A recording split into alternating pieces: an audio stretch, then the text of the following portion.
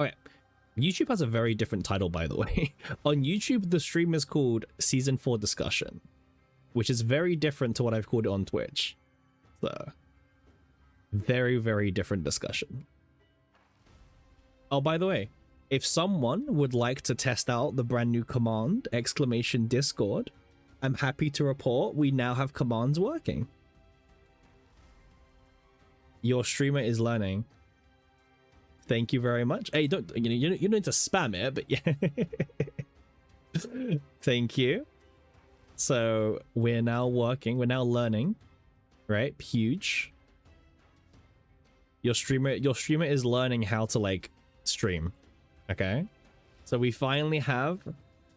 We now need more channels in Discord. Yes. Okay. Yes. Well, we've added some emotes already. Okay. We will add more. But you are right that we need more channels. That is true. That is true. In fact, who knows, maybe I'll be looking for some individuals who would like to help me and slave away for no income.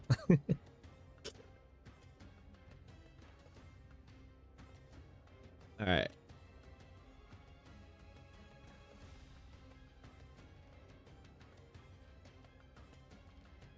Do we get crystals? You get praise. You get praise.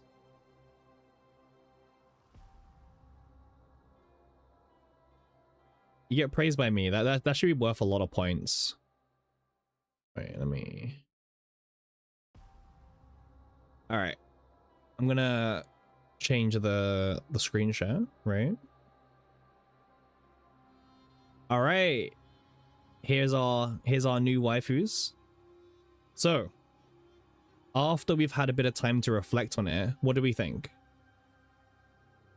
Are we happy with the designs? Is it a bit too goon? Is it the right amount of goon?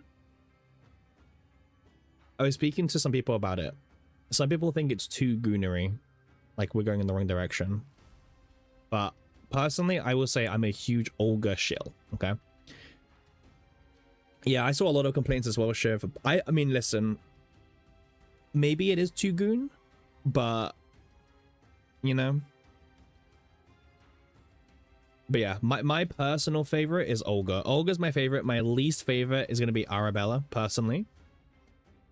Now, why is Arabella my least favorite?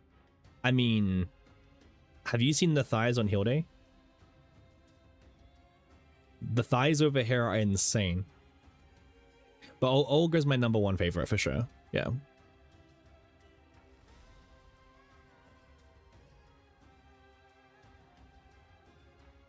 Like, Olga sweeps him for me. Yeah. Olga Marie. Hey, Yang, how you doing? Welcome in. Welcome in. AC, more people knew we were going live because, you know, they're on the Discord server. Wait, do I have the is the pinned message still there for? No, it's not. Right. Well. Okay. I'm gonna keep the Discords pinned actually. Milk? For sure. For sure, for sure. Do you think Serenial is getting that rerun with Olga? Serenial's definitely getting a rerun because of her skin, right?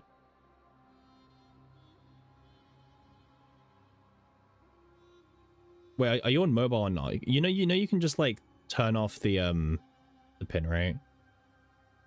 Like you can just close the pin on Twitch.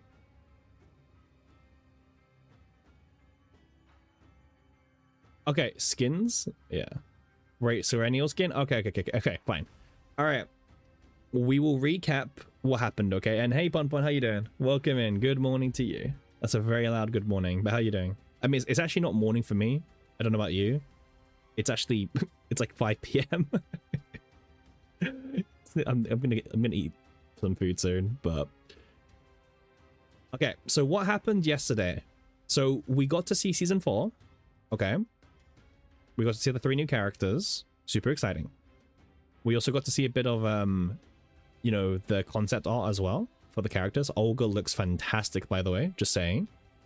Olga is a huge win for me, but all the characters look really good as well. They all look super, super cool. We also got to see a brand new partner in the middle, so that's also exciting. However, we also saw about skins.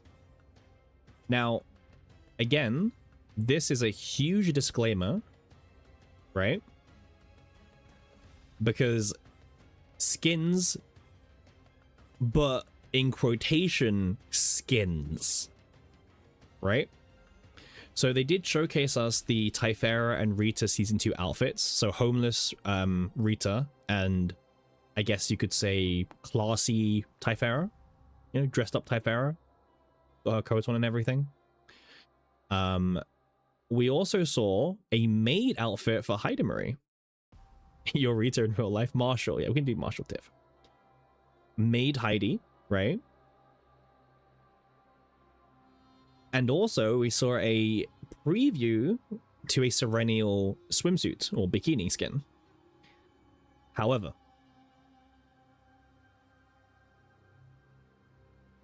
there's a huge disclaimer, okay? These outfits will have exclusive voice lines and story content, but they will only be applicable within the Ark City. So you will only be able to see these skins in Ark City. So they will not be in combat, okay? So these here, this isn't for combat. This is for Ark City. So, yeah. So that's a bit less exciting, right?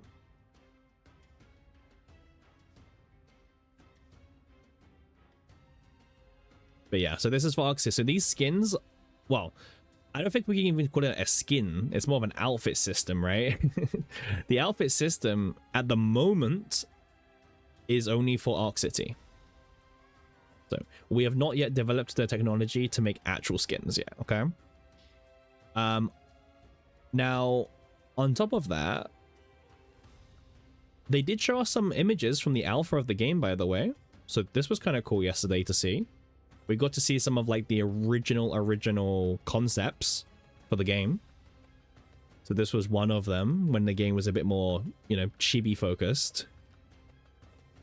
Very different direction. Very different direction. Again, I wouldn't say it looks bad, but obviously this just isn't the Cesium that we know, right? This could be like a whole new game release and everything, and it'd be fine. But yeah, obviously it's a bit more of a, I guess, what is it, like 2D style, right? You know, like the backs are turned to you and everything like that, and you actually attack the characters like this direction. That's kind of interesting. Sure. 9 looks kind of different. Yeah. But yeah, a lot of people are skipping Faye. So I guess my question is, are you also skipping Faye? Is there anyone who like wasn't gonna skip Faye, but now you are going to skip Faye? Do I know what it is? Wait, what do you mean, do I know what it is? Hey, Aries, how you doing? Welcome in. Wait, do I know what is? You was gonna pull for Faye, but you're skipping? Aries, are we skipping? Are we skipping Faye? I feel like I always have to say we. Oh, the new art style. Oh, yeah. Hell no. Okay, so we're not skipping Faye. We're skipping nothing, apparently. Well, I will have enough pulls to do the base partner and 1 copy of Faye. That's what I will have enough budget for because of my content creator income. But yeah, so this is apparently like one of the alphas, but this was the very first mock-up design of like what the lobby could look like. So this is like the original mock-up of the lobby. We E2. That's fair. E2 is kind of the minimum for some characters, yeah. Yeah, I kind of I get that, Aries, right? Because like usually it's E2 or E6 for like the big changes, right? Hello everyone. Hey, how you doing, Koji? Is that Ray? I don't know who this initially was meant to be. Oh yeah, this is all stuff they showed us. Yeah, they showed us a lot of stuff yesterday about like, oh damn, we guys, we could have like submitted a question on the live stream. Damn, we failed yesterday. I mean, none of our questions would have got answered anyway. But yeah, you need faith for some offensive Kappa. Yeah. God damn. I mean, it looks very different, right? It looks a little bit different, that's for sure. Amir, Magna, Nia. Any Koreans in the chat?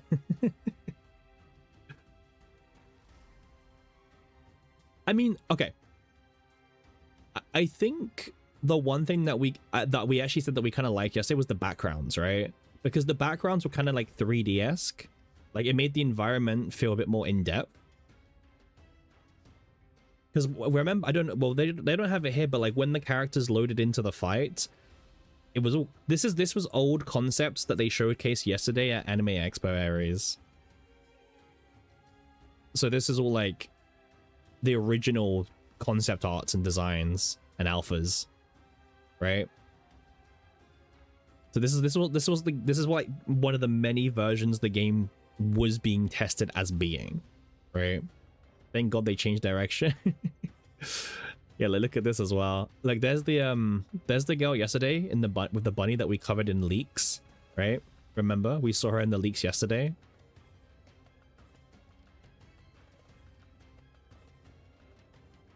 Yeah, and then they finally did the direction of the breakdowns. I mean, super cool, I would say. Yeah, obviously the new characters are coming out. Wait, how many people do we have? Let me see. Oh yeah, the quality went way up, like for sure. Yeah. I mean, these three are something for sure. Again, it's kind of interesting. Not everyone loves these, but you know, it's interesting seeing the reception. That's what I'll say.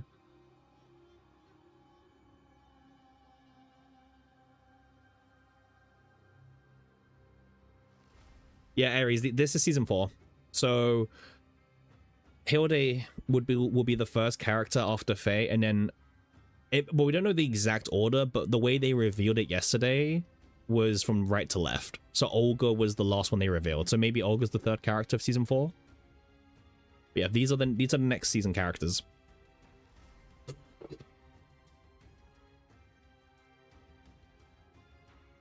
You really wanted a summer theme? I get that. Did we get any new information about the new characters other than the art? No. We got to see some of their ultimates, right? I don't know if someone's got like a video. I think someone had a video. Is this playable? Yeah. So technically in the concept stuff, Arabella's ultimate is AoE focused. Technically. So well, her ego is a single target, but her card is AoE, technically. Again, does it mean anything? I don't know. But it's just an observation, right? It means she'll be bad. It might be an AoE season, by the way. When has a whip sword ever not been AoE? Yeah. Archer, by the way. So technically, this is a bit more interesting because her mythic card and her ego were AoE focused. So maybe AoE season, right? Maybe. Again, it could be nothing, by the way. It could literally be concepts and that's it. But it could also be a lot of the characters are AoE focused. So that's kind of interesting. Yeah, I really like Olga Aries. Olga's my favorite one. Did anyone not post for Olga, by the way? Morrison vibes. Do you think one of them is a controller? I don't think any of them is a controller. I'll be real. Yeah, the leaks indicated that we were going to go to the oh, Olga. Here's Olga. See, obviously Olga was still like very rough, but yeah. So AoE as well.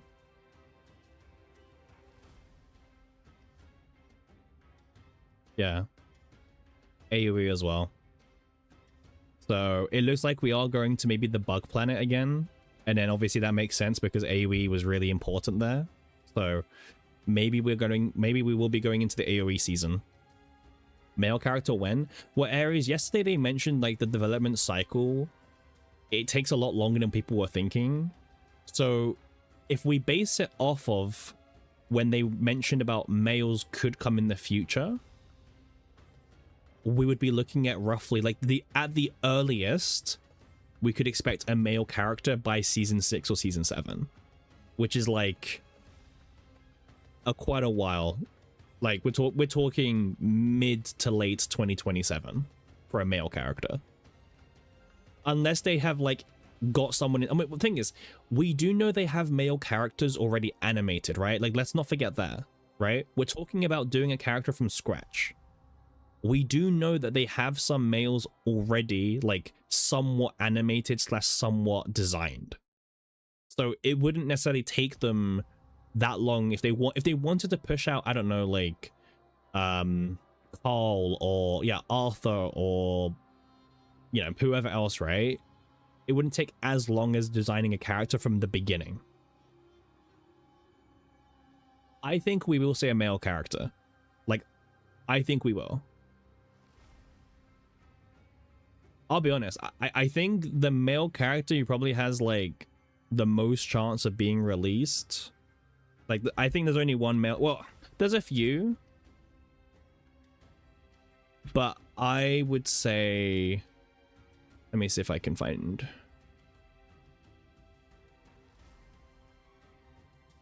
Yeah, I think he has the highest chance of seeing play. Like, unironically, I think at the moment he has the highest chance of being released in the future. I would say so, based on story. But again, story's changing, right? So we'll have to see. You think it's Arthur? Arthur's not a bad shout as well. Arthur could definitely see a release date, yeah. For sure.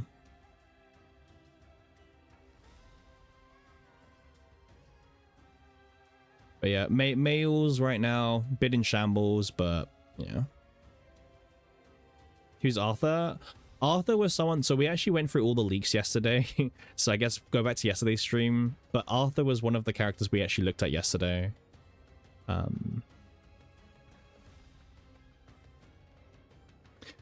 mean, is anyone shocked that Arabella's the highest voted? I'm not.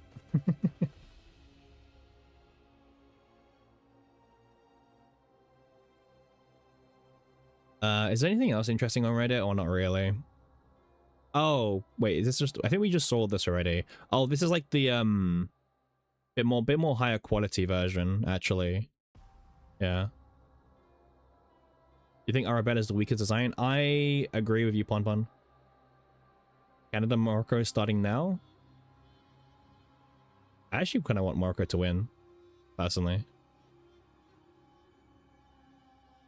Yeah. Yeah, I agree with you, Ponpon. I think we have similar tastes as well.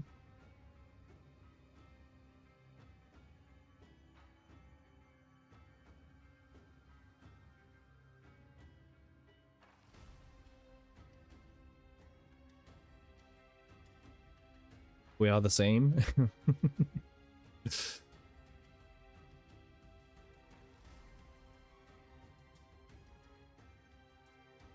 Oh, even this person said it. AoE for next season, new gimmick. That's what, yeah, I agree with this. UK and Kalipe gonna shine. I'm not gonna lie, this is so cope. Like, let's be real, man. It doesn't matter if the whole season is AoE focused. It doesn't mean that like Kalipe or Yuki's gonna like suddenly become meta. It doesn't mean that. Like the new units are gonna have like a crazy ass kit as well, right? Yeah, the new units will always have a crazy kit.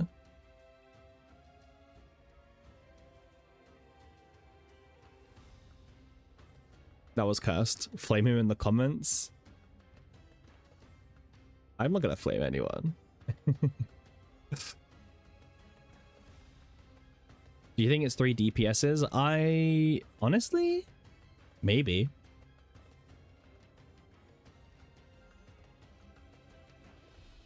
Maybe it is. I don't know. Rift will force AoE with Taunt or something? Yeah. Well, the problem that they're gonna have, right, is that they can be all DPSs, but they have like a build to become a sub DPS or supporter or something, right? Because you have to also remember, like, the devs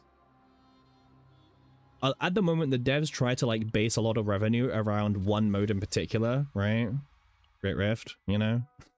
And for Great Rift, almost a 10-hour VOD is diabolical. Have fun, Hacks. Have fun looking through the... That's so funny. I told Hacks to go through the VOD and it's a 10-hour VOD.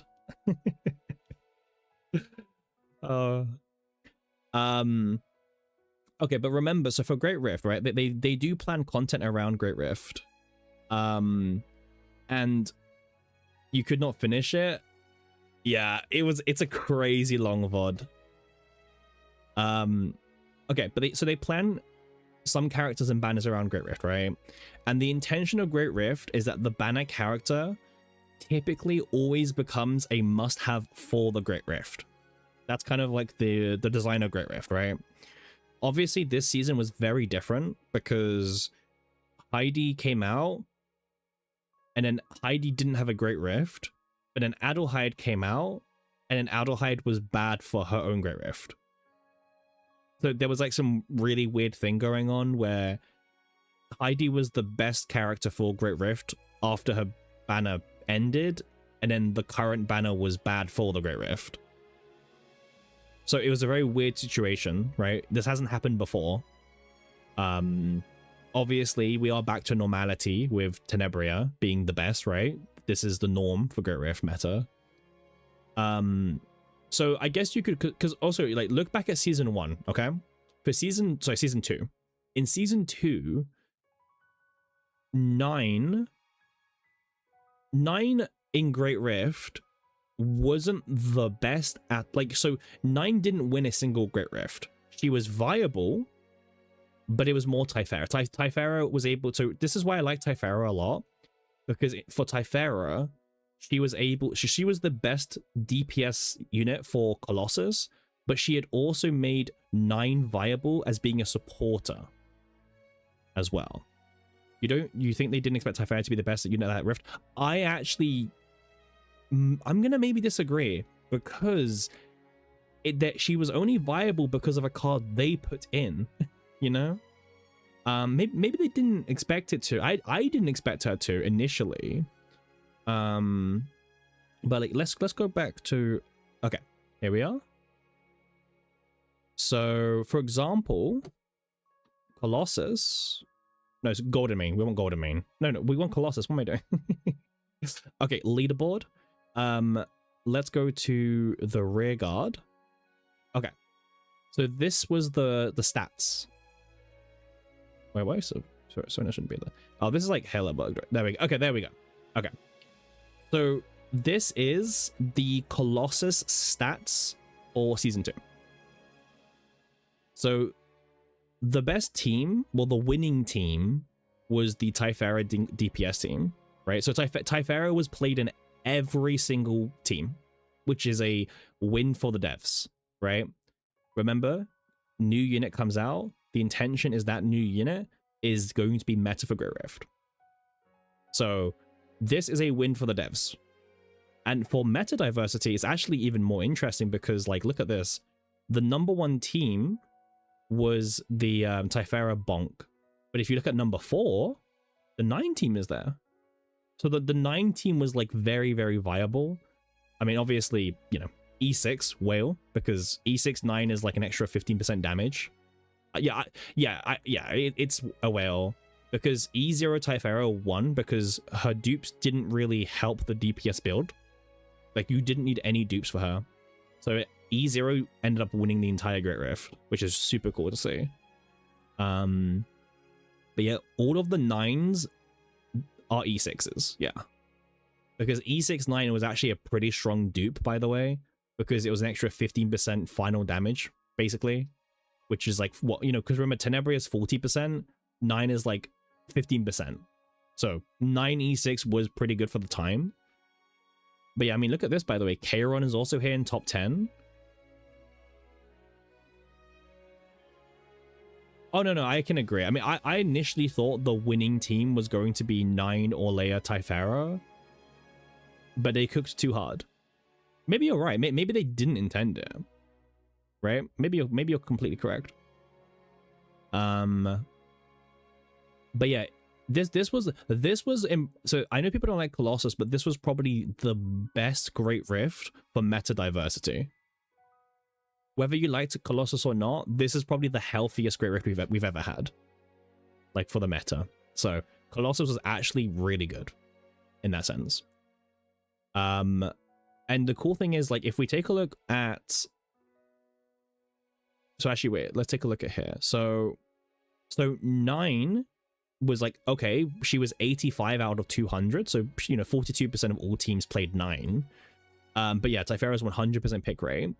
And if we take a look at Golden Main, I mean, look who's there again, by the way. Typhara was the best unit of Season 2 by far. So Adelhaide's issue was that she had no damage, fixing her to support. Well, yeah, well, okay. So also a very similar thing happened where the best team technically was the Rita team, but the Typhara DPS was actually good enough to compete here. So Typhara DPS finished in 16th overall, but it was viable, right? What was Adelhaide's issue? Adelhaide's issue was that she didn't really have a place. Like, that's kind of the bottom line for Adelhaide. She just doesn't have a place, or she didn't have a place designed. Like, if you look at Punisher Resentment as well. Yeah. And by the way, you have to remember this as well. The devs, when the devs showcased us this Rift, they weren't using Adelhaide in the team, were they? They were using, like, Nia and Heidi, right? Or maybe they were using Adelhaide. I'm not sure who the 4th unit was, or the 3rd unit was.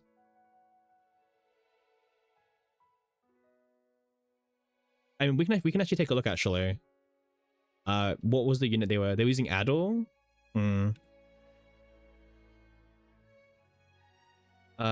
Let's take a look. So Chaos Zero Nightmare, live stream.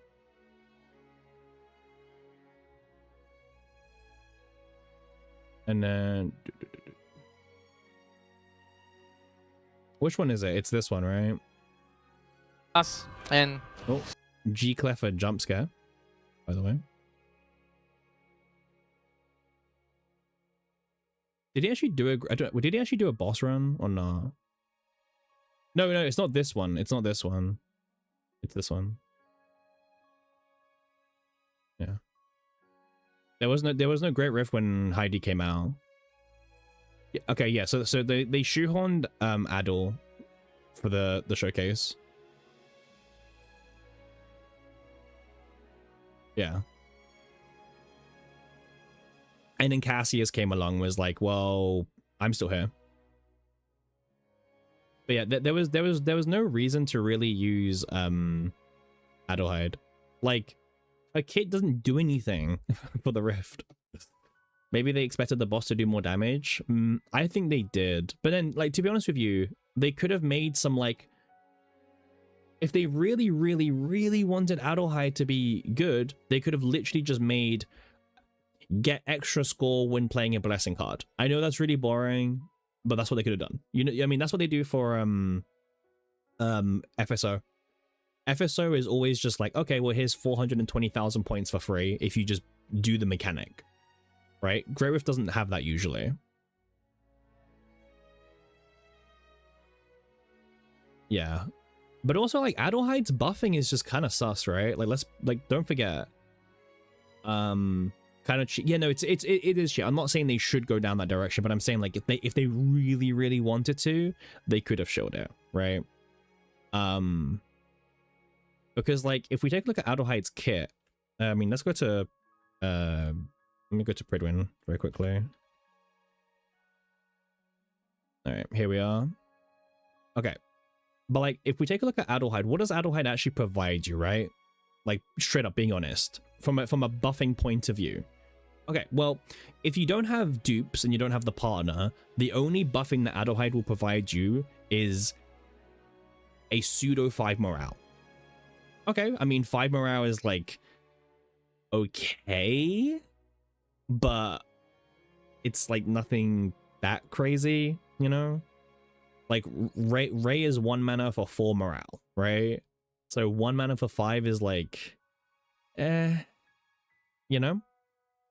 But this is the only damage buffing she provides you at dupe.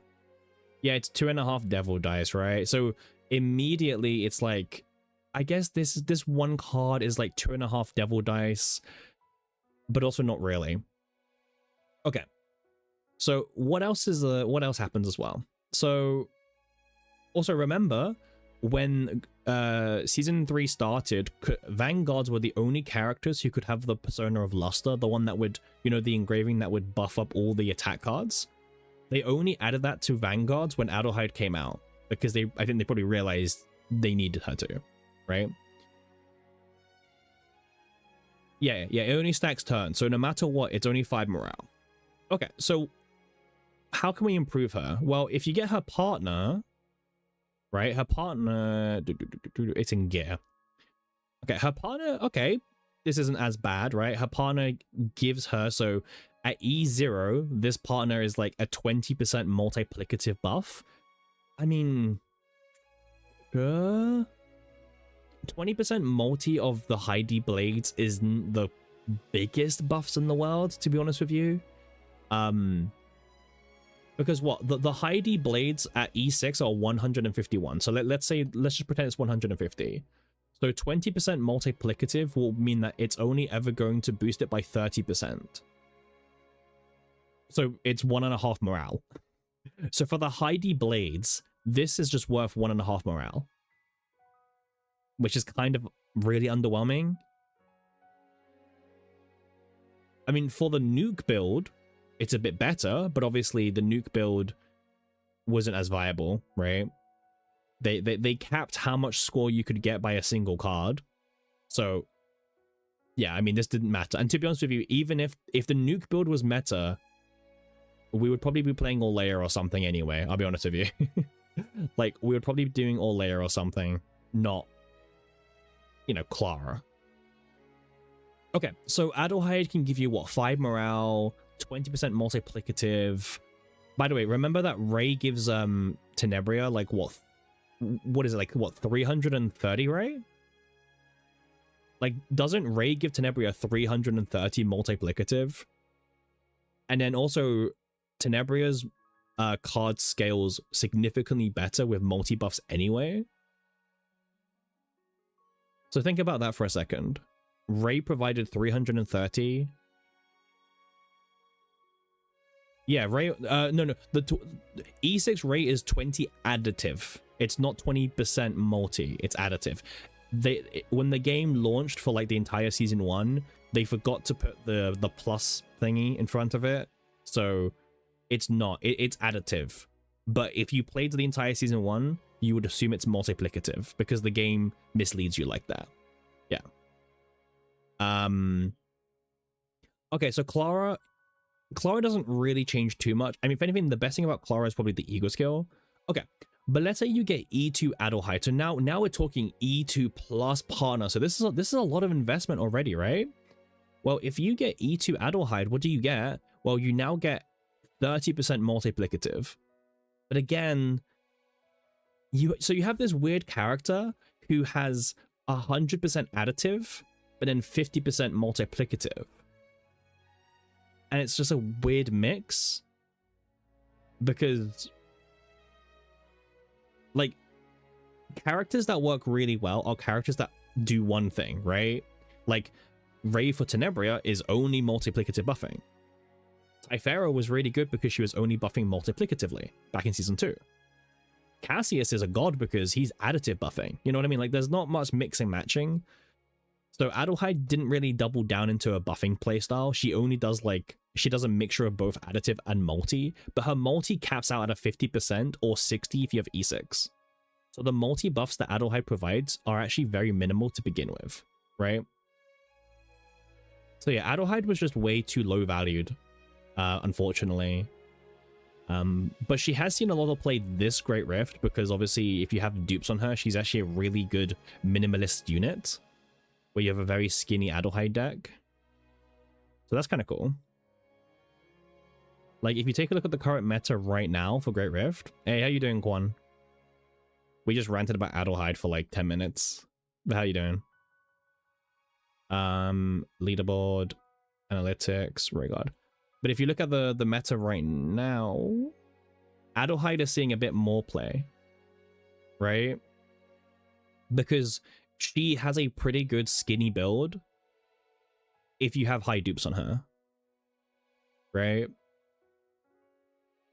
But her buffing is, I mean, she also buffs a little bit of multiplicative, but again, it's very minimal unless you have high dupes and partner. In fact, if you don't have partner and you don't have dupes, she doesn't buff any multi-buff, so yeah. Yeah, she was made for survivability, but the Great Rift that she was made for wasn't built around that. Yeah. So she basically had a very weird position in the meta. Well, she had no position in the original meta. Yeah, she's a whale character, but even as a whale character, like, yeah, the highest right now is 2nd place for Adelheid. But I mean, I don't even have her E6, man. Like, if I had her E6, I'd be using her, but I don't. Yeah. Oh, well. Anyway, let's, I need to burn some reasons, so sad whale noises, well, yeah.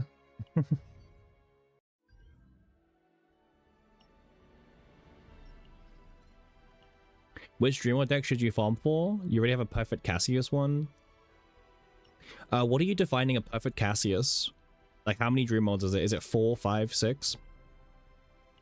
You don't know why they fear having broken supporters? They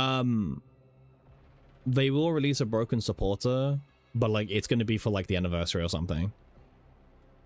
You're in a run waiting for Sands? Damn. Are you getting at 1.4 today? Is that the goal?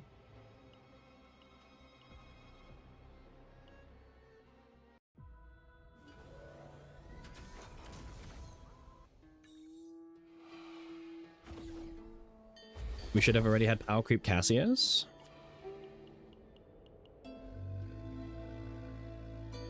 Four with ring. Let me just do this very quickly.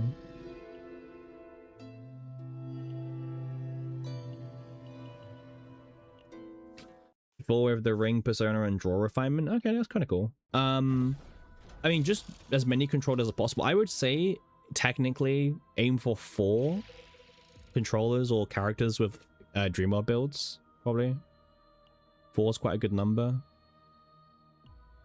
Okay, no boosted character, so it's kind of funny.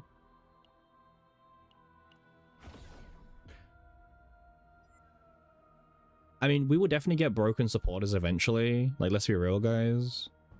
But it's a matter of when. Rita can work, but the Rita builds are kind of janky.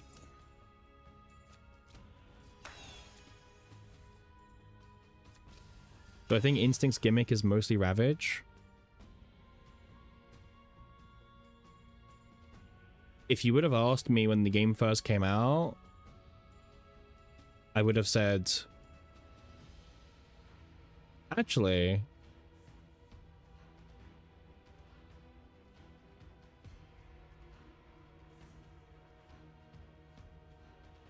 hmm.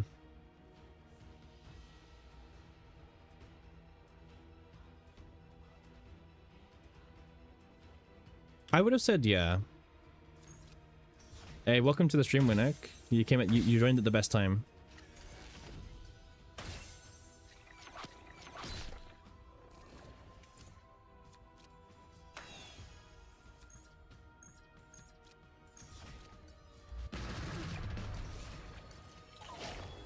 Naja has a Ravage build.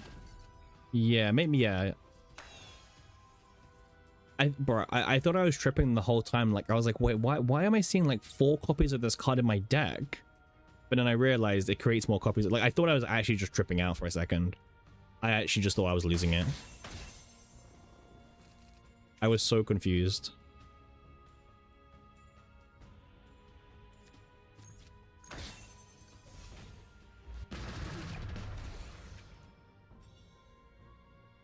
You didn't say it was a good build? No, Ponpon said it was a good build. Okay. Ponpon said that Naja Ravage was a good build. Let's lock that in. You heard it here first. Ponpon said it was a good build.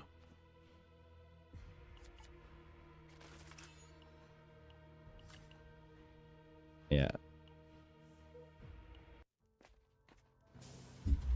Like, I don't know if I would say it's a good build, right? I don't know if I would have said it was a good build, but Ponpon seems to be very like, yes, this is a good build, so... Naja and what in a good build?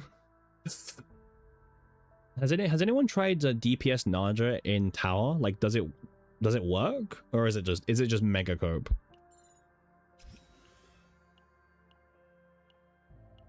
Because I remember the original tower people got,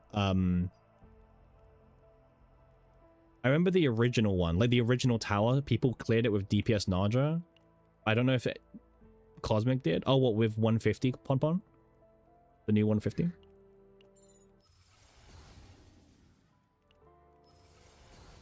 Oh.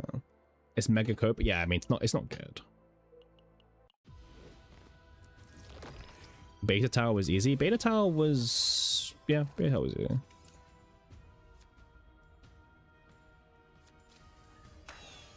You just run 3 Dreamlord units. I mean, that's what I like to do, yeah. Dreamlord E6 Naja? Who has E6 Naja? Like, find me the person who has E6 Naja. Do they exist?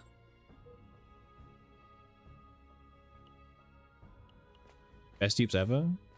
Coco? Coco didn't have E6 Naja. He had E4, no? He like stopped before E6.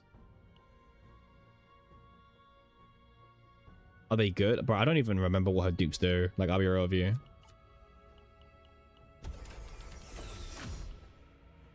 All I remember is that the E2 makes it so there's like a small chance to when you use up a veracity, you gain back that veracity. So it's like an RNG dupe. That's the only thing I remember about Naja's dupes. Season 4 still no Yufina? That's true. Listen, don't diss my Veronica, okay? My Veronica E6 is very strong, thank you very much. Bro, I don't want this god, man. This god, like, stinks. Like, half the time it's the most worst epiphany I've ever seen. Like, just watch.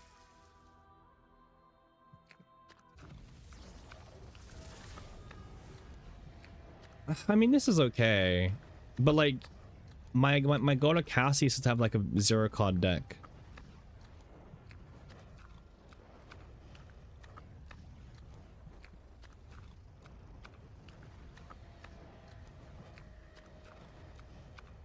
Does anyone else hear that chewing noise?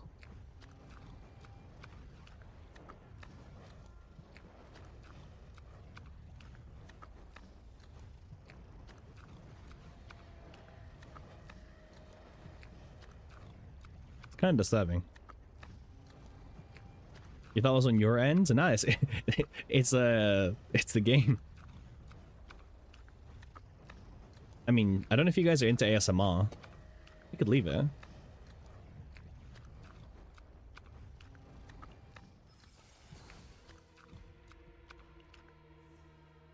That was hella gross, man.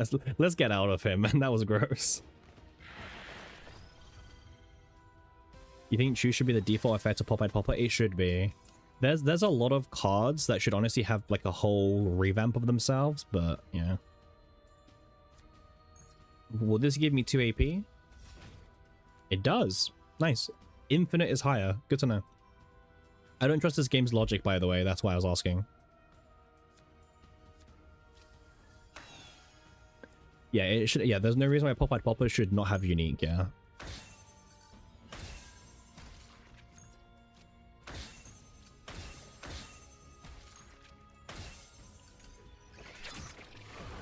Like, Popeye Popper not having unique is one of the cursed, like, one of the worst things ever, by the way.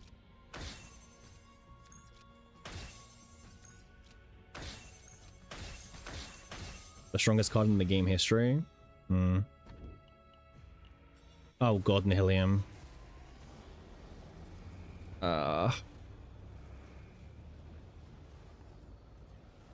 Nine's damage is pathetic. Yeah, Nine's damage is, like, not the greatest.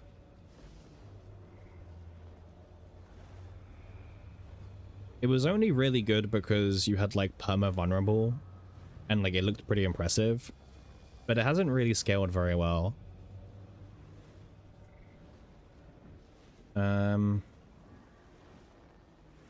I'll just wait for like a better card, man. Rita's on the same level? Ooh, maybe. 9 was Glades in season 2. Well, 9 was pretty good, yeah. Cappy got rank 30 free to play 1.3. Oh, you mean you got rank 30 free to play? Is that what you're saying? Because I'm not free to play. And I'm also high in rank 30. This is a game. Oh, I mean that's great though. Congrats. Like rank 30 is really good as free to play. Congrats, yeah. Turns out a lot of people have E6, but it's not that many. On global, there's only like 33 E6s on top 100. On Asia, there's like 67 E6s in top 100. For reference. People saying 9 is still a must pull. Should CZN themselves? True. 6-7? Yeah, 6-7.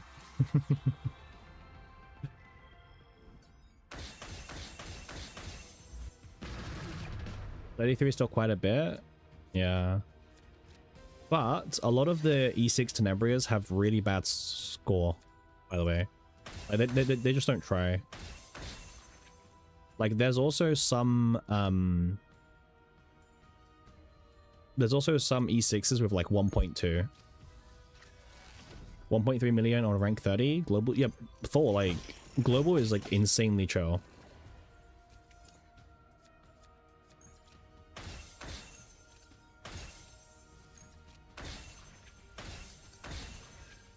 Yeah, global is like insanely chill. It's actually unreal, to be honest. Let's fight the elite. Why not? Elites mean more fates.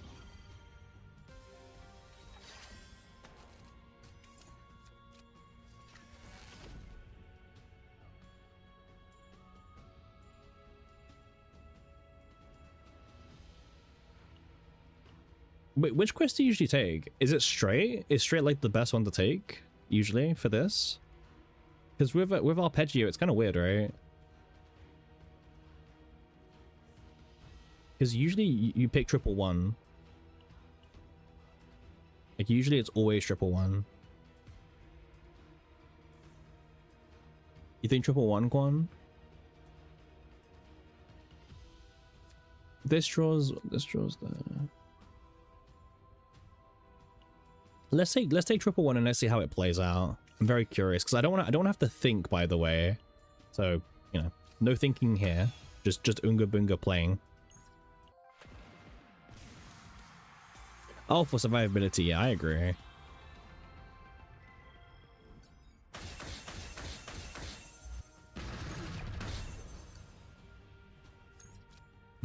have to think, by the way. I just want to spam cards like this.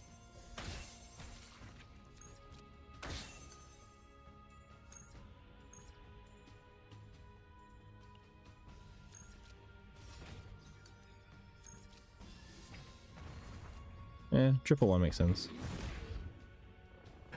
I mean, even E0 Tenebria with Arpeggio goes insane. Like, let's not pretend like it's just me having E6, okay? Like, yes, E6 makes her even stronger. I agree. But, yeah. On any of these. This is, like, fine, I guess. E6, P5? Yes, fine. Yes, E6, P5. Yes. I want to get rid of a few things, actually.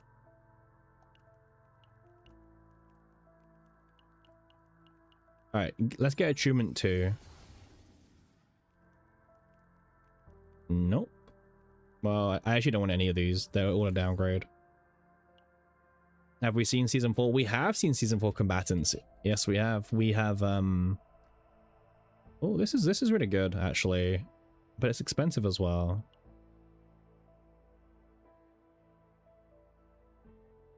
We don't need 20% on the Cassius, and also we can't really reliably trigger the quest first.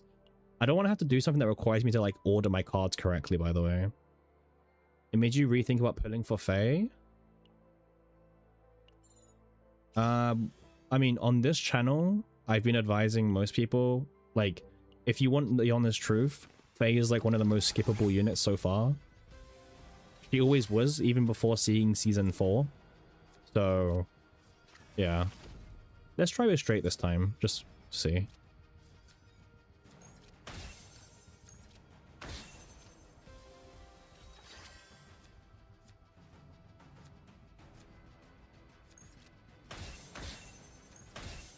Oh, he activates that one. That's another one. Okay. Wait, we didn't kill him. Damn, we're washed. We didn't even, like, one-time kill him. Okay. Faye is bait. I agree. I would also... I would very strongly agree that Faye is bait.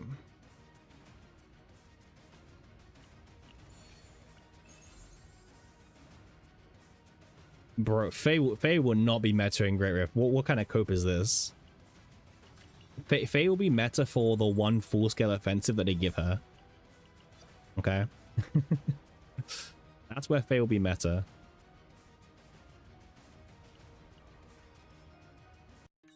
Faye meta in Great Rift? That's a crazy statement. Faye will be meta against the third suppressed 7. Okay, guys, do you guys think we're gonna get suppressed 7 for the third time in FSO? Do you think it'd be back to back?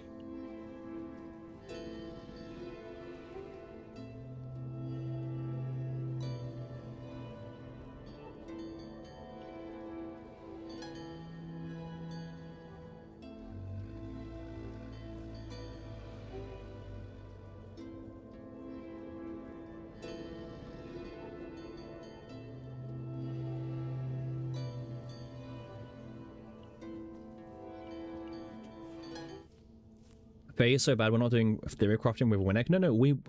Okay, guys, we will do Faye theory crafting like we did with Tenebria after the live stream, okay? So when the live stream happens, we will still theory craft like we usually do. So don't worry, we will still have a Faye theory crafting session, okay? That's still happening.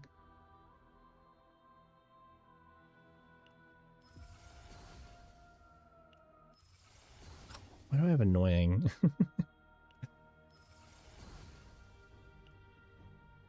I mean, I actually think, Pon, that they may start to try to make the first unit and the second unit both see meta in the Great Rift. You know, I think they may want to start doing, or they may start doing that, personally.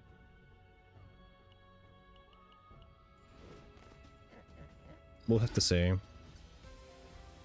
Bro, Winnek is like the most like, professional yap on this whole channel. Have you, like, if you've seen like the amount of messages he sent compared to most, like, everyone else, it's insane. But also, to be fair, a lot of you guys on YouTube, your stats weren't tracked because it was only tracking Twitch. So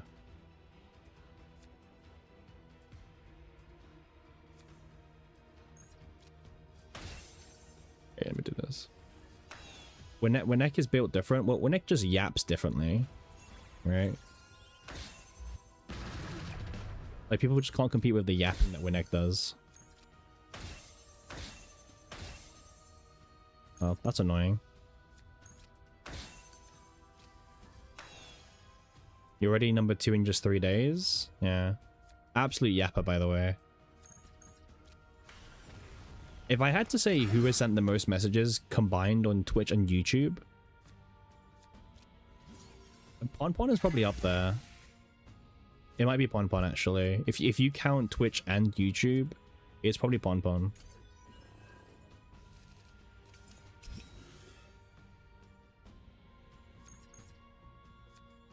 But obviously Ponpon was on YouTube for the longest time, so it doesn't get tracked. Oh, more achievement is good for me. I'll take this. Yeah, your YouTube messages don't get counted, unfortunately, Pon. It's only Twitch messages that I can only count. So yeah. Super unfortunate. I mean, I can double check, but unfortunately, I think it is only that.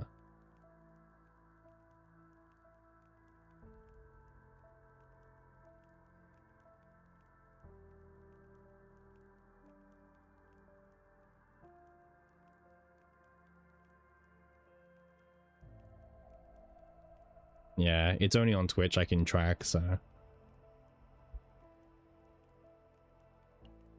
I think Ponpon would probably be number 1 personally.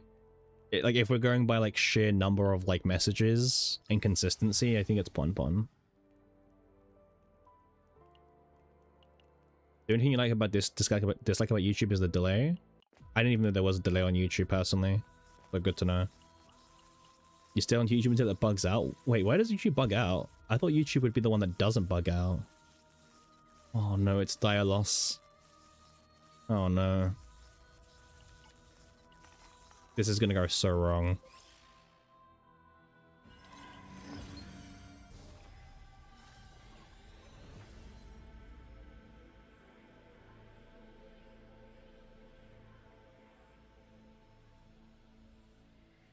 Why does my achievement card have retain, man? Oh. I don't want I don't want to have retain. I know the first bit's good, but I actually like the achievement effect. It helps my consistency a lot. Oh man, this is so awkward. I mean, it's viable. It's okay because of the first line, right? This line makes it okay, but ugh. Right, the YouTube discrimination, not getting notifications, not getting started at the same time as Twitch, that's why you switched. I like picking Divine's disc because Divines give higher score. Higher score means more experience. Every little helps, right? Yeah, I'll do this, I guess.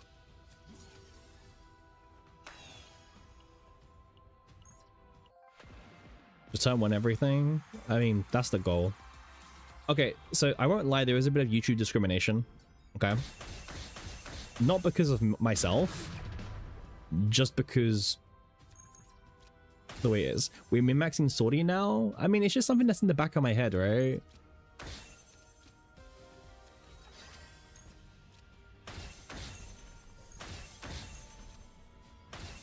F YouTube? Yeah. I mean, we love our YouTube audience, so like, shout out to everyone who watches on YouTube. Bro, min-max the city. That is true. I did min-max my my bond. I mean, min-maxing can be fun. You just have to, like, you know, do it correct, right? But min-maxing can be fun. I don't know. Like, if I know there's a better way to do something, unless it takes me like 20 hours, I'm probably gonna do it. Do I farm a Unilog? Nah. I only did one Unilog ever, and that was so Cassius was bugged, where if you finished Cassius's Unigram, he used to give you 10 cameras instead of one camera. So I did Cassius's one before it got changed back to one camera. So that's the only time I did Cassius. Well, no, this. Okay, this is what happened. They announced that they were fixing the Cassius bug in a maintenance a few hours later, but they announced it before they fixed it. So I was like, well, let me just log in and do it, right? So blame the devs. They mentioned it. And you know the funny thing is, no one reads the patch notes, so no one knew about it. And I wasn't really streaming back then either, so.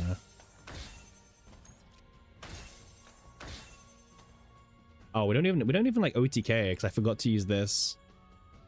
And that's kind of awkward. 9-8 turned floor 115. Okay, we'll see. Okay, my 9 did not take that long, Winnek.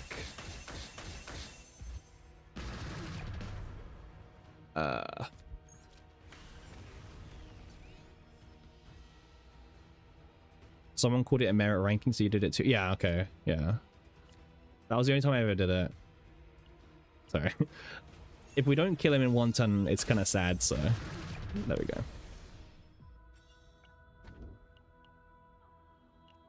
Getting a brick in the deck isn't the greatest thing, but well, this was not worth it. In fact, mythics give you more score, so might as well.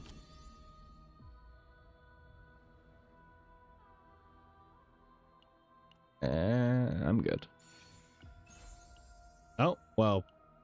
Right, that mythic was even more pointless now.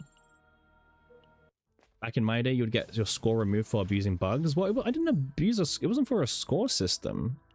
All right, let me get rid of some of these cards because they're just super cursed.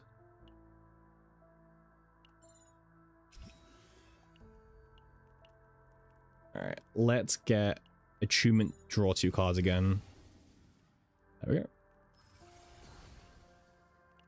You guys think Hugo is boosted next week in Sortie? Well, maybe because of the plushie, right?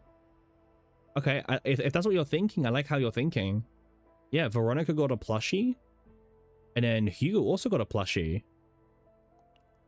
Those extra prisms give you an unfair advantage. That's true, but also, if you didn't take advantage, that's on you.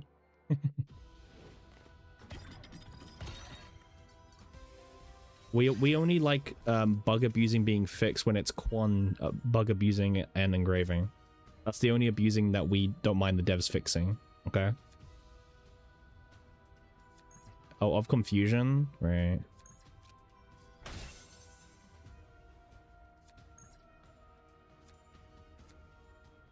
Well, this costing 3 is not very good.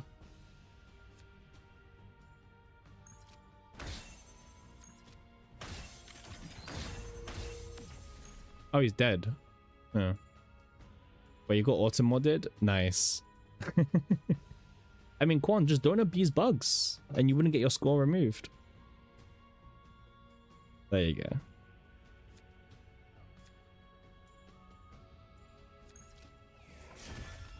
I don't know. I think that's on you, man.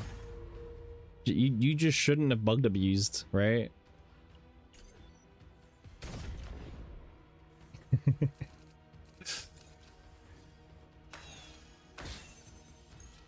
I remember seeing the team and I was like, that's kind of cool. And then I remember like a few hours later seeing it's getting fixed and scores getting removed. I was like, oh, okay.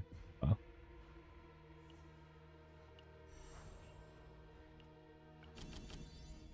They shouldn't have taken 8 weeks to fix it. Okay, that's also fair, to be honest. That is also very, very fair. Yeah, they took way too long to fix it.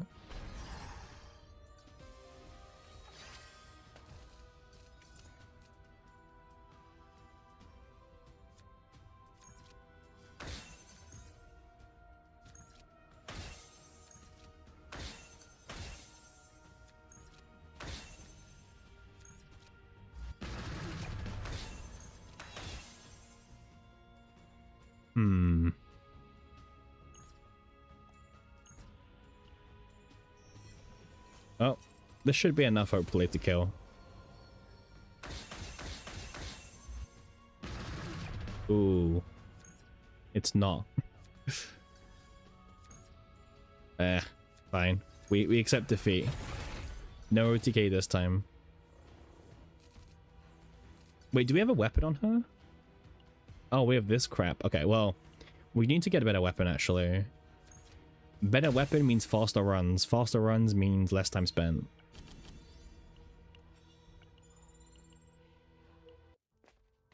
Alright. Is there a good weapon here? No, not really. I actually want to keep removing cards because I want less of, well, yeah. Pull more egos? Yeah, true. Should pull for more dupes.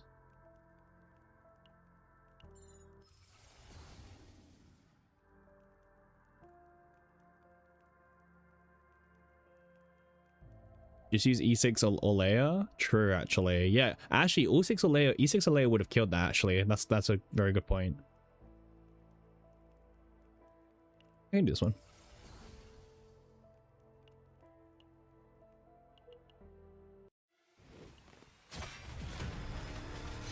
Alright, these bozos.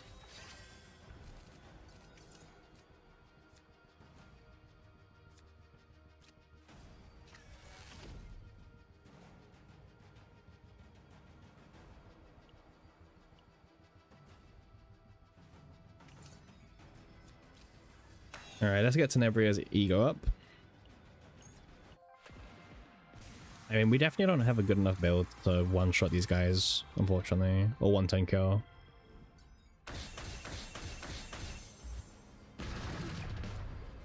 What does wing flaps mean? What?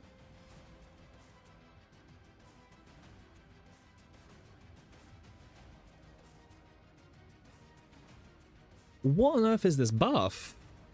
Wait, so you get plus 100% damage to Cassius's cards, but then if damage is taken, the buff is removed, but the card has finale. Right. So if I play this and I take, well, it ends the turn, I take damage, I lose the buff.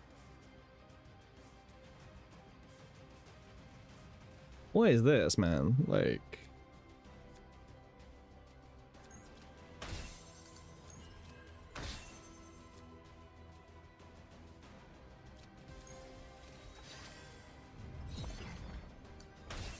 Yes, that's how it works. Yeah, well. Whoever designed this is a genius.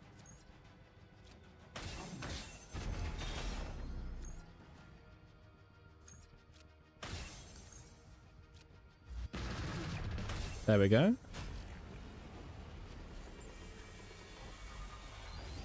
Alright. Easy peasy. Wasn't even worried. I mean, now we get some healing, I guess, which we don't really need anyway. You were thinking about the devs coming up with these sortie cards. Nobody ever will care about. Yeah, I don't know how they did it. I think they AI genned it. Do you guys think there's like a good chance the devs just pressed, you know, generate AI and it came up with a bunch of card effects and the devs were like, yeah, you know what? This is good enough. Send it.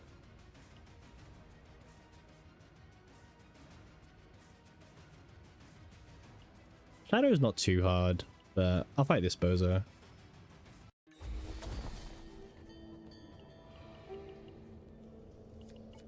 Yeah, like I think there's a good chance the devs will like, you know what? ChatGPT says this is good. Send it.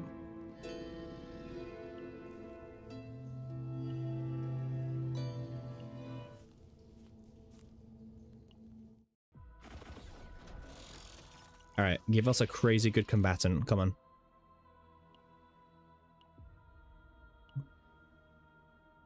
I mean, it's a boosted character, so I'll take it. Honestly, this is the second time this has happened now where I get 9 as my last boosted character and she just sucks. Just AI generated randomness, Ponpon? Is that what you think? You know what, Ponpon? I think you're onto something. I think Ponpon is like actually onto something here. 9 sucks in general. Yeah.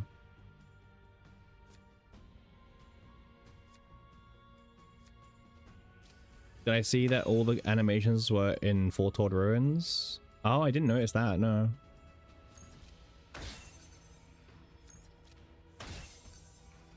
Didn't notice that bit. Ponpon is on something?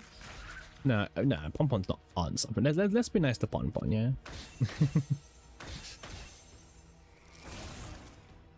Does anyone actually think Ponpon deserves all this bullying?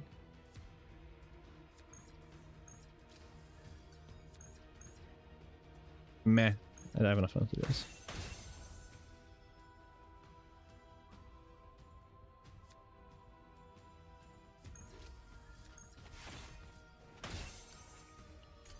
Anything but Twin Star? Yeah. I mean, the new unit will just blow them away anyway, right? So, I don't know.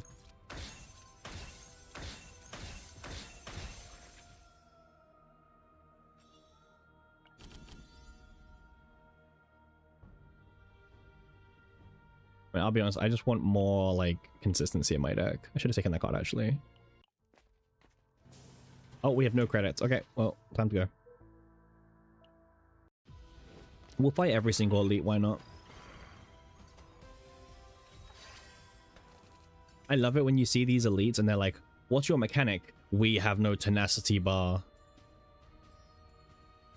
So it's like, oh. Okay. Like, their big mechanic is just we don't have tenacity bar. Like, okay. That's fine.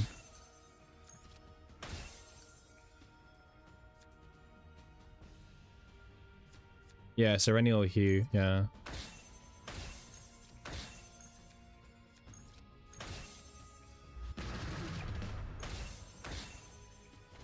Yeah, we haven't really been using our ego skills, which we should be doing, but... Damn, look at that damage from 9, by the way.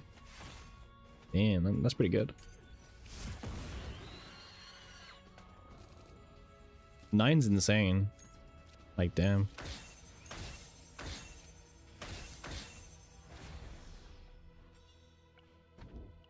I do not want that. I don't want 2 stickiness in my deck.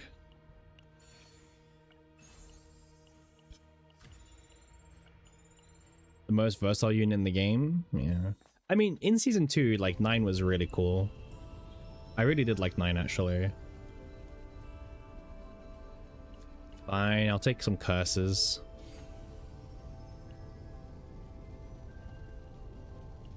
Hell yeah. Be nice whether she has issues. She's a Vanguard. Well, she's the well. Now that we have Adelheid, maybe she's not like the best Vanguard. I don't know. I don't want this crap. I don't want this, and I don't want this. All right. Well.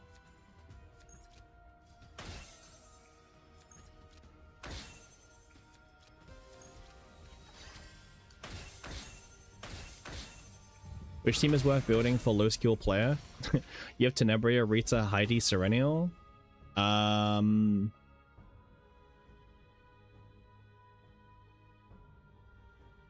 Low skill player. Not Rita. For sure. I mean, Tenebria is... She looks more complicated than what she actually is. Like, I actually think Tenebria, like, I think the arpeggio stuff is actually really simple for a player to play. You just look at the number and go 0, 1, 2, 3, 4. You know? I think arpeggio is really simple. Serenial's okay as well. I think Serenial, Tenebria, and Heidi, they have the same levels of difficulty, to be honest. I think Tenebria will probably give you more power for being simple, like just bonking the enemy, spamming the arpeggio build.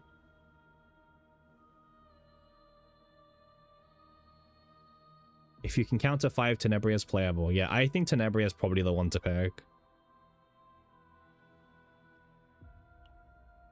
I think Tenebria is like really easy to play and really, really powerful actually. Alright, well, we haven't got a good weapon this entire run, so that's fantastic. Alright, this is the... We'll get a good weapon here.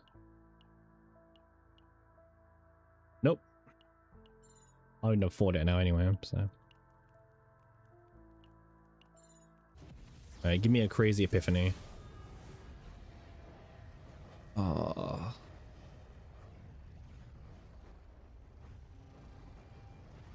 By the way, bro, pulling units without knowing what they do? Nah. But you know, pick up Tenebria. Tenebria is going to be your goat. She's going to help you out for a very long time. She's also very, very strong, by the way. But yeah. Oh, man, this god is so weird sometimes as well. Doesn't really matter. The gacha player? Yeah. We like gacha players. Alright, final boss, let's go. Can we one turn and kill this guy or not? That's the question.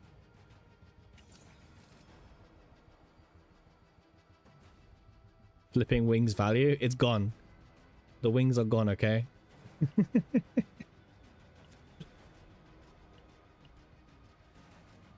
Where's my Tenebria?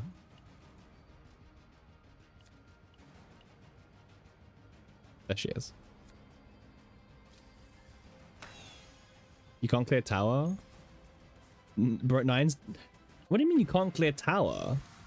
Tower's not that... Okay, I would say 9 is a big fraud. Like, I managed to clear it with Ironclad, but it was one of the worst runs I ever did. Don't forget to Ian say thank you, Pon Pon, for looking out for me. Unlike everyone else. Thank you. But no, we'll have some food in a bit. Like, I'll take a break probably. Like, I'll do the salty, yap for a little bit, and then go get some food. So don't worry, but thank you. At least someone cares. Simping? Hey, listen.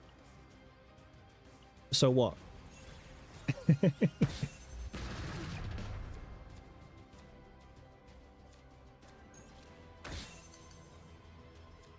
Alright, let's do this.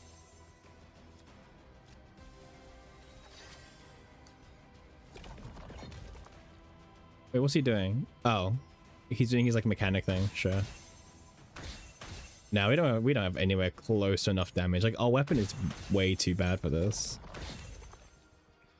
So much kindness, it's disgusting. Nah, you guys are haters. Okay, well I'll keep the ones with retain in my hand. Yeah.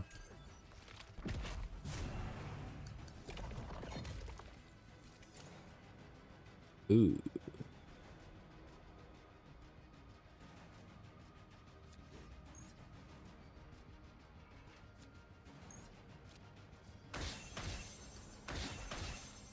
Yeah, this hand is not it, man. Just not something, just curse cards. Someone was spamming racial slurs off the skins. Wait, wasn't that you? Oh, he's gone invincible anyway. I'm pretty sure it was you who was spamming racial slurs off the reveals. Whose partner will be more impactful, Nines or Najas?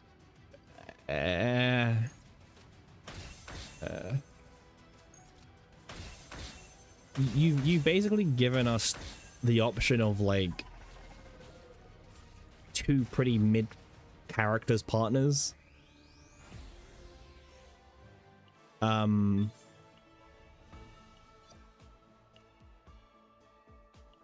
So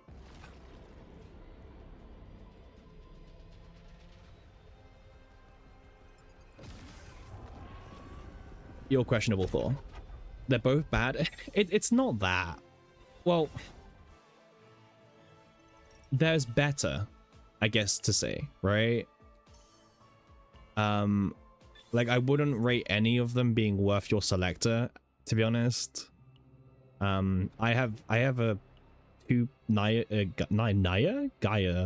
and I don't use this partner ever. Yeah, like the problem with Gaia, just for reference, Jay, is for Gaia to get the damage buff, which isn't even like that great to begin with, you have to play the mealtime card, and most Naja builds remove the mealtime card. So like it's kind of clunky for that first part. The only way that she damage buffs is by playing the card that most builds end up removing. I mean, if Ice Worm Roar was a 2 ego skill, it would actually be okay. But unfortunately, it costs 3. All Naja builds. Well, I'm being nice. And then you asked about Alsea, right? I mean, Alsea is like fine, but like it's not going to be a massive improvement over just using Wilhelmina if you have constant vulnerable. Like Alsea shines when you're not able to have a consistent vulnerable, because then Wilhelmina falls off a bit. So that's kind of like really the main thing.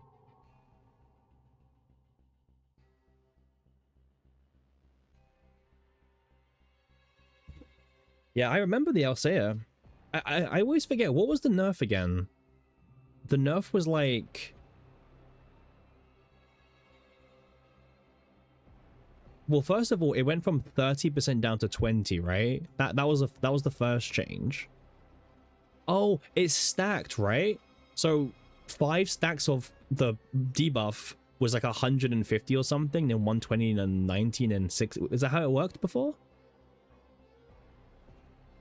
Was it like that before the nerfs? Yeah, it's stacked, right? Yeah, yeah, that would have been insane, because you could have had multiple Alseas on different characters, and then you could have stacked it so you'd have 15 stacks, and 15 stacks would be applying what, 300% increased damage amount, and then it would go down by 20%. Yeah, it used to be good. It used to be very good, actually. Yeah, yeah, it counted as a hit, so it didn't even work on Colossus. Oh, you'll keep the selector? That's fair.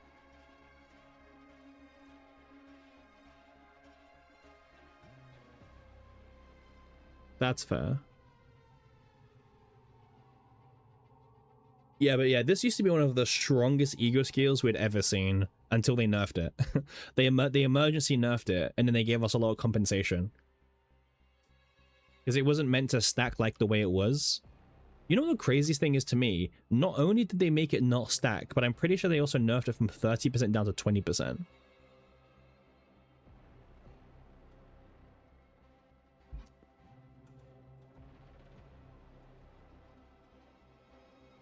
Well, it's an emergency for them, Pon Pon. Emergency for them, right?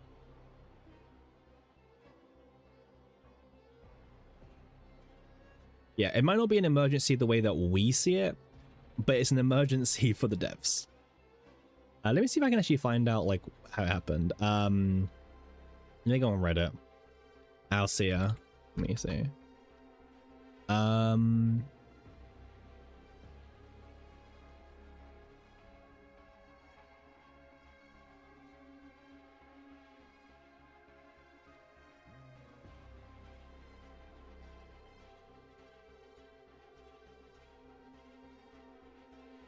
Wait, is this correct or not? Reset time? Oh, good.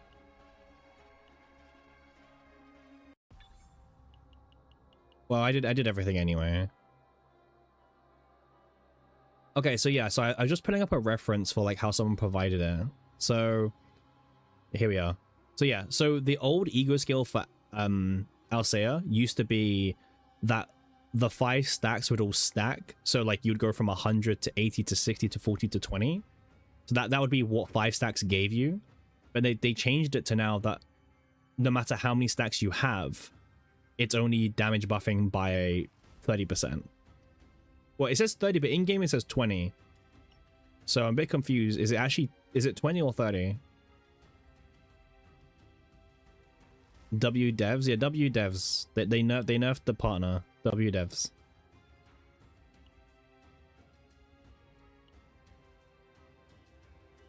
Yeah. It was 30 and now 20. No. I was wrong. It was 20 and then it got nerfed to 30. To make up for it, they buffed the base from 20 to 30. But then apparently in game it still says 20. Bro, I don't know. This game is like messed up with its like texts. Like I couldn't tell you if this is correct or not, because I don't think anyone knows. Also, actually, because remember for Ivy they changed it. Because Ivy was now increased damage taken by 20% for 2 turns. So Alcea was a 5-hit ego skill, while Ivy was a 2-turn ego skill.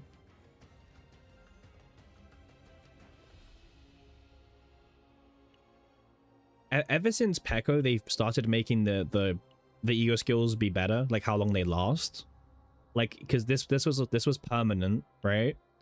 And then season 2 didn't have any permanent buffs, I'm pretty sure. And then we got Sophia, who gave you a 3-turn buff. Sylvia gives you a permanent critical damage buff and permanent link. Clara doesn't do anything. And Arya... Wait, actually, Arya's the first partner that's not a limited partner that gives you a permanent buff, right? Am I tripping?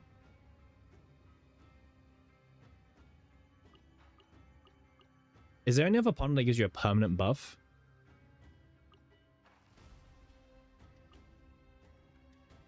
One turn, one turn, one turn. Huh.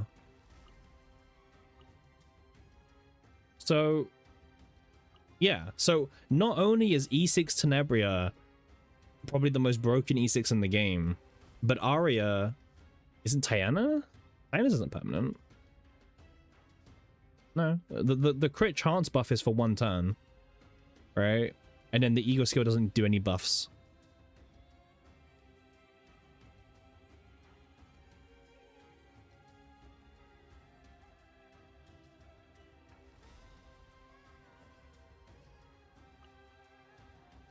You mean Clara, the prism? Because I was talking about ego skills. Oh, you're talking about Tina. Also no. 1 turn. Yeah. It's 2 EP for 1 turn buff.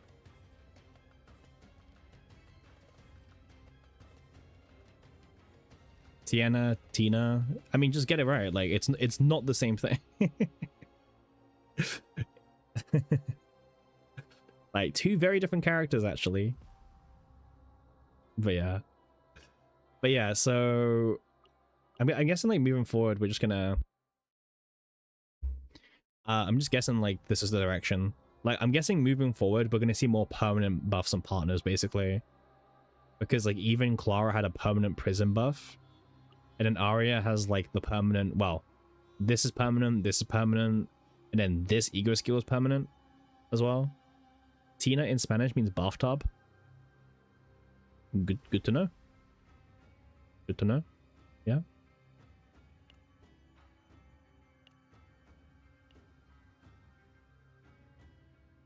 But yeah, I'm guessing that's just what it was going to be.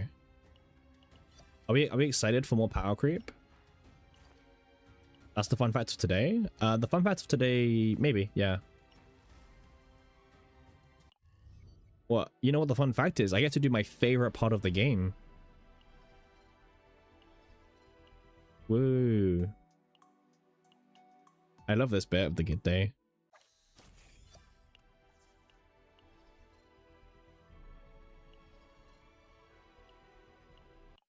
Like, I get to press the same button over and over again to get some free rewards. Who doesn't love that? Also, 9 is level... 9's nearly max affection, by the way. He's level 38. Same as Rita. Rita's also 38, I think, right? Diana's a bit behind, unfortunately, but it's okay. Who else do I do? Wallet privilege. You were so right not putting 9. She's so bad. I mean, she wasn't bad for the season. She was actually very good for the season. You wonder if they'll buff Serenial for her rerun, Bon? I could see it, Bon. I could see it. I kind of expect them to buff Serenial, actually. On the rerun. Like, I said that for a while as well. I do expect some Serenial buffs. But, like, they could also be, like, the most minor things in the world, by the way.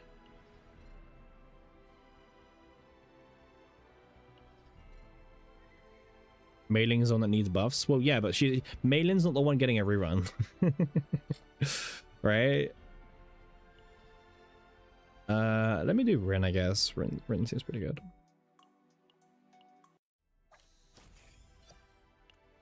Then who else should I be affection towards? Nah, she wasn't bad since we saw her care. That is gonna be cap. She was not bad when we saw her care. She was not.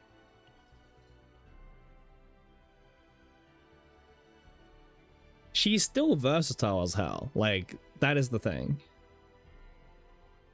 I mean, I don't know why you're struggling so bad in tower. Like, I'm not saying that it was easy for me, but I was struggling as much as what it sounds like you've been struggling in tower.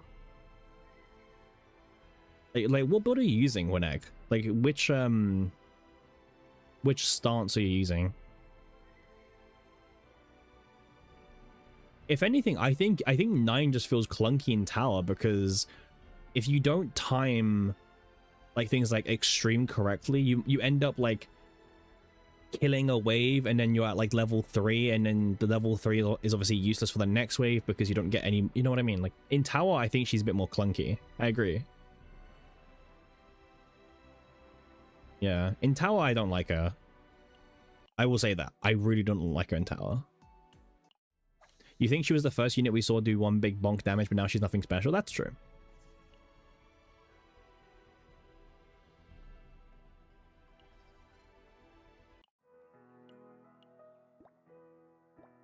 I would also say that like she's just not worth all the brain power that it takes to get her going, personally.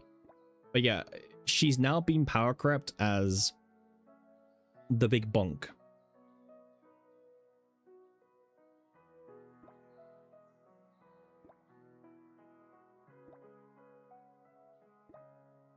Like it's like, yeah, because we have like Heidi probably took the place of the biggest bonk character in the game now.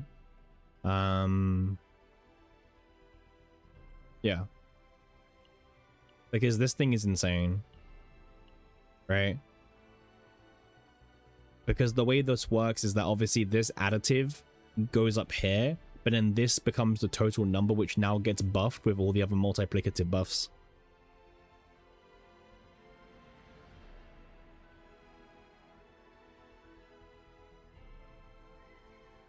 Since you have Yuki at 9, who does more damage after her buff?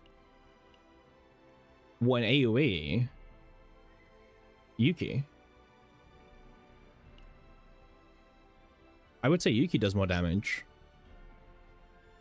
From an AoE point of view.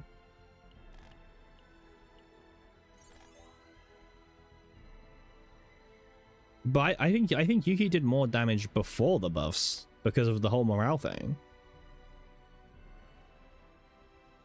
Like it hasn't always been that way, if that's what you mean. Like you remember that Yuki didn't always have Yuki didn't always have like this one, right? Like Yuki didn't always have the whole follow-up build, right? That didn't always exist for Yuki. Because Yuki's had multiple buff waves now. But the whole follow-up attack thing helped a lot with the morale. Because it ends up being like, oh, 1 flash slash gives 3 morale, but then also it makes like 4 hits happen, right? 1 from flash slash, 1 from trickery, 2 from freezing blade. So, yeah. But also they're very different units, right? Remember that, you know, Yuki's basically an additive morale buffer, while 9 is meant to be multiplicative, which multiplicative just hasn't got a lot of support, basically. So that's kind of why it might feel a bit more rough.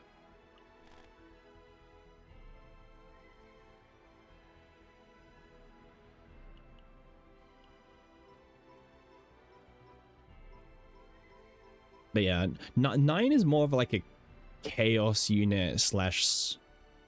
I mean, I don't know how she does in Salty. I think when I asked you guys, you guys said it depended on which hue epiphany that you get. So you guys said it kind of varied, which is fair.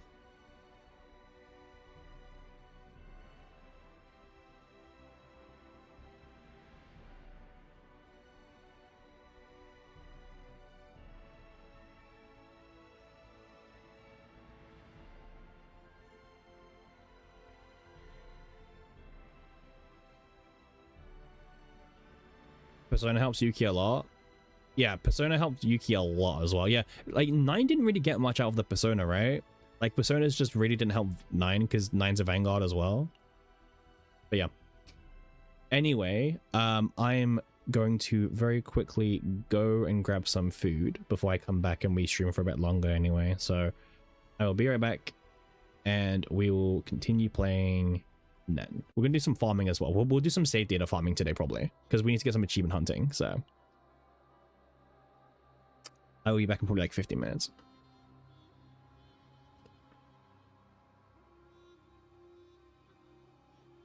Awesome. All right, see you guys in a bit.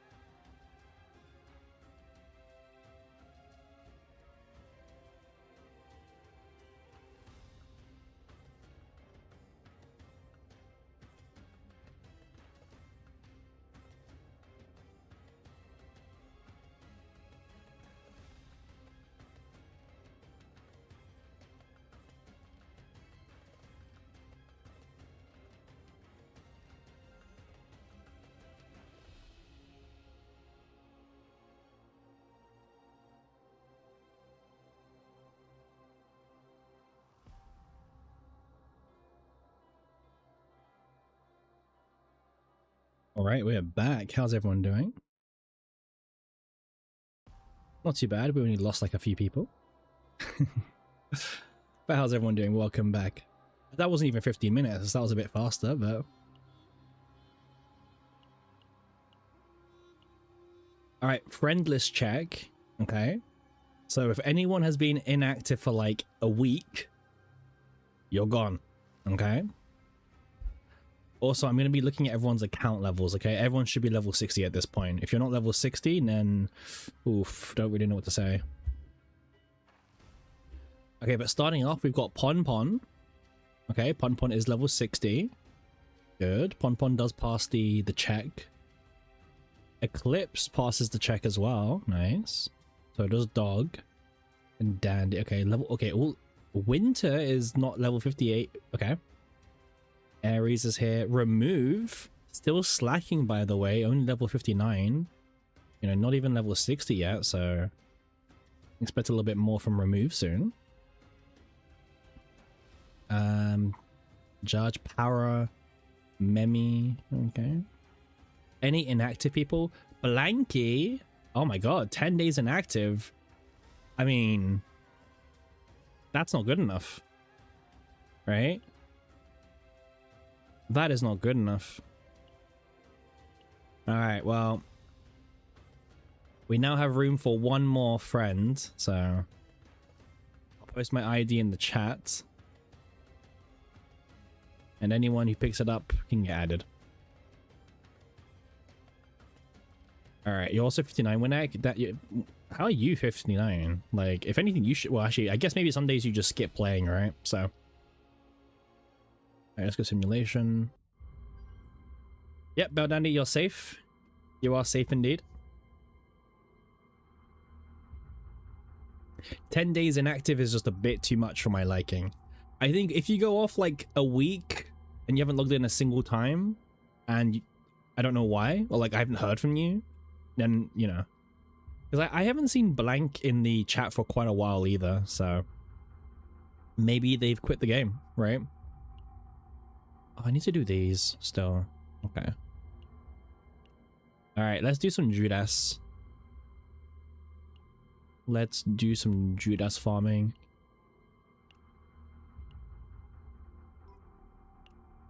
Alright. Time for weekly bosses.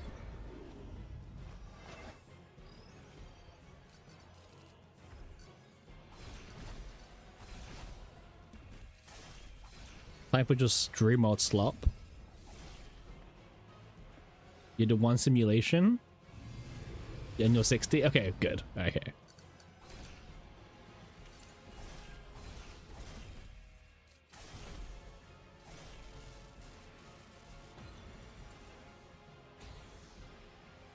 Alright, we'll do 2 Judas bosses today, why not?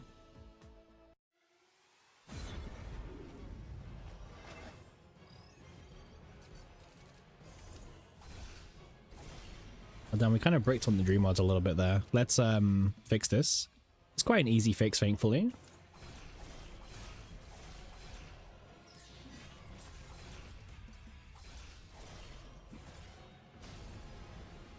I always do my weekly bosses. There's no reason not to.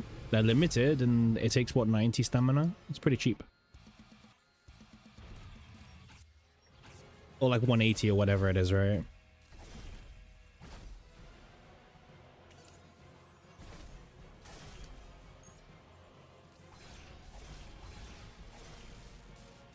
Okay, there we go.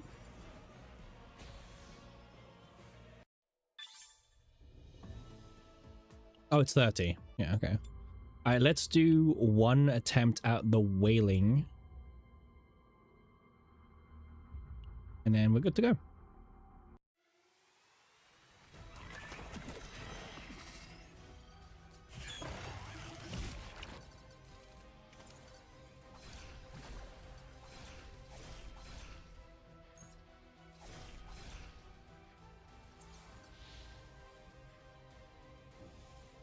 I'll let Auto do this, because I actually believe in Auto. I think Auto is strong.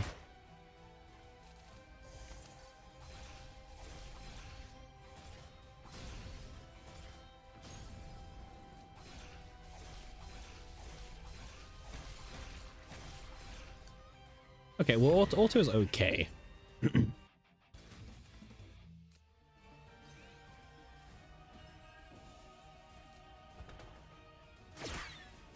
You hold off on the weekly bosses when it's the week before the new battle pass? That's fair.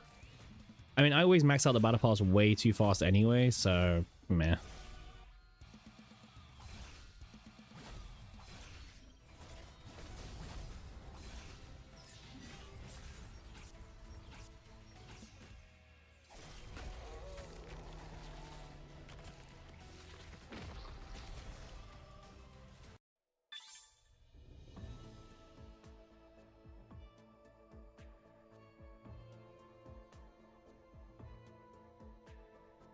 There we go. Nice.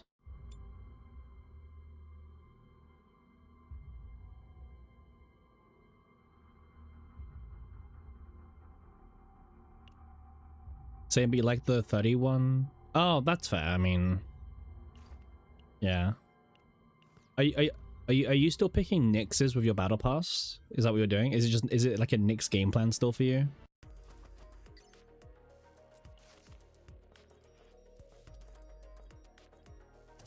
Yeah. Okay.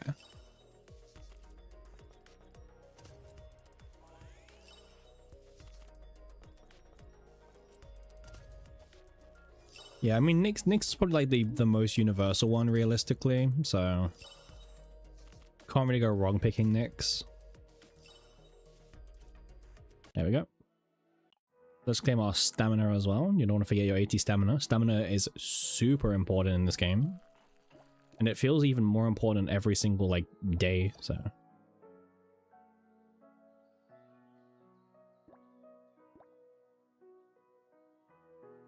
You have 2 now, so you're upgrading 1? Okay. Oh yeah, I need to buy the weekly stuff because these reset. These kind of refund themselves actually, so I buy these ones. Policies basically refund themselves. What else do I care about? The cake is pretty cheap. I'll buy the cake as well. This is pretty cheap as well. This is 280. I'm always broke for units actually, so I'll pick up units. I think units are always quite nice to have.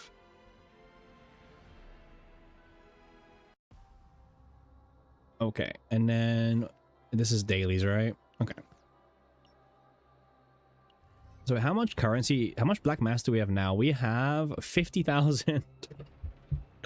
So damn, we're climbing back up, but it is painfully slow. Like it is pretty rough actually. Unfortunately, but it's okay.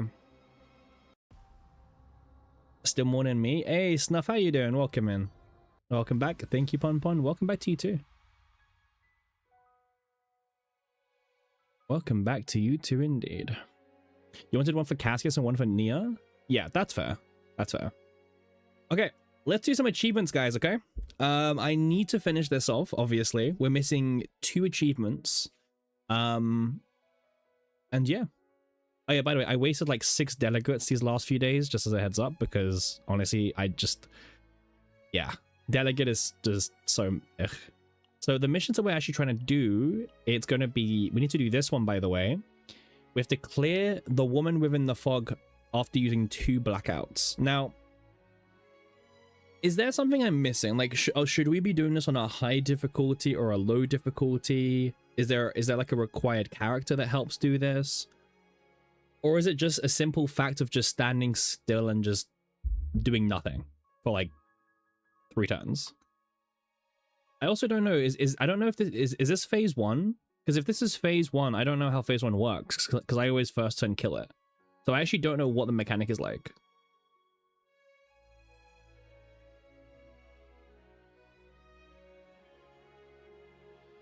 Just heal or shield and stand back. Okay. Bring enough to heal. Okay. And then I also need to do this one. Clear the Theater of Illusions after reaching the core. But obviously, this and this will be completed at the same time. So we might only need to do 1 more run, by the way. And then we're done. So, cool. Alright.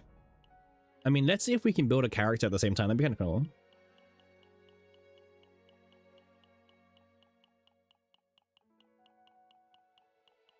Wait, actually, wait, what about the shop?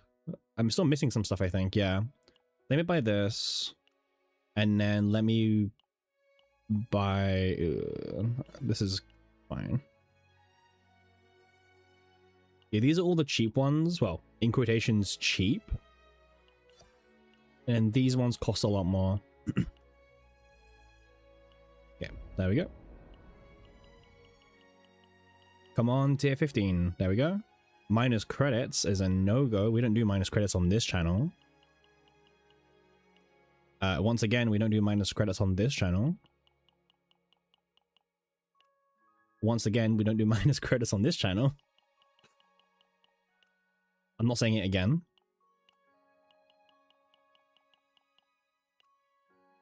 Oh my gosh. I've never seen so many losses in my life. There we go. We just have to do Tyrant 4 and Plague 1. Huh. Okay.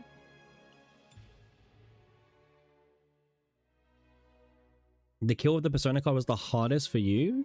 Really? I think that one was really easy because of the Striker Persona card personally. Okay, so I've been thinking about like, what do I want to build? And I have no idea.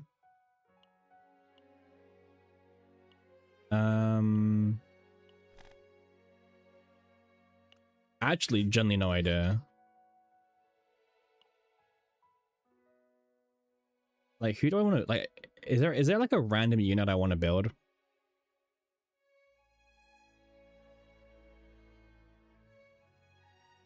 Oh no, I'm trying to think like if there's a character I actually want to farm as well at the same time. Like I'll use these two probably no matter what. Maybe even like this, I don't know. But I want to bring like someone else that I might want to build. I mean, we can also try building Cass because building Morale Cassius is probably the easiest it's ever been. I was doing some runs the other day with Cassius and like, I mean, it wasn't perfect because I missed the core of Discord, but I can show you some builds I got. Yeah, this is an example. Like because with the new system, you can get Divine so much easier. It's actually crazy, right? Hey, Pierre Garda, how you doing? So many new characters now. When did you last play the game? Are you returning back to the game? But yeah, you can do so many, I don't like this build very much, actually. This build could be better. I don't know why this one's even Season 3 morale. This is like scuffed morale. Why is this even here? I don't need this build anymore. You left after you got Yuki on your old account, so you restarted? Damn, you're like new then, right? Well, returning. Welcome back to CCN. What made you want to play the game again? I mean, it's a good game, but what made you want to actually come back? All right, let's do Cass. Let's do Cass. We'll do these three. Oh, Delegate. I don't trust Delegate against Tyrant and minus health, personally. Yeah, Delegate will die.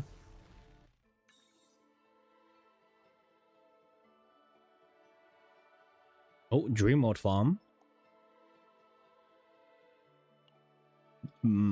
It's so tempting, but I'll do this. Yeah. Delegate doesn't always pick the Bible, yeah. He was busy and it takes a lot to be at a time playing. It does, but they've added a lot of quality of life to the game, actually, to help streamline how much you can play the game. Now, obviously, we are streaming, so... You know, we play the game a lot longer, but for the average player, you actually don't need to play the game as much anymore as you used to, which is kind of cool.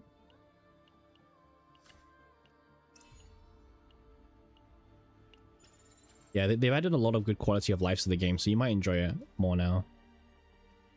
All right, we'll go up here. I mean, for example, one change is that now you can auto inside chaos fights, by the way. So I can just press this button, now it's autoing for me. Yeah, and they've also sped up animations and stuff, which is really nice. They also added the delegation system, so once a day you can do a delegation for free. If you have the monthly pass, you get to do 2, and it's like a streamlined version of Chaos where you can get a deck super fast.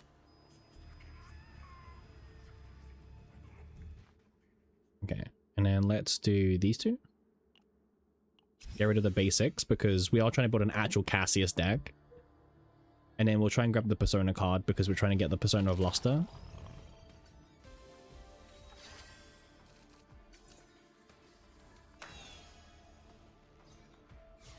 Okay, watching the AI can be a bit weird sometimes, but, you know, it's fine.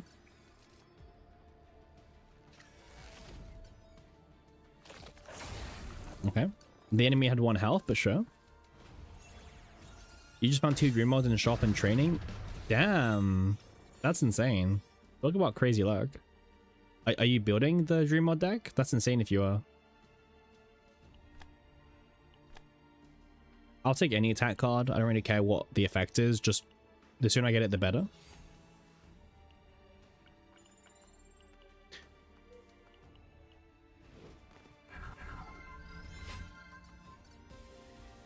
Hey, thanks for the follow, Piagado. Super appreciated. We're trying to push for 160 followers, so every follow is really appreciated. We're actually at 152 now, I think, thanks to you, so thank you.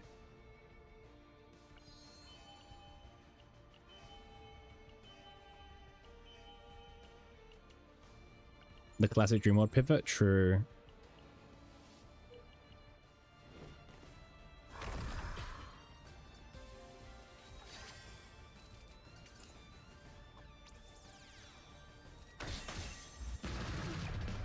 I mean, five is great. Yeah, 5 total with Persona, that's fantastic. If you kept like a basic, and you probably could have done 6 as well, but you know, hindsight, right? Hindsight is impossible.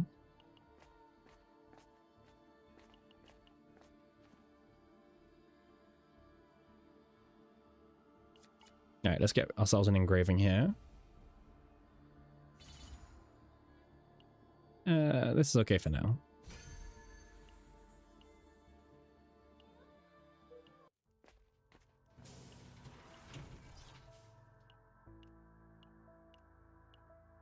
Oh, this is a good one, actually. This is actually probably the best Lux engraving that you could get on a controller. So, fun fact, if you're building out your Cassius or any controller, there you go.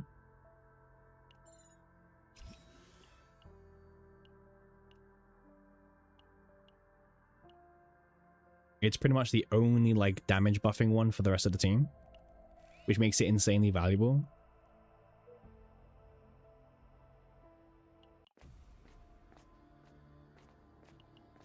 Okay, this event isn't really anything too special here.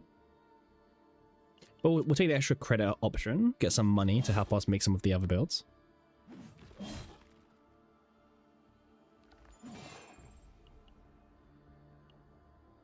But yeah, I'm such a huge fan that you can now auto in Chaos, by the way. It just saves so much, like, time as well. I'll sell this item. Because we need like 3 Luxes as well, just to be super safe. Oh, I haven't spent a single one of these? Okay, well, I guess we'll start spending them. Because that resets very soon.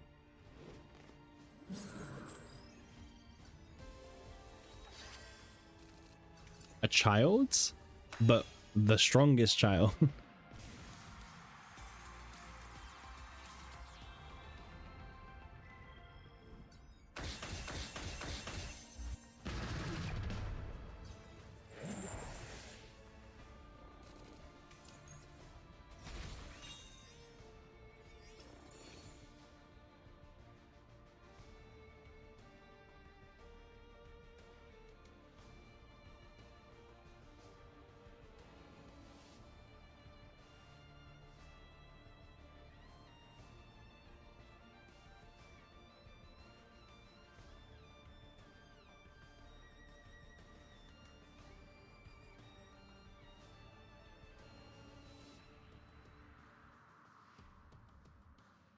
Okay, so let's try getting the correct engraving.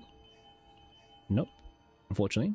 Yeah, the quality of life is really good, Gardo, but I would say it's also very important we got it, because actually without that quality of life, I would say the game was in a pretty, I don't want to say rough position, but it wasn't in the strongest state it could have been, you know? So the game definitely needed some quality of life to, you know, reduce burnout, because a lot of people quit the game because, you know, they found it took too long to do things, the grind was also kind of boring, deck building was a nightmare. So, you know, all of these new quality of lives they've really improved the game. I would still say that the game is still not in the best state it could be in. There's definitely a few more things they could do to help the game, which I hope they do actually do. So worth the same. It's in a good state, but it's not like perfect. There's still a few minor fixes I think we need, but overall, compared to when you played the game is way better compared to when you played it. Way better. And considering all of that, it's actually kind of insane, like, you know, I don't know how we survived playing Season 1. Like, I have no idea how we survived playing Season 1, because Season 1 was so bad, looking back at it. Okay, so now we can choose a guaranteed Divine Epiphany here on Devil Dice. So let's take a look, let's see what we get.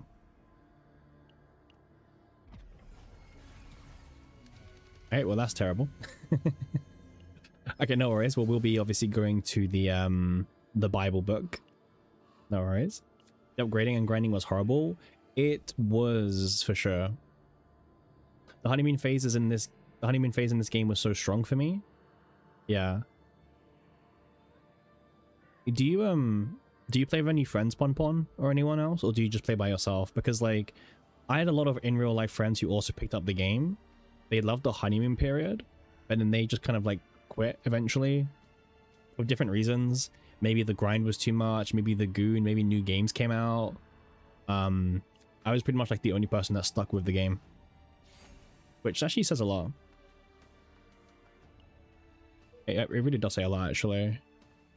I had to take this this fight for more Persona chances.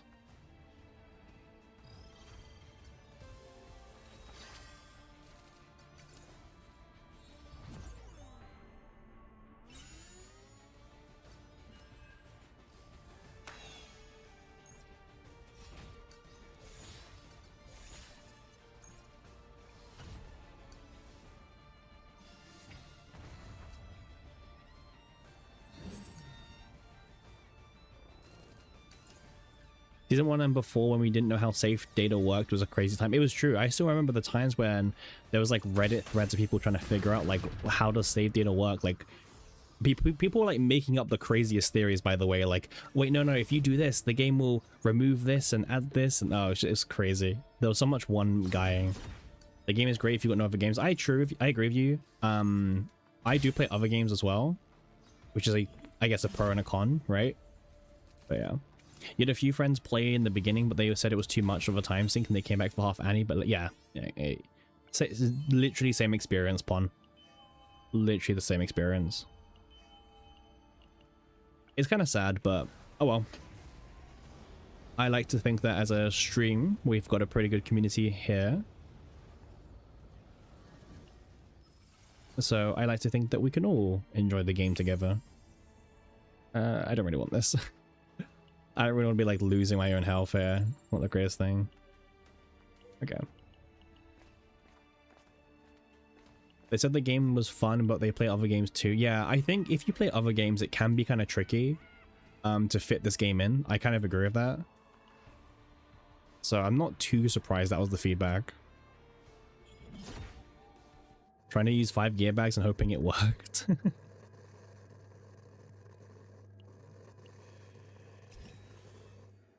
But yeah, I think CZN's a great game, but it definitely can be quite time consuming still. So, you know, that's something to hopefully address in the future.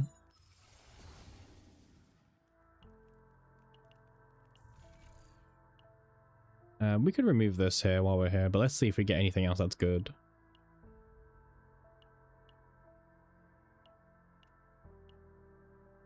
I mean, 2 weakens not bad actually, just to like, again, for survivability purposes.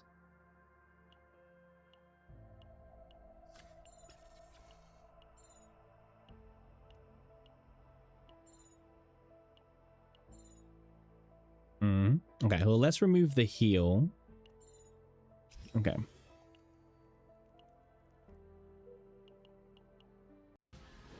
Nice, you got Naja, Veronica, E1, and you got Rin. Super nice. Veronica is such a cool unit. Naja is also pretty decent early game. Don't be afraid to still use things like Mika and Ray. Like the 4-stars in this game are still very, very meta relevant. Like Cassius is probably one of the best 4-stars in the game, if not the best 4-star in the game. All your friends play TCG and deck building, so they might be biased. I mean, I play TCG and deck building. And I'll still say CZN is good. I mean, my stance has always been that as a TCG player, I think CZN is good. It just has more room to grow, you know? But I'm willing to give it that chance to grow. Other people may not be.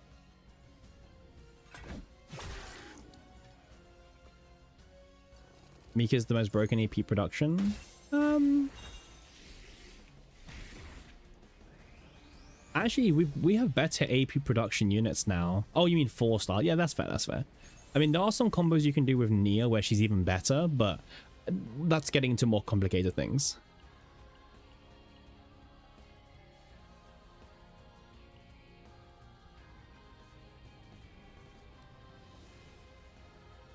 Like, there are some builds that you can do where she becomes even, like, Nia really shines more, but again, very different times. I actually don't want to dupe anything here. I'll just dupe, actually nothing. I don't want to dupe anything. Let me just spam this to get this activated as well. So yeah, I think today we've actually played more CZN than what we played yesterday, the entire day. Kind of replaced her with Naja. Yeah, but it's like old units with new stuff. Yeah. There are some really good 5-stars that can generate tons of AP in different ways. You liked our Yap yesterday? I mean, the Yap was good, Pon. I agree. The Yap was quite fun. I'm glad you enjoyed it as well, Pon. Like I said, people enjoy it, we can do more of it. I woke up this morning and I was like, oh, time to play CZN today.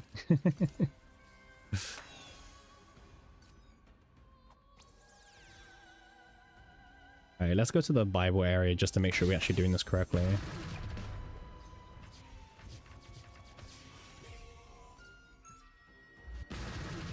Just chatting streamer? True.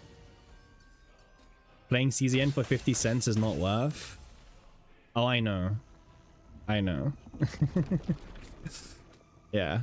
I mean, I definitely would make more doing the YouTube videos, but YouTube's kind of dried at the moment. Like, it's hard to release anything that gets good views recently. So, oh, huge. My Tenebria video, my Great Rift video made $1.50, which may sound bad, but remember that was just a stream highlight. So technically, that's just a free $1.50. You know, because we just ripped it from stream. See, that's the thing, right? That one video made more money already than what we make on an average stream day. Crazy, right? I can get a candy bar of that. I'm not really into candy bars, actually. Actually, I don't know when the last time I even had one was. I'm missing out. Maybe I should get one with the money. The Yuki video made $1, by the way. Crazy. Oh wait, the Great Rift video has overtaken the Yuki video. That's huge. That was the goal. Absolute crazy stonks, man.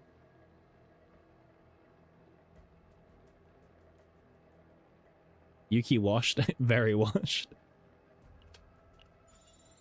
Yeah, I was looking at the revenue and it's like, yeah, Yuki's washed. See, look how open we are about the revenue and the numbers, you know? Most content creators would never share these things. Okay, I do need to I do need to get the morale here. If we don't get morale here, the build's kind of dead. Okay, it's not dead yet. All right. So now we get reduced cost here.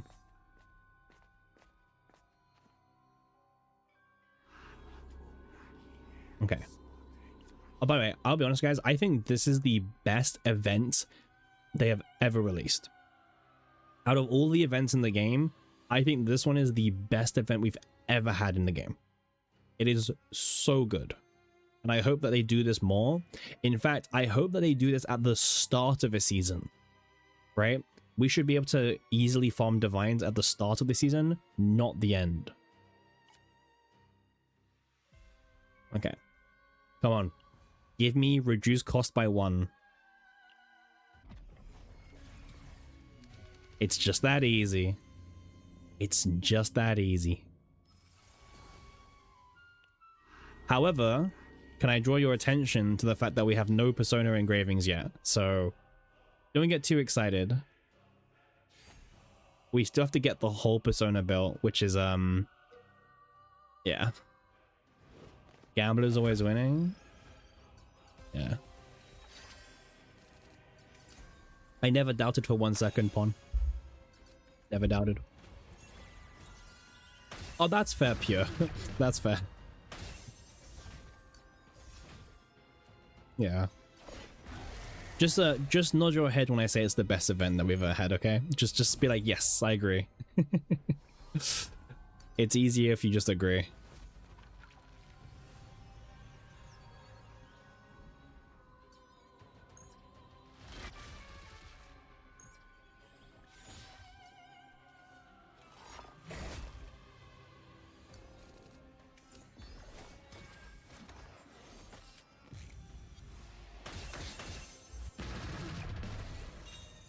Okay, there we go.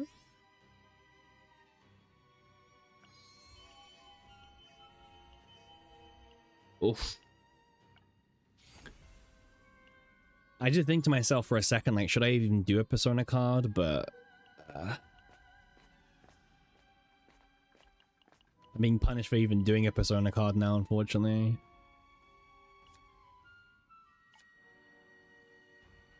Maybe this gives me a good Lux engraving. Not really.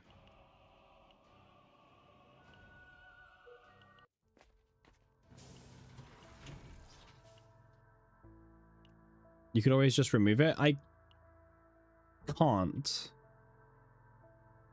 because I'm at the cap, so that will not work even with the removal core.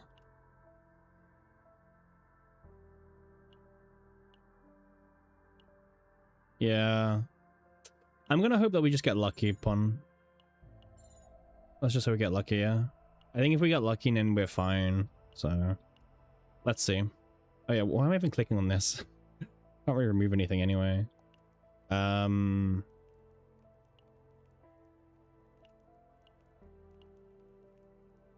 We still need Dice Trick to get an Epiphany as well. And we still need... Oh my god, we need everything to get Epiphany still. Wait, I should also be hunting for neutral cards as well. I should have drafted up the build beforehand.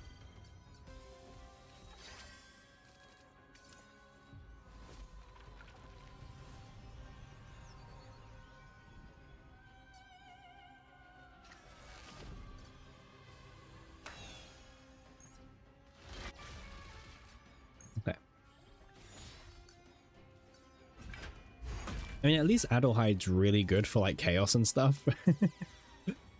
That really helps a lot, to be honest.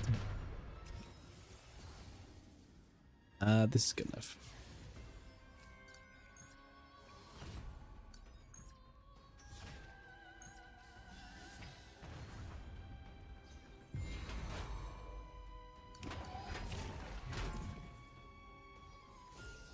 Okay, now, granted, this enemy is taking quite a while to kill, but, you know.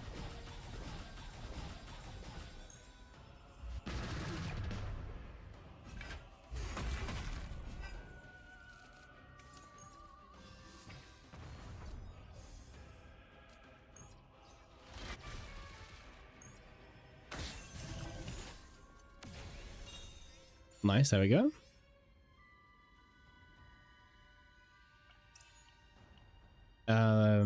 doesn't matter. Okay, fine. All right, there we go. We got one. Okay. One engraving completed. We just need one more.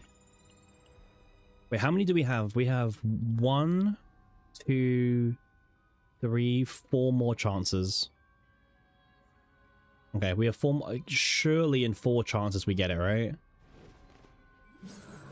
Surely? Maybe? In 4?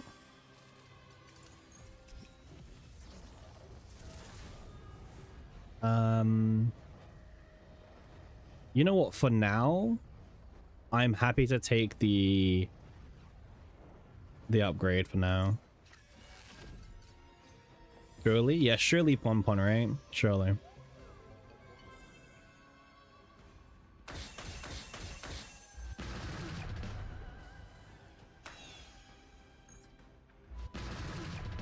Watching the AI is so interesting.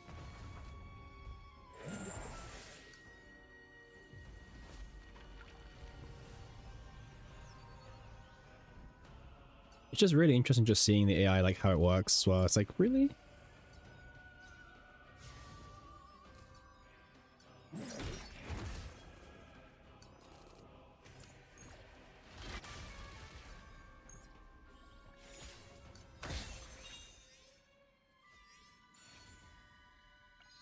All right, let's see. Do we get it here? Nah, not here. That's fine. I'm pretty confident we will get it. It just wasn't meant to be just yet.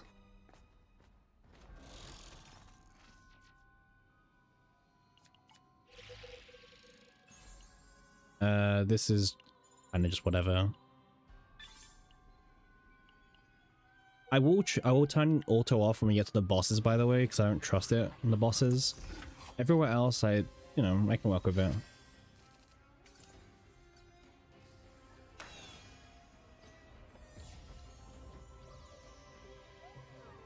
AI and Rin equals death? Yeah. Oh yeah, everyone's hella stressed, but that's fine. That's okay.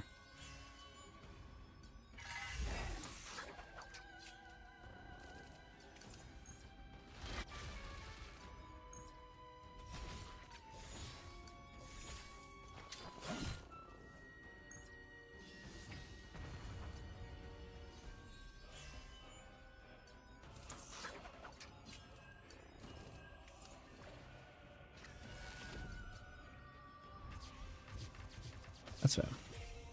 But yeah, the AI is really dependent on who you bring with it, I'll be honest. That's fine. Well, thankfully Tenebrae E6 is just busted. Okay, so we still don't have it. Okay, we do, however, as much as I would like to go down and up, we have to kind of just go...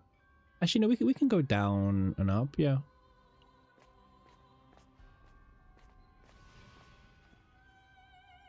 I would just take the money here. The money is perfectly fine.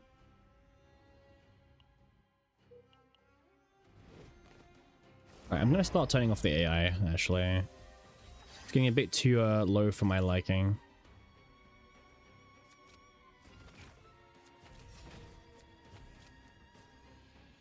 It's great that Cassius is still getting even use off these nerfs a while back.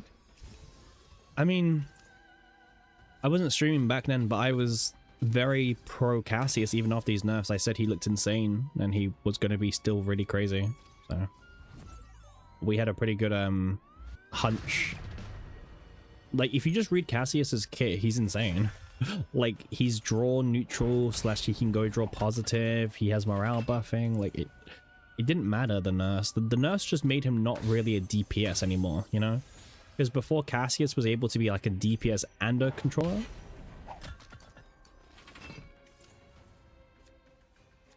That was the problem with the original, I would say. They just balanced him very incorrectly. They need to make it so we can quick clear an area for as long as we clear it first and has many times we have stamina. They need to, but I don't think Smilegate is very interested in doing that kind of quality of life, sadly. So, yeah.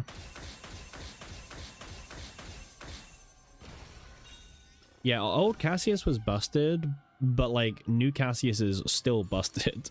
If anything, it just proves how crazy it was. But the definitely the biggest problem with Cassius was his infinite morale stacking. That was what proved to be one of the biggest problems for the devs. The devs wanted to kind of kill that off, basically. These are all the wrong options. Fantastic. But yeah, the old morale was obviously like infinite stacking because of you could complete as many quests as you wanted, and that caused a lot of problems balancing wise. So the devs obviously did need to nerf Cassius. They errated my boy. Yeah, pretty much. But it was all justified erratas, right? That's the thing.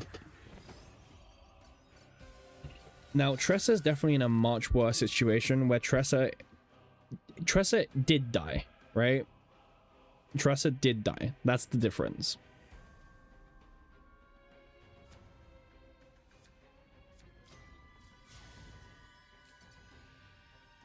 Like, Tressa has had it very rough, unfortunately, since her nerfs. The only thing that she's ever been good at is supporting Hugo, and frankly, if your life becomes only supporting Hugo, it's pretty rough.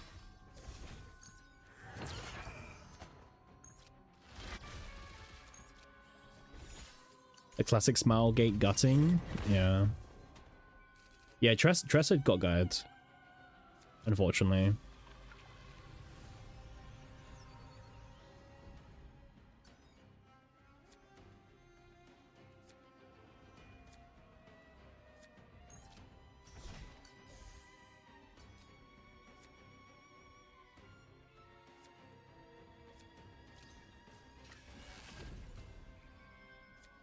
You think as Tressa's unique card could trigger agony while not decrease agony stacks? Yeah, I mean that would make more sense, but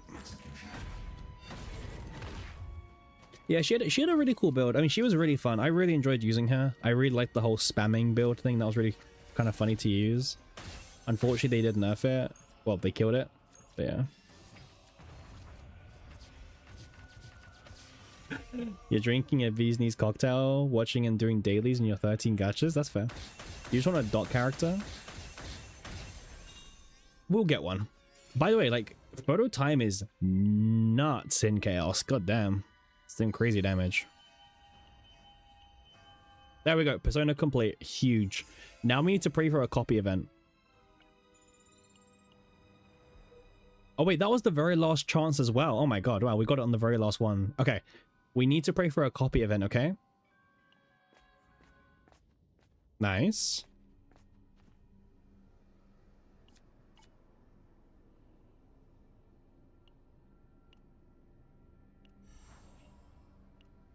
Huge, okay. Who's my favorite Cesian character? Ooh. That's tough. Wait, also, let me fix this. Let me fix the equipment a little bit, okay? I need to get a Lux weapon. There we go. Oh my god. Talk about a Lux weapon. Check that out.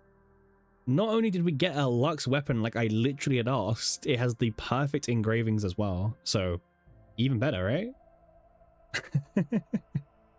It's one of those ones where it's like, you know what? I need a Lux weapon. And then you get a Lux weapon and it's the actual like correct engraving as well. Like, okay, that's good. We have a double 50%. We're only missing the armor. If we can get the armor, that'd be amazing, but... Oh, gear bag as well. Okay, wait. I need to theory craft this deck in my head a little bit. So we can't do it, right? We can't fit gear bag in unless I re-roll the dice trick, right? Because 40, and then this becomes 180. But if I take away the divine from dice trick, I can fit gear bag in, and then gear bag will be more like gear bag can help me out. Yeah, let's do that. I think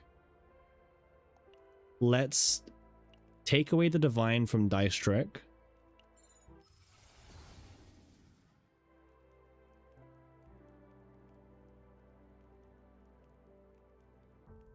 It doesn't matter really which epiphany it is anyway. Nice, and then that reduces it to 120, and then we can pick up the gear bag, There you go. We got the divine first run. We did, yeah. We got reduced cost by 1 on the first run. Yeah. Yeah. So then what will happen is we copy the dive. We will copy the devil dice from the next boss, and then we'll have triple devil dice with Persona of Luster with a gear bag that says morale 1 is what we'll get on it, and then yeah, we can go from there. Easy, very, very easy. And we also currently have double 50% ally attack right now, which this is basically like 5 morale. So yeah, pretty good. Oh, we got another weapon with the engraving. That's so funny. Back-to-back weapons with the correct engravings. If only it was the armor. Yeah. We're just missing the armor slot now. Close, but not there yet. Okay. Let's fight the boss. You're sad, Cappy? Why are you sad? What's up? Why are you sad? I prefer you not to be sad, so what's up? You got one more shop if anything? I do, Pon. That's what I'm looking forward to, yeah. Alright, I turned off auto for this because I don't trust auto, because by the way, we're doing this on Tyrant and Plague. So, not... I don't trust the AI, basically, for this. Okay.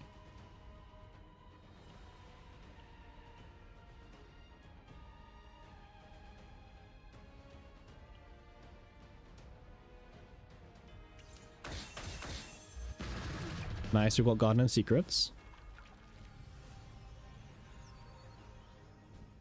I do like doing it on this high difficulty because it's kind of funny. Like if you mess up, like I don't trust the AI. Basically, that's my main concern. I think the AI would kill us.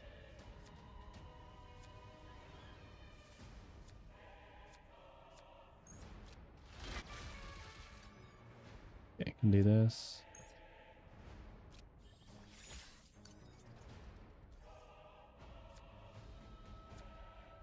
Okay. Alright, looks good to me.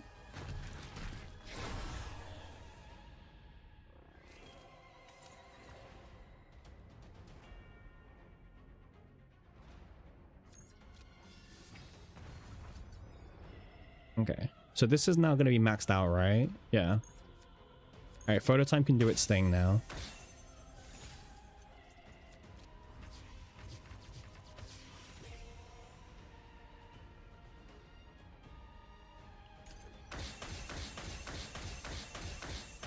Nice.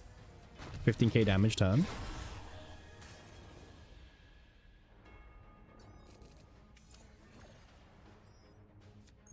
So this is the time when they aim to stress you out, basically. Photo value, yeah. The photo time value in Chaos is so good. Everywhere else is a little bit you know. But in Chaos, it's really strong.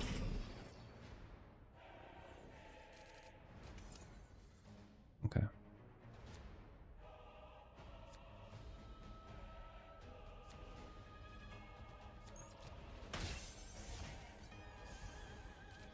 Nice, we drew it again. There we go.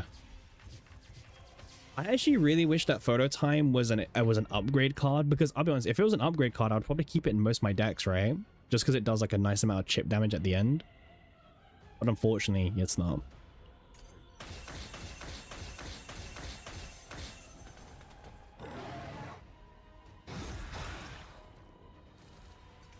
Crazy stress levels over here. Yeah, he has 80% damage reduction right now. That's why it's so hard to get through to him.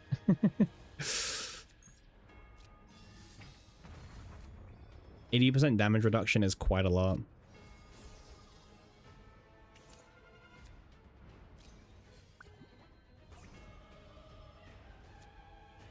Let's keep shielding.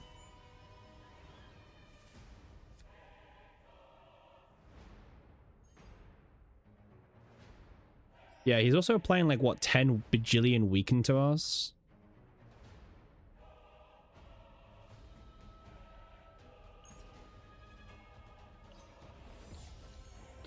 I'm just curious how much damage Tenebrier's E6 does here.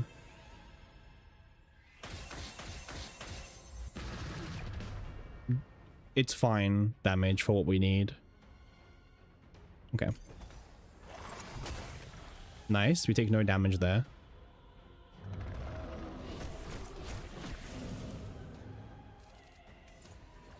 Okay.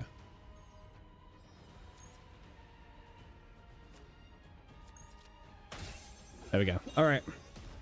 Oh, that took a bit longer than... Yeah, see, I think the AI would have died there. All right, let's go and take our Cassius card. There we go. Triple Devil Dice with morale now. Nice.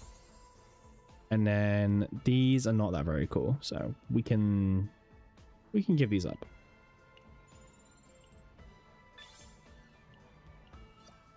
All right, let's carry on to the Core of Discord.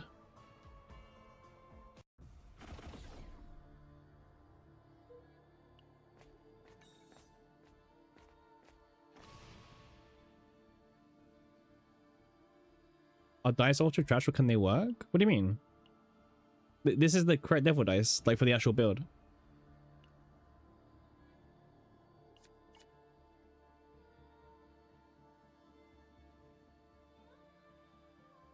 Oh, the equipment work, yeah. This doesn't matter. It's only here for this. Like, this effect is stronger than any gear that we could have gotten, you know? Well, besides Cthulhu weapon, right? But yeah, this engraving is literally stronger than any accessory you can find. So it doesn't really... The accessory doesn't matter.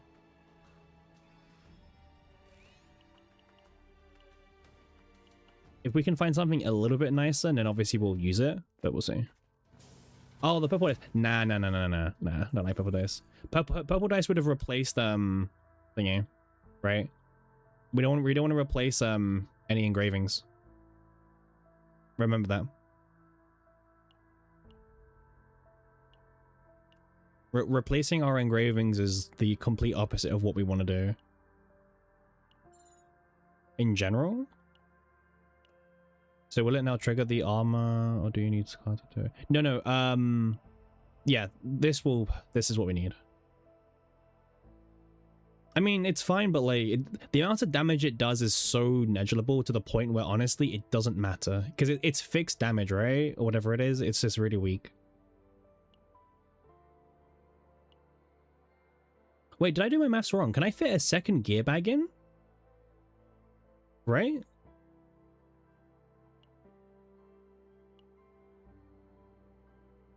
Two, 4, 8, 10, 120, 140. Wait, 20. So 2, 4, 6. So 60 to remove all the basics. And then 80, 100, 120, 140, 160. No, it's 160. It's 160. Yeah. It's 160. Cool. All right. Well, you know what? We take a second gear bag here. All day, every day.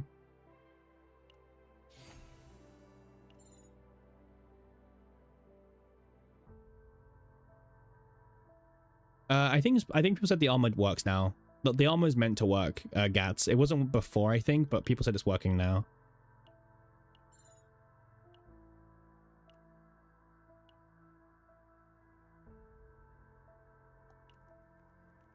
Yeah. Oh, I shouldn't have reset. I should have meditated. I could have got the correct devil, the pop. It's fine. It's fine. It doesn't matter. Go. All right, final boss. Let's go. So we need to deliberately take 2 blackouts, right?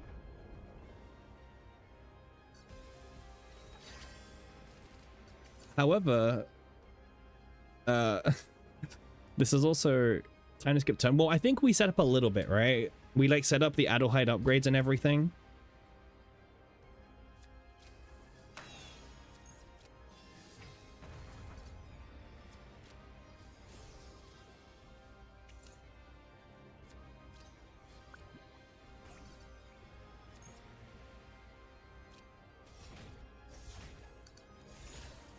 Okay.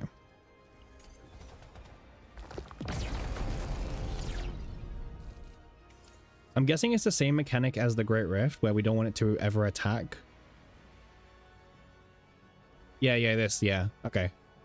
Yeah, we want to make sure we end the turn before. Why is this in my hand? Oh, we got it earlier, right?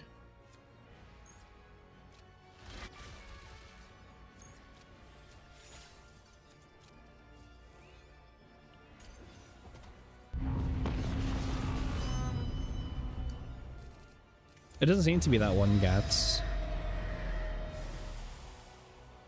Right? Oh, you mean like once we choose who we're stunning.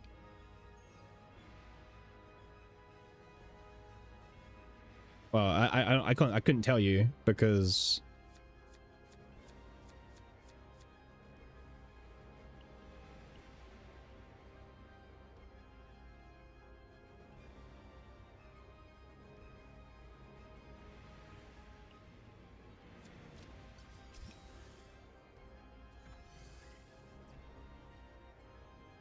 you think I've ever played against the first version?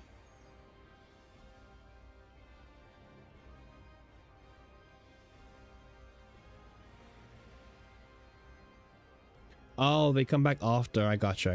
Okay.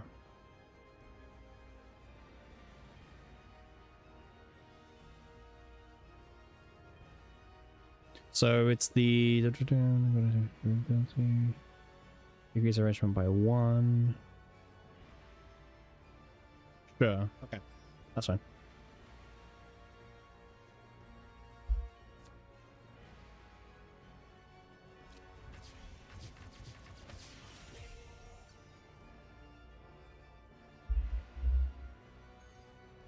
Okay.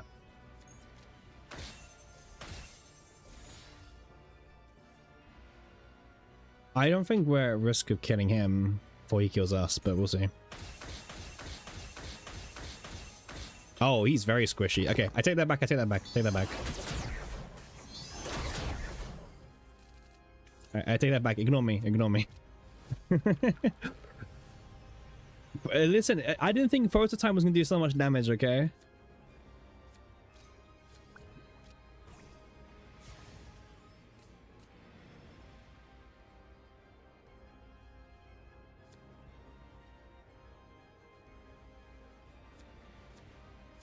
Well, I'll keep gaining. I'll keep healing myself.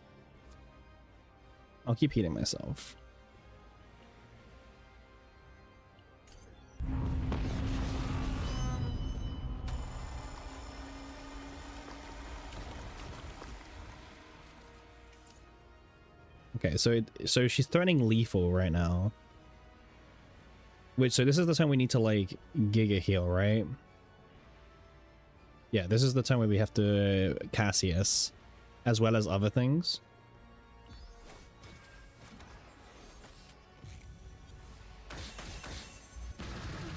Okay, well we got our triple ones. Goes down to 16-14.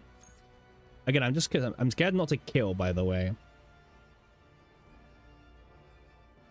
I think I have Adelhides as well.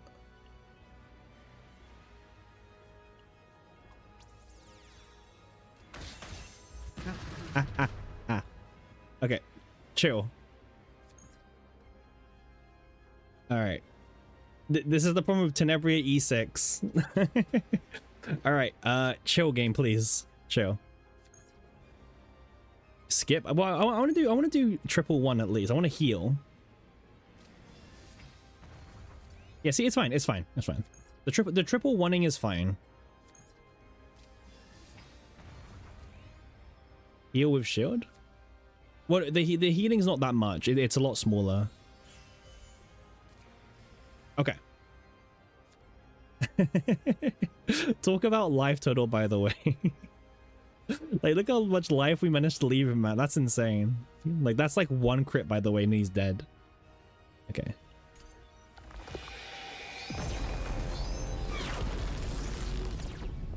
They shredded our health, by the way. Tyrant as well.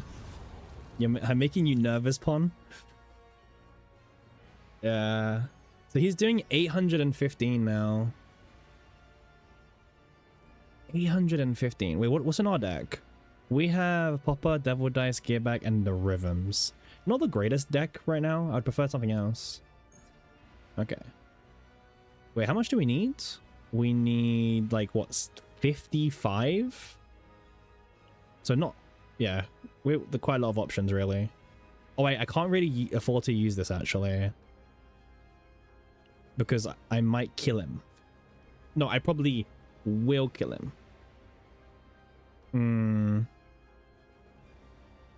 Yeah. I think we just do too much damage as well.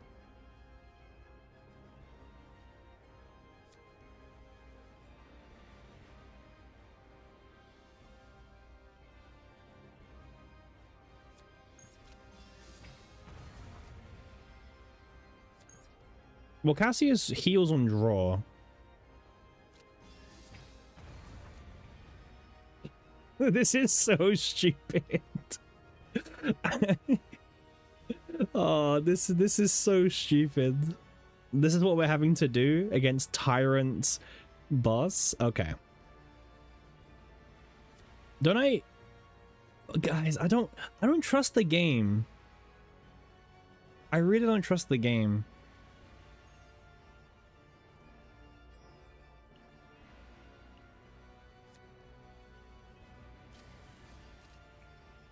Okay. Game doesn't crit. It's not that. Okay. I'll end the turn here. I'll end the turn here.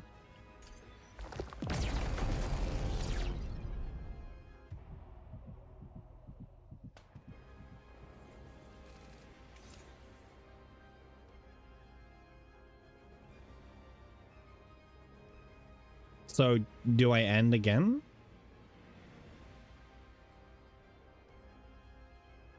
Just pass? Okay.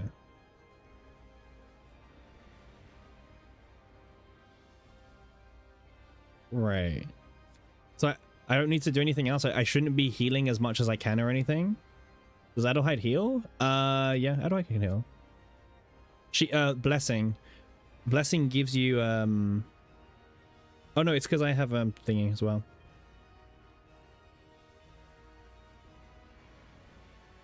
It's the partner.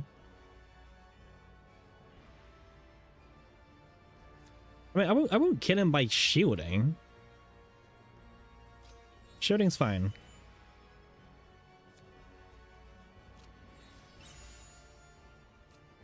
Okay, okay. Now I skip, okay? In fact, actually, let me just get rid of this. And then I skip, okay? Go. Now we pass.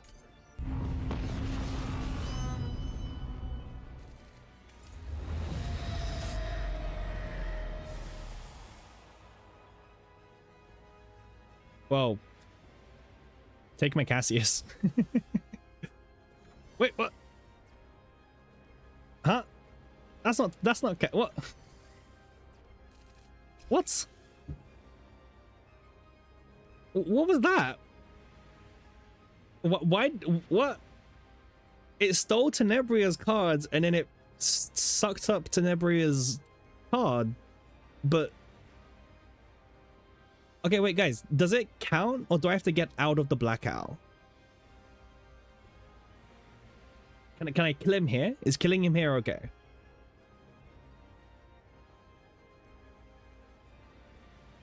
You can kill him now? Okay.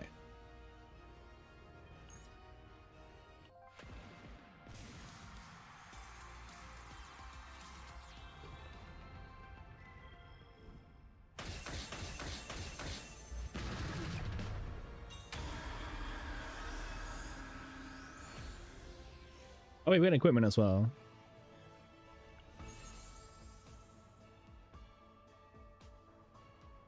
Oh, this is the dice you're talking about. Yeah, see, fixed damage is not that great. Like, I'm guessing you mean that it's probably better than just having this, right?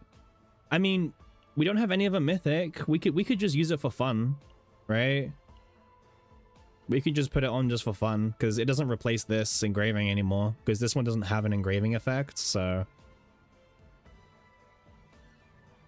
it's whatever is my answer. It's like whatever.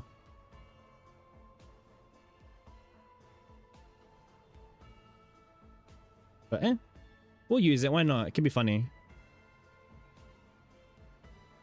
Will I regret it? Is there a chance I regret taking it? Like, is there a scenario in the future where I regret having this because I can't heal enough?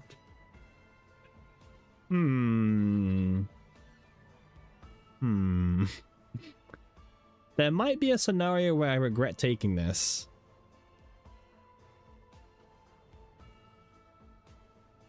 Yeah, it's probably just better not to take it. It's more of a meme anyway, but yeah. You can edit it out. Well, I can just not take it. Oh, what you mean if it backfires? That's fair. Yeah, that's fair. Yeah, fine. We'll take it for now. Why not? We'll take it for now. Good point. All right, that was a very interesting run. I think I was able to keep most of you on the edge of your seat. That was probably the closest that someone's done to try to get the achievements.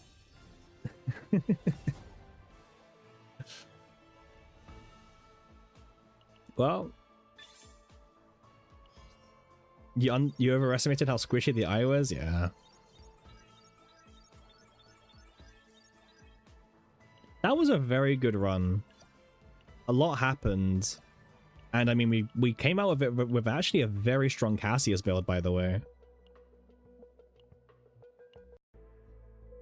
Alright, what's up, Cassius?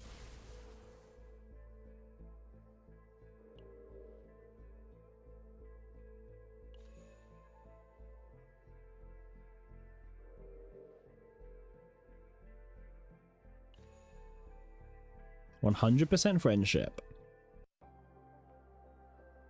Me and Cassius are buddies.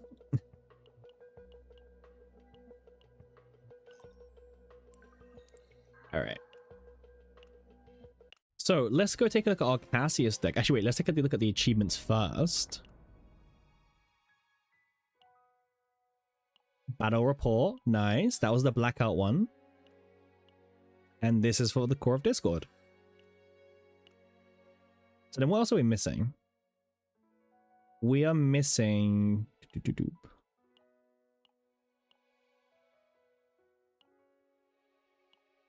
Wait, we're missing nothing.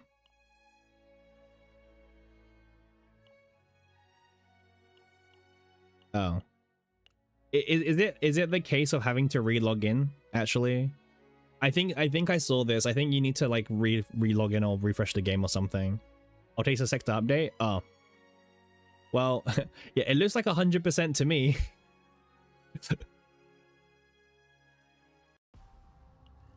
Takes a few minutes. Okay. I'll trust you, Ponpon. I'll trust you.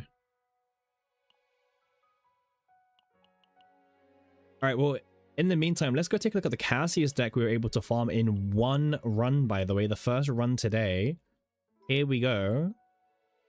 Pretty neat.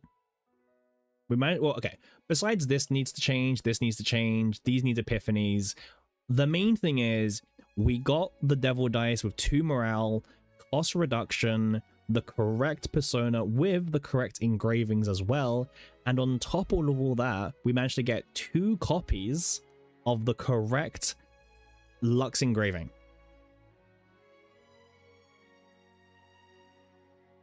Will slander Pompon forever? No, because Pompon was nice to me. Pompon checked to make sure I was staying hydrated and had some energy, by the way. Everyone else didn't check in on me. No one asked. No one was there, right? Pompon was the only one. So there'll be no Pompon slander today. Yeah. But yeah, good build. We do need to fix it, but I asked yesterday if you passed out. That was yesterday. Today's a new day. We're bad viewers, sub. Yeah, this is a cool build. This can be my morale Cassius build.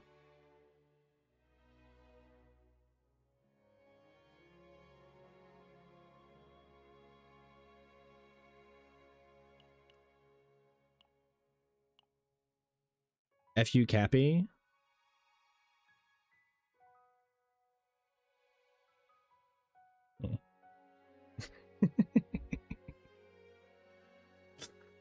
Get timed out, bozo, for 10 minutes.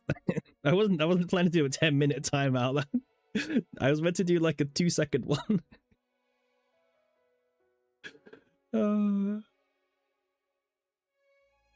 Yeah.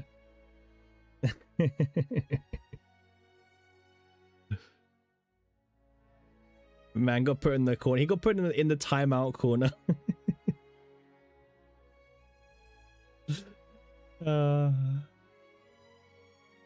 He got like put in the, you know, like that corner where like when kids have been naughty, right? They get put in like, you know, go sit in the naughty corner or something, right? That's where bro is right now.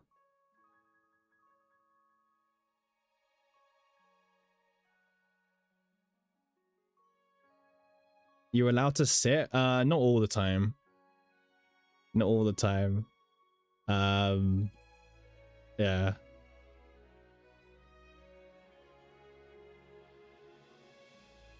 Like sometimes, yeah, but like honestly, most of the time, nah.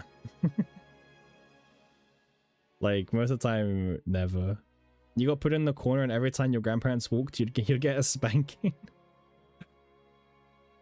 I mean, yeah, I can believe that personally. Everyone had like different childhoods, right? Growing up, everyone had like different experiences for sure.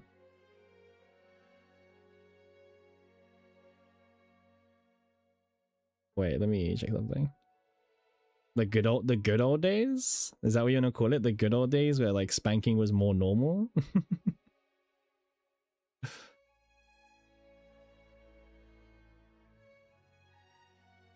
Is that how you refer to it?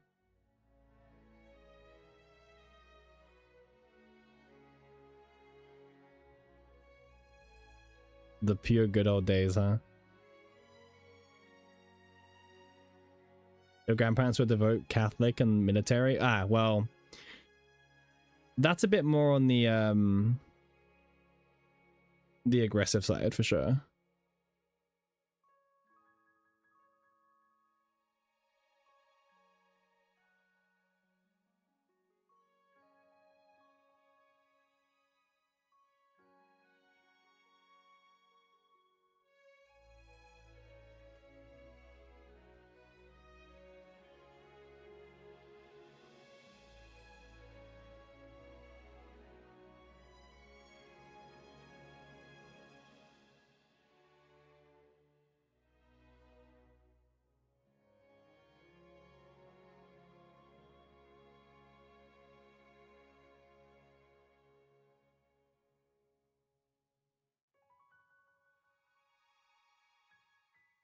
You was a dumbass and deserved every bit of it? Nah, I'm sure you wasn't a dumbass. I'm sure you didn't deserve all of it. Maybe you did. Maybe you did. I don't know.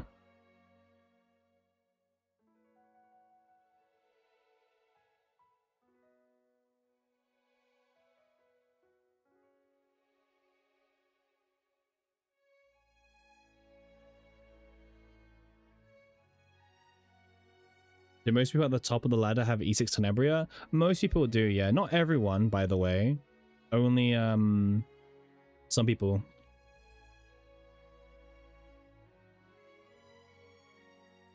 So we looked at the ladder. So for top 100,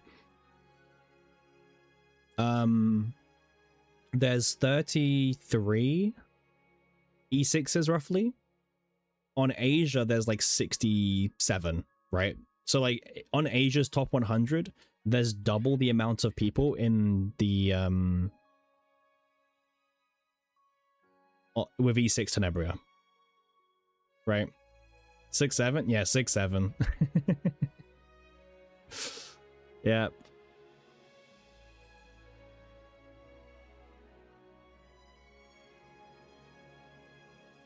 Yeah, it is 6-7 indeed. But yeah. All right, let's go take a look at the seasonal thing now. Well, the badge still isn't updated, so I don't know if Ponpon's lying to me or not. I would hope not.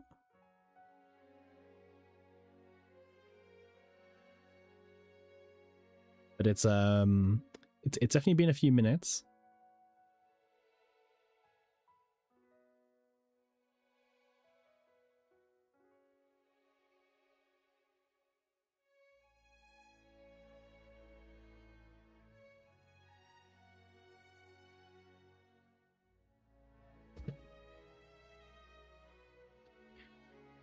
Oh wow, you didn't realize that E6 made a bigger boost? Oh, E6 is crazy.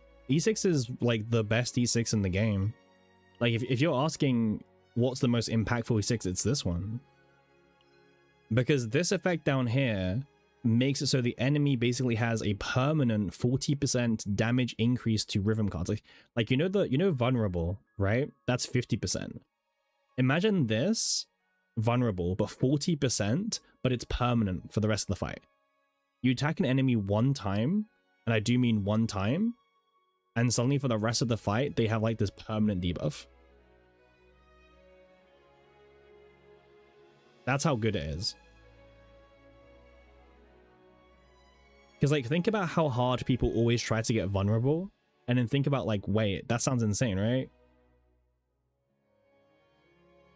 So yeah, think about it like that. It's a huge boost for sure.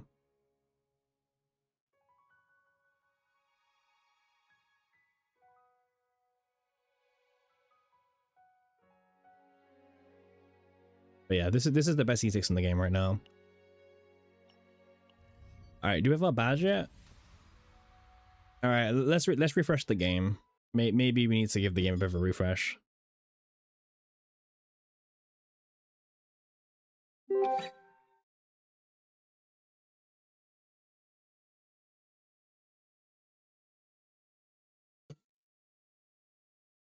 The good thing is there's no like way you guys can hack me or anything by just me logging in, so.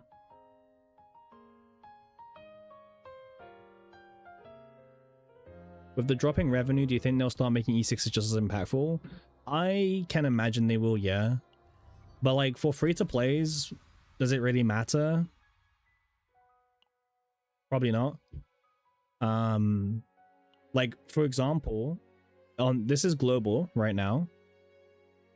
Quan is E0 Tenebria, and XOX is an E0 Tenebria as well. So right now on global, there are 2 free-to-plays E0 Tenebrias in top 10. Okay? So even, like, yes, the E6 is really broken, but even with all that said, you can still get in top 10 as a free-to-play right now.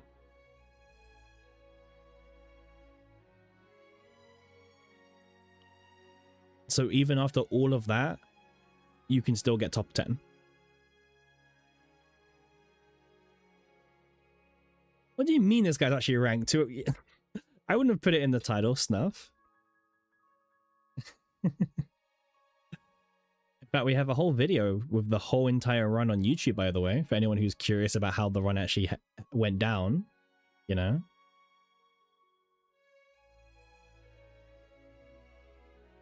If you guys want to see the full run, then, well, it's on YouTube. You could beat Horror, just reset for a good turn 1. Good turn 1, as well as, some other things, yeah.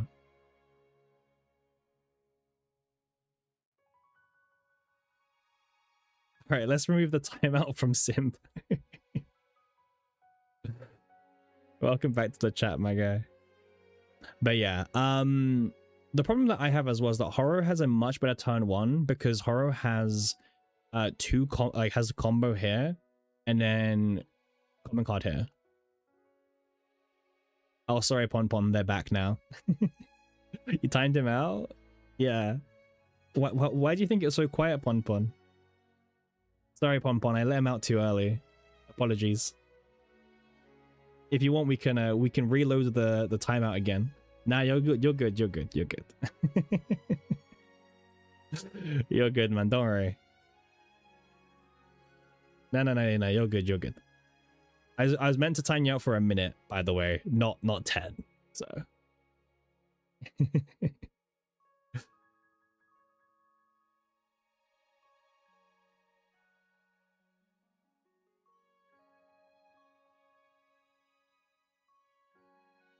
Pon Pon, they said something nice, not a lie, right? So I think you should probably tell the truth. The truth is probably better. But yeah. Yeah, the truth. Yeah. I don't think we want to lie to people now. Gosh, it says I've done 864 chaoses. That cannot be true. I have definitely not done 864.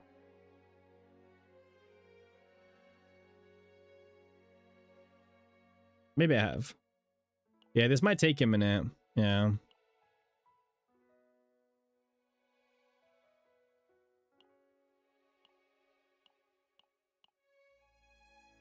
I mean, even this says we haven't done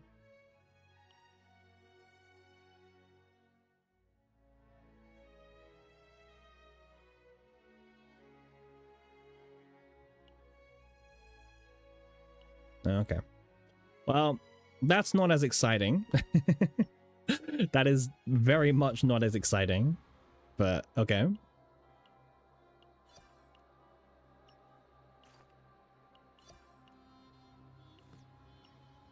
You were so nervous. Yeah, I bet.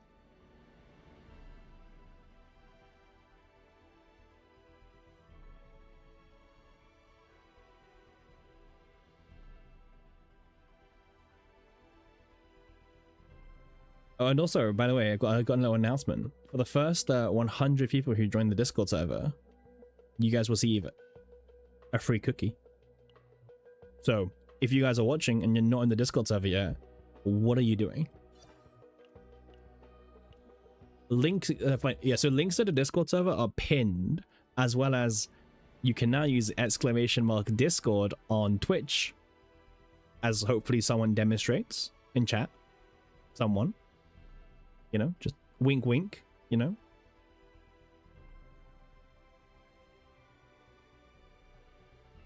That's the cue for someone to that's the cue. Thank you, Pon Pon, as Pon Pon demonstrated, you know. Thank you. If it's an oatmeal raisin cookie, I will find you. Well, okay, Snuff, I haven't said what type of cookie, right? I'm just saying you will get a cookie.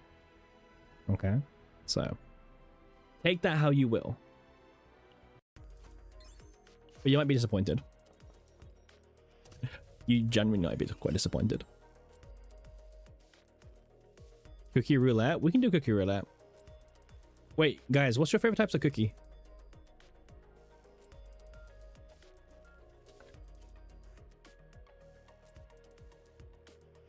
Like, what's the best type of cookie in your guys' opinion? Warm chocolate chip cookie? Ooh, you can't eat cookies? Why can't you eat cookies?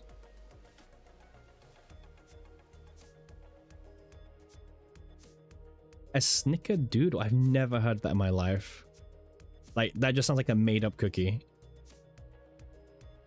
Sugar stuff? Ah, that's fair. That's fair.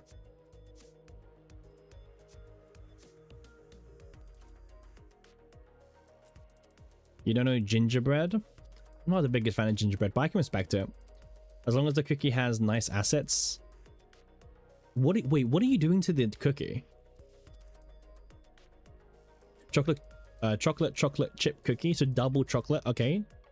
The double chocolate chip cookie. Ice cream? Wait. Ice cream? We're talking about cookies. What do you mean by ice cream? That feels a very different topic altogether. Very different. They're pretty common in your country. Pon, be careful. They're trying to lure you to their country. I would be very cautious if I was you. They're very shady fella. You mean some ice cream sandwiches? We don't really have that over here. Gingerbread's really good too. Fair. Think of a sugar cookie with cinnamon. Okay. What's your favorite kind of cookie? Pizza. Snuff, you're just American fur. Like, of course you're gonna say pizza. No big cookies, that's fair. If I share my country here, you could think that I won't blame you. Yeah. I mean, I'm not encouraging anyone to dox themselves or anything, you know. Okay, so wait a second. There's a piece of chocolate chip cookie. Well, I'm not eating it. Wait, have I done all this? Oh, I haven't done this yet. Oh my god, I was about to like miss out on like 20 crystals. Yeah, guys, make sure you guys don't miss out on crystals like I was. If you share your country, it'll be on my banned travel list. That's probably the best response you can get, Pon. Just a big ass cookie with icing on it? Yeah. Yeah, but like, why do it later?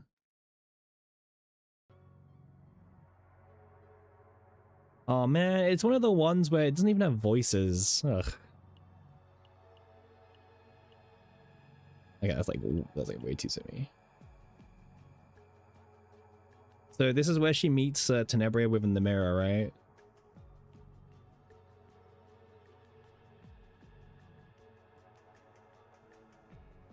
Okay. Well, I thought it would like autoplay. Okay.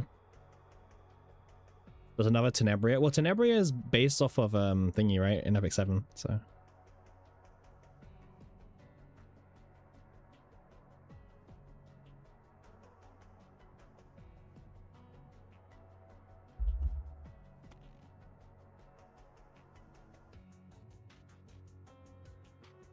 Oh, you didn't know she was in CCN? Oh yeah, she's in CCN, yeah.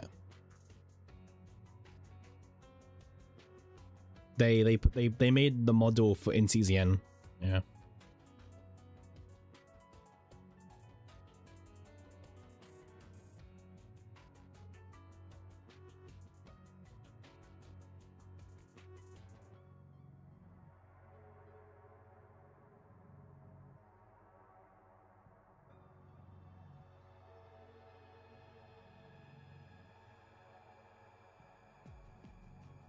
I mean, this interaction is obviously like crazy fan service for the Epic 7 fans, you know.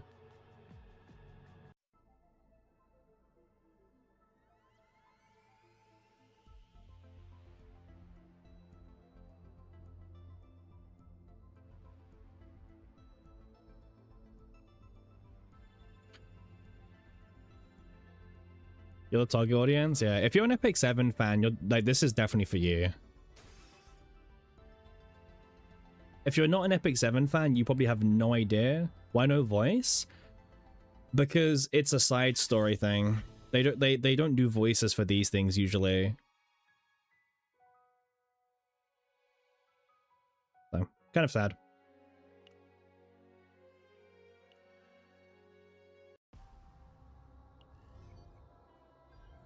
You guys should see my battle missions are so rough. Like, I don't do these because I don't need the crystal. I've only done the ones that give me the experience because I needed experience really badly. So if they don't give me if they don't give me experience, I kind of skip them.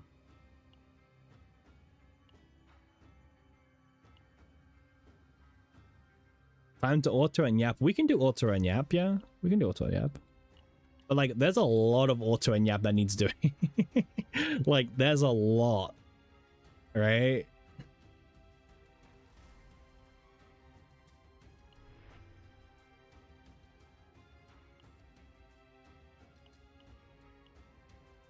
I mean, you guys want this, so all right. So today's rest of the stream will be spent doing the battle missions. Then you guys have very kindly mentioned you guys want a battle mission stream, so you guys will get one.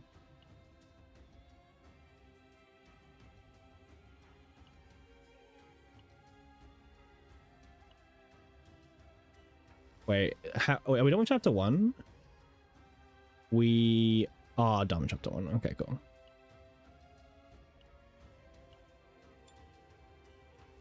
All right, well, I think we can cheese this with dream mods, right?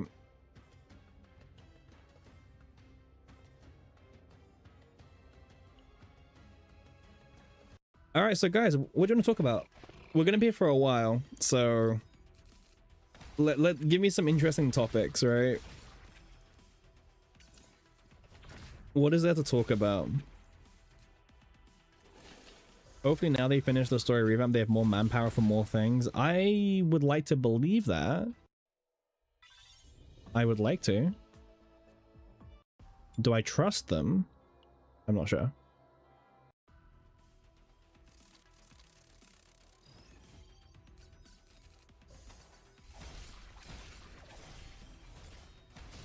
Like, you would hope that now they've done the story thing, they can put more team power behind Sortie, or, you know, future updates or whatever, right? However, is that really the case? I don't know.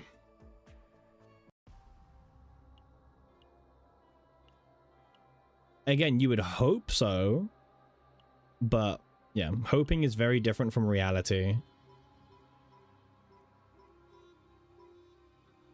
You have a question out of the 3 new characters, which one do I think is more support coded?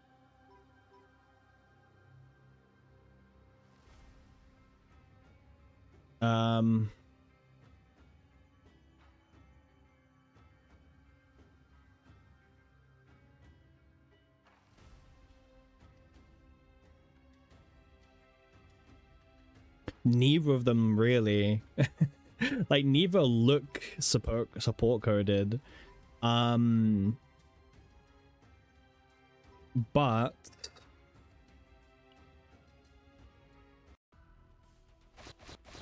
I would say that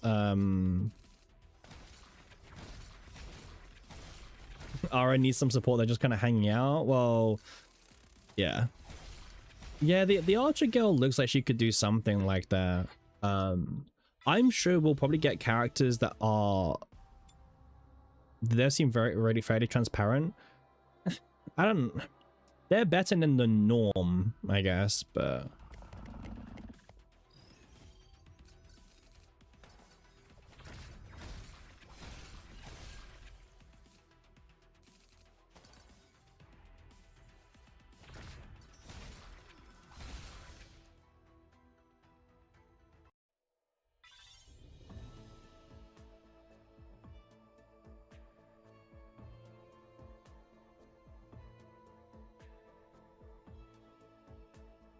I mean, there's some crazy Korean gacha game snuff, actually. All right, chapter 2 is done, right? Okay. They've taken us all the way to this chapter. Oh, wait, we didn't do this one. Damn. All right, well. Time to get in there, I guess.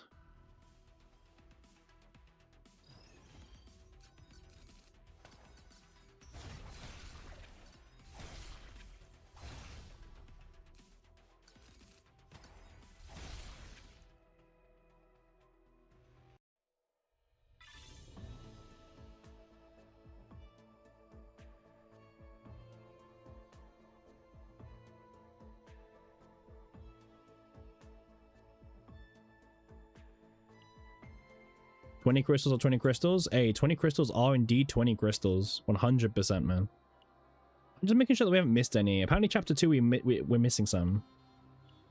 Yeah, we're missing this one. I don't know what's going on. Like, we're just missing some.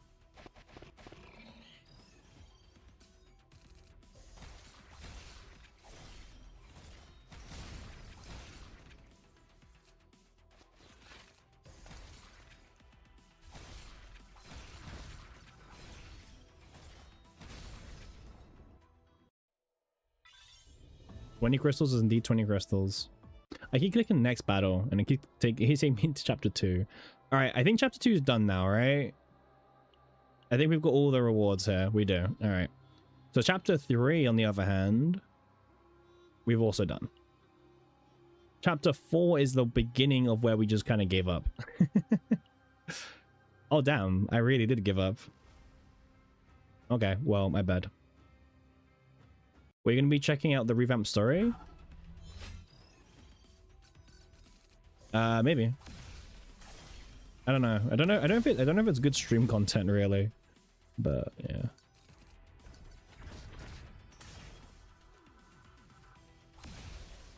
We actually... We should do a poll, actually. Wait, we should do a poll about like which one do you prefer?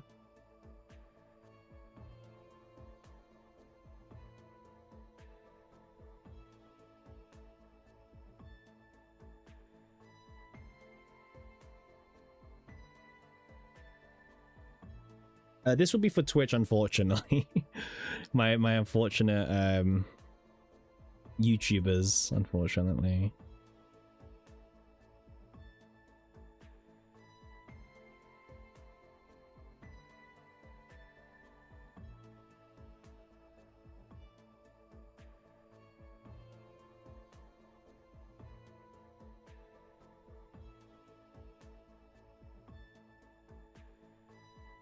Okay.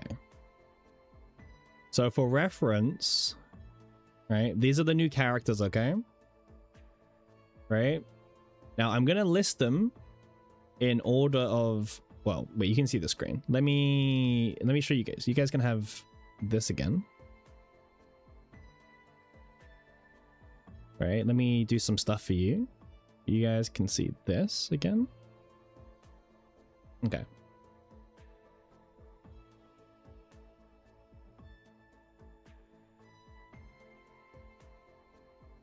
So I think a lot of you guys know who you like already. Cookie Run. Yeah, one of my friends plays the card game and they asked me about like, will I get into it with them? And I was like, probably not.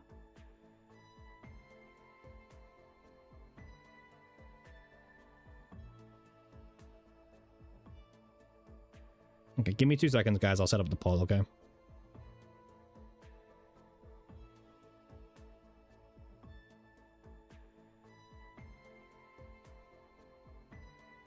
Okay, so we will have, let's take a look again. So we're gonna have, we'll have Olga, we'll have Arabella, and we'll have Hilde. Okay.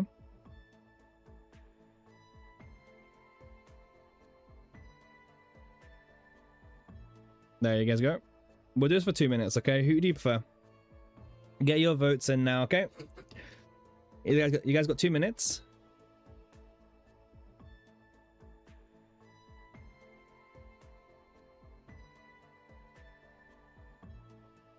You misspelled poggers.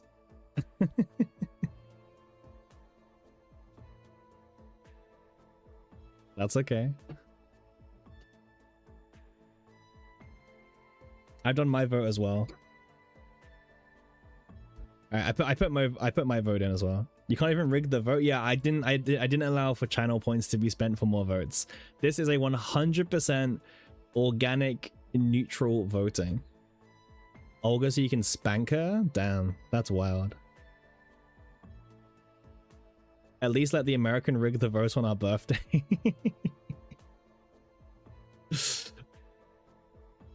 Looking pretty split, yeah. I don't know. Olga is like very clearly taking the lead right now. So I don't know.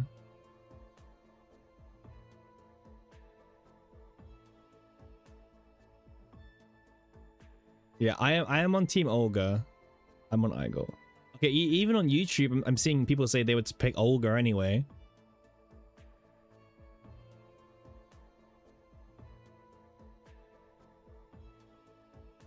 You don't mind the brat with a scythe from that? Me neither. I'm down for it. Yeah. So from my chat, I'm gonna say that Olga is the most popular out of the new characters, right? Based on the voting that we just have as well, and based on YouTube chat, obviously, poor YouTube chat, can't vote. Yeah. Yeah. I mean, it wasn't even close, but yeah, Olga definitely won that. So skin tight over pure goon personally. That's fair, Ponpon. Yeah. She has other assets you're interested. You should have you haven't pulled your ults out. Hilde looks like she'd make you breakfast and abuse you verbally. Really? I don't get those vibes, Snuff. I don't get those vibes. I mean, I can do all of that myself, but minus the breakfast part. Is that okay? Like, I'll do all that for you without the breakfast bit.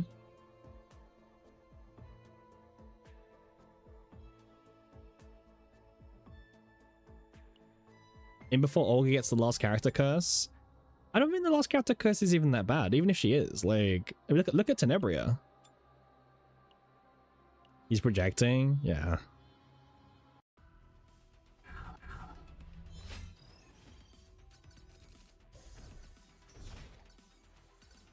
What's Reddit saying? Let's take a look at Reddit. Definitely going for Olga. Unzips wallet. Olga's smug face is doing all the work. Malin and Luke who cares?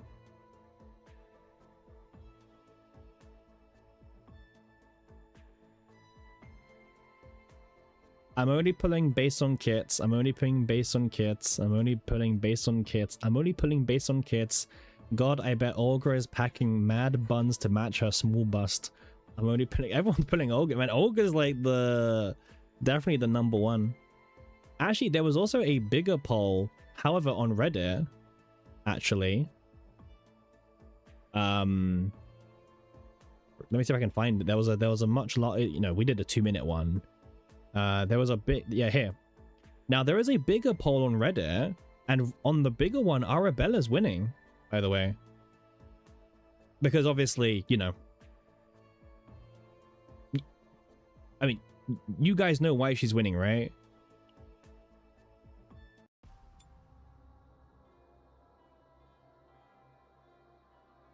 I mean, Faye's old news, right? That's the problem. Like, we've known about Faye for too long. No one's excited. Because she has big hair. She has red hair, yeah.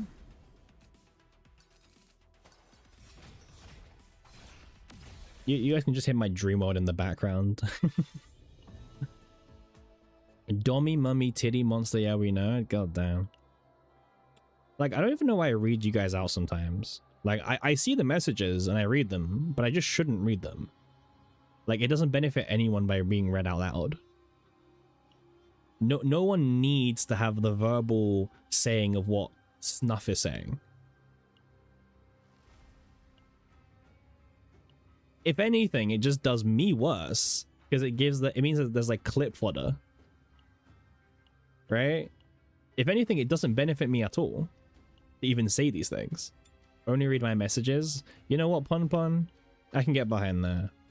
I think we can make an agreement. Pom Pom would never bait me into saying something kind of goonery.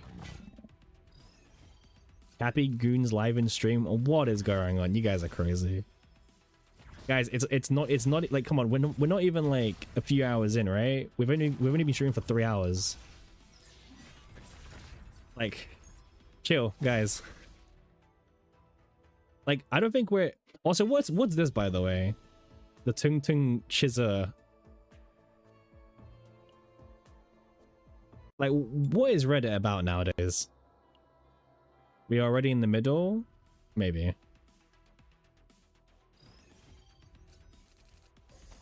AI slop? Yeah.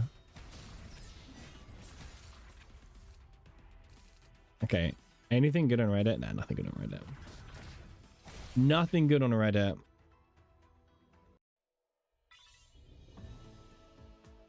Alright, actually, let's go. Let's see if is there anything in r/gacha gaming going on.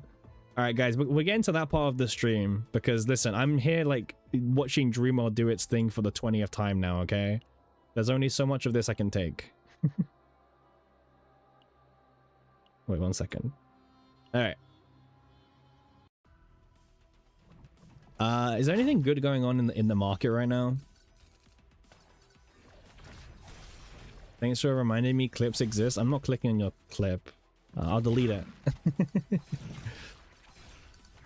Okay, so r/gacha gaming is in, well, it's just waifu posting recently. Damn. Yep. It is literally just, it's just goon. Yeah. Gosh, summertime brings out the worst in some people. Or the best, depending on who you are. Oh, does anyone play Limbus Company? I tried it. I didn't stick with it, but it wasn't bad. I just couldn't get into it properly. But I know it's a good game. It's a really good game. You gooned it. Same. It's not for you? Yeah. Same? Okay, yeah. Like, I tried it. I couldn't get into it, but I can admit it was a good game.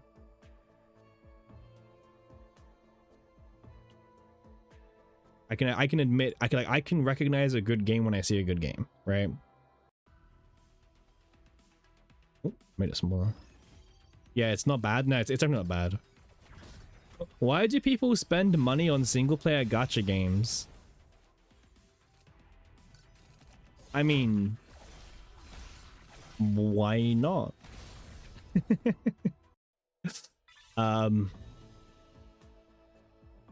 Like, why not? Not everyone cares about PvP, right? Baits? So the respect for no deleting the post? Nah. So the problem with the question of bait is read the first sentence. I'm not part of this community, and I've never played a gacha game besides ZZZ and Genshin Impact. Zenless Zone something and Genshin Impact.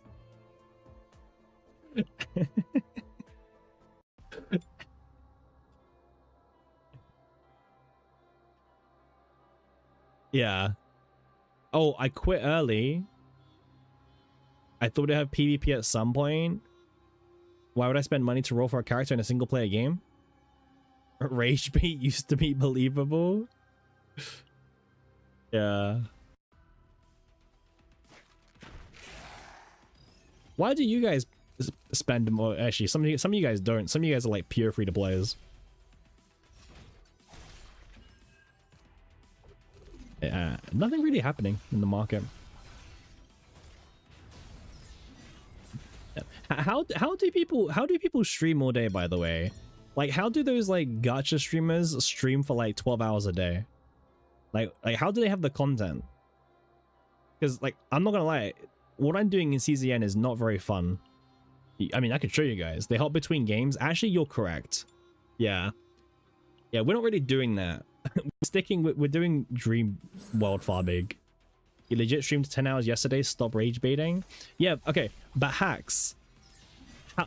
Do you know how much time we spent actually playing CZN? Because but trust me, it was nowhere near 10 hours. Does anyone remember how much we actually played CZN yesterday? Does anyone remember? I'll give you like a special brownie point if you do. Or if you can get close to the number.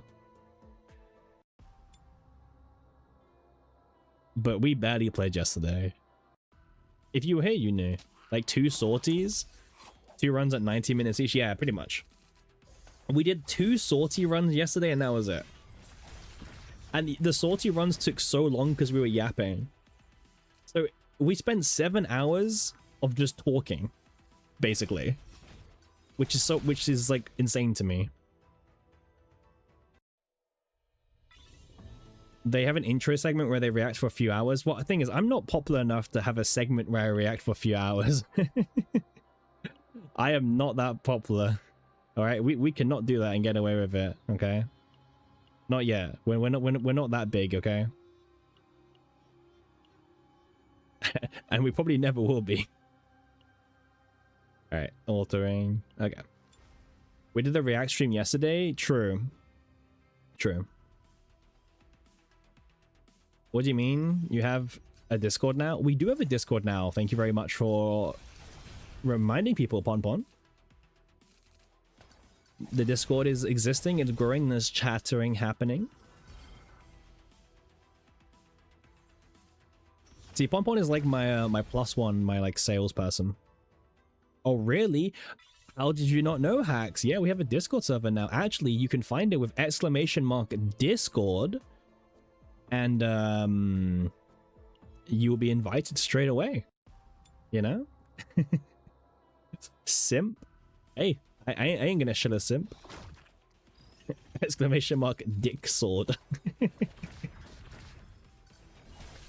It's okay that you can't spell, Hacks. It's okay.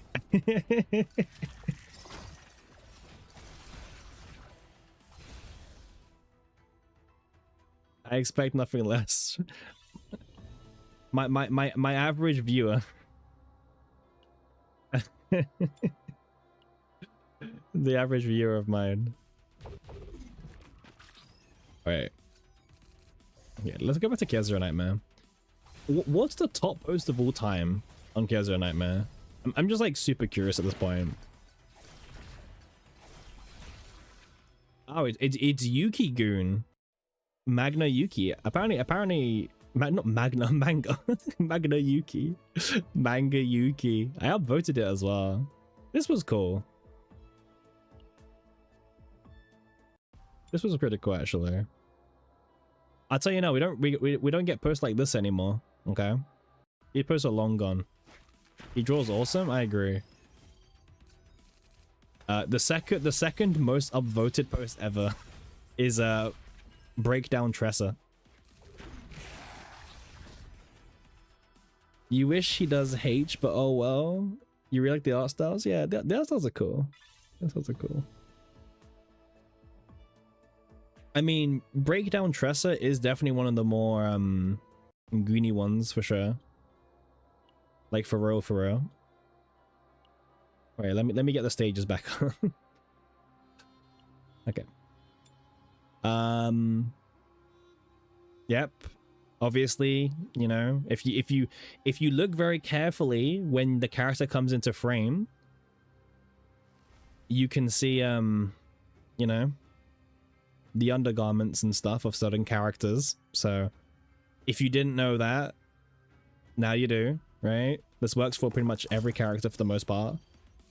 You think the art contest just ended for the summer theme? Ooh, exciting. Yuki cosplay. By the way, Yuki is like in the top post like twice already. Oh, this post makes me sick.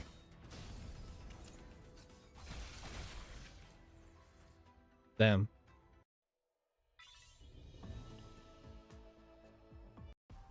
Now, technically nowadays, this isn't even that great in terms of like character relevance, but it's still cool to see. Let's do a breakdown tier list. Do you have a link to a breakdown tier list?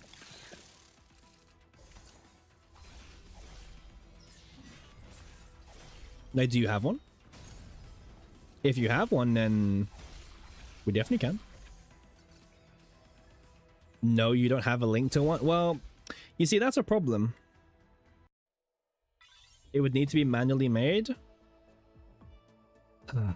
You're lazy? Don't say that. No one wants to be with a lazy person.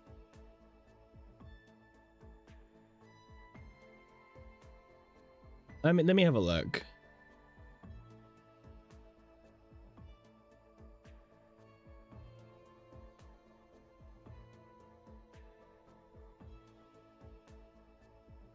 Nah, I'm sure you're not that lazy.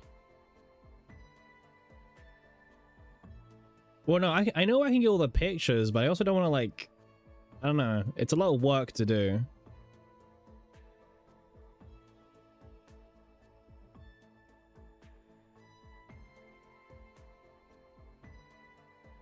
Like, it's a lot of work to do. Well, it's not like a lot, but it's more than a lot. Asking Pompon to help? Why asking Pompon to help? What do you mean Pompon to help? You mean Pompon to do it? Okay, if you make a breakdown, like if you make the 10 play, we will do a breakdown tier list. Okay. We will do one. Hey, wait, who's that? Hey, Naughty69, thanks for the follow. Bit of a sus username, but thank you for the follow. Super appreciated. Hope you're enjoying the stream. We're trying to get to 160 followers, so if anyone's watching and you haven't followed, please do consider. We're 7 away now, thanks to Naughty's follow. If we get to 160 today, a special thing will happen. Okay? A special thing will happen. You're off duty? Pon Pon is definitely off duty, yeah.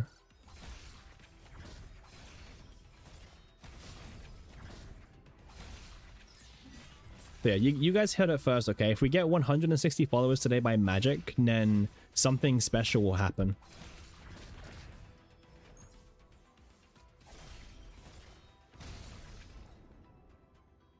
Is that CZN noise playing in the background from you? Yes. So if you want to know what's happening in the background, we are currently grinding the battle missions. And I'll show you how exciting this is, by the way. Why am I not showing this on screen? Well, have a look. This is what I've been doing for the last half an hour.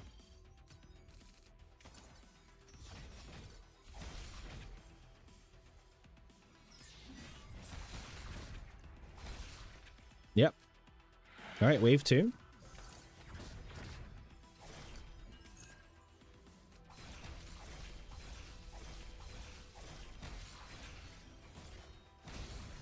Yep. That's what I've been doing non-stop for the last half an hour as I grind these crystals. So if you're wondering why you can hear CZN but you cannot see CZN, this is why. It's not the most exciting content, right? For both breakdowns, yes, both breakdowns. Hey, who's that? Who's that follower coming in right now? Hey, shout out to Puny Yap. I'll call you Puny Yap or Punny Yap. Now, thanks for the follow. Super appreciated. I mean, guys, we're now 6 follows away from the magical 160. And once we reach it, something special will happen. Yeah. That's my selling point. If that doesn't convince you, I don't know what will. Oh my god, we have to do these ones as well. I mean, maybe I can convince you with the fact that we do 10-hour streams, right? You was watching on YouTube yesterday? Well, I appreciate you being over here on Twitch, which seems to be where we're growing more recently. Again, shout out to my YouTube people, by the way. I always look at my YouTube viewers, by the way. Like, I love my YouTube people. We do not neglect YouTubers, okay?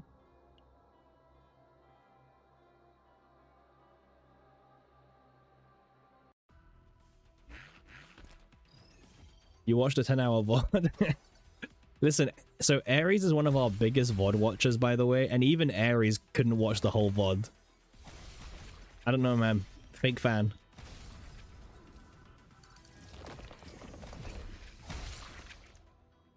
Definitely a fake fan. You're going to stalk? I don't know if you want to say that publicly. Usually if you want to stalk someone, you shouldn't tell them that you're going to stalk them, by the way. Like, if you want to stalk effectively, you don't tell them I'm going to stalk you.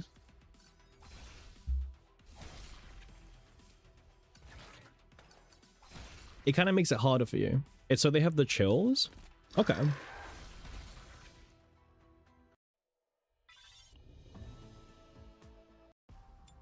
Power move. Yeah, it's a power move. Like, I'm going to tell you I'm going to stalk you. But maybe I'm not. Well, no, you will.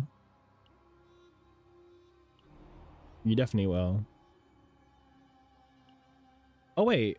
Oh, the Abyss, right? Oh, yeah, I remember this. They added the Abyss and they forgot about it. Do you guys remember this? They added these so you could get lots of XP. And then that's it. Yeah, I remember this. Okay, have we done all the normals yet? Wait, apparently we're missing chapter... Oh no, we're missing chapter 6 hard. Well, we're missing a lot of the hards. Not just chapter 6, but... How many abandoned ideas are in CZN? Actually, a lot. Like, unironically, actually, there's quite a lot of abandoned ideas. Yeah. You prefer YouTube over Twitch personally? Hey, me too. There's nothing wrong with a bit of YouTube.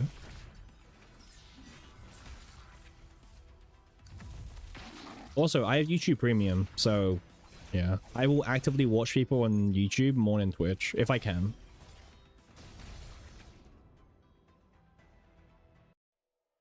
You think we'll get more when the story comes back? I doubt it personally. I don't have faith in them, man. Whale? What do you mean whale? What? Wait, why is Pon Pon shouting whale at me? What have I done?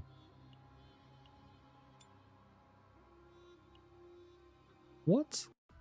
Why am I being attacked? I thought Pon Pon was the last person that would attack me. Even Pon Pon's flaming now? Yeah. Damn. I thought me and Pon Pon were friends. Oh, YouTube Premium's whale behavior? Not when you VPN and you buy it from India and you pay like 90% off a year. My YouTube Premium for the entire year cost me like, what, $10, $12? Hey, I'm not gonna lie. YouTube Premium for $12 is worth the entire year. Hacks? Not hacks. Just like saves your money. That's crazy. Yeah. If you buy from the right places, you know, if you pay full price, it sucks. Do you get any benefits from YouTube Premiums watching you? Honestly, I have no idea. I mean, I don't really make much money from like streaming, right? So I have no idea. Okay. Oh, so double me there for a second. Lucky you. So I can see that on Twitch, for anyone who has Twitch Turbo, I do make some money off you. So if you have Twitch Turbo, I do make money. Right?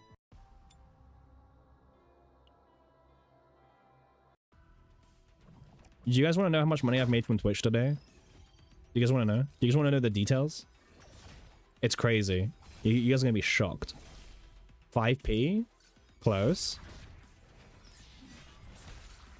Twitch Turbo users are being used, be aware. Yeah.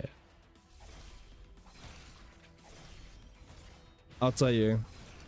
So far today, I've made 18 cents.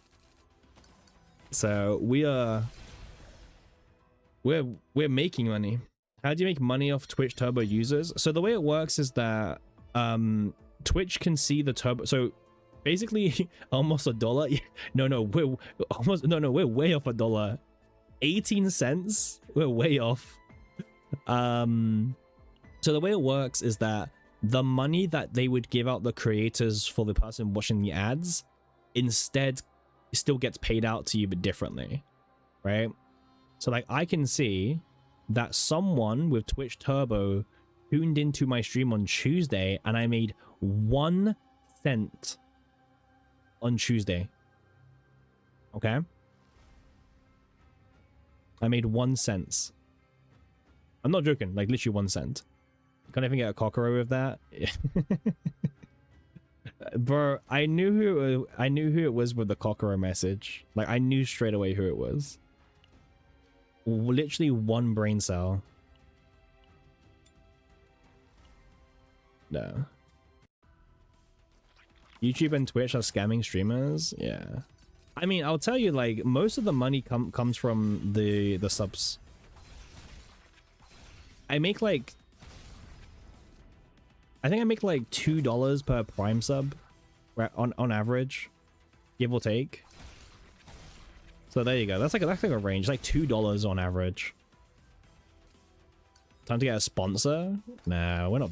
First of all, we're not big enough for a sponsor. Well, actually, I don't know. I've definitely seen smaller people get it. Oh, LD's calling? Well, listen. If LD's calling, then that's a bit different. Okay. If LD player's calling, then okay. We can talk. So guys, what do you guys think of the CZN gameplay right now? It's quite riveting, right? Sponsored by PlayNation game. Bro, they wouldn't touch me. You thinking G Fuel or something? Yeah. We're still trying to grow an audience. Most sponsors they prefer you to at least have like 50 concurrent viewers plus, at least minimum, And we kind of split ourselves on Twitch and on YouTube. Like right now, I can tell you, there is 16 lovely people on YouTube and 29 on Twitch. So that's like what, 45 people, but split. You could probably get a random gacha sponsor. You know what? Probably like a really niche one.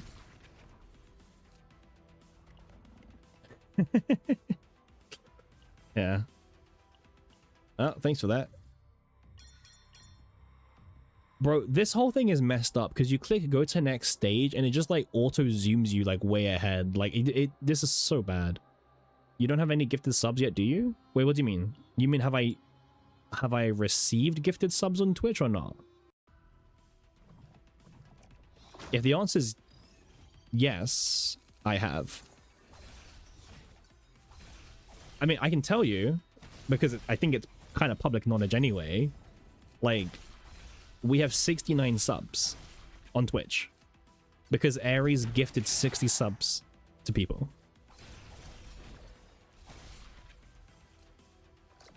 So if you're in Twitch right now and you don't have a Twitch subscription, you got really unlucky basically.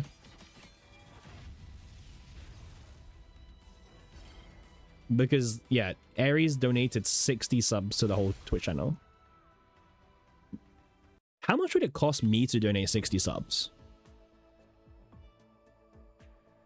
Wait. Let me see if I can figure out. Like, if I wanted to gift 60 subs right now, it would cost me like...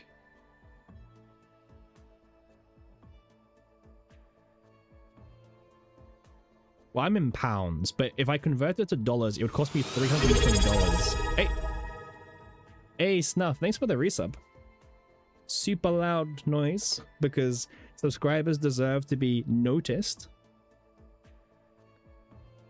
Who needs luck? Have money? So thank you for the $2, Snuff, basically. There you go.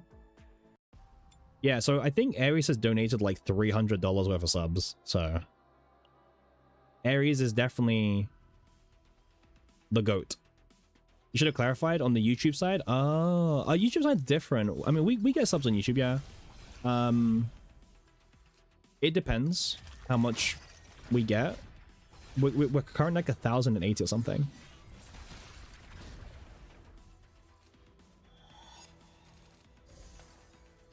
We've been kind of slacking on the videos recently.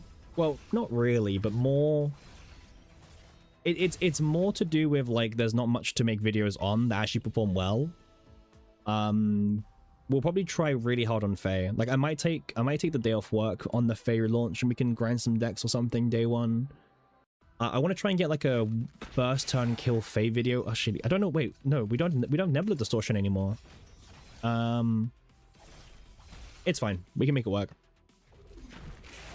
We'll try. We'll do like a tower thing with Fae on day one or something. That's what we'll do.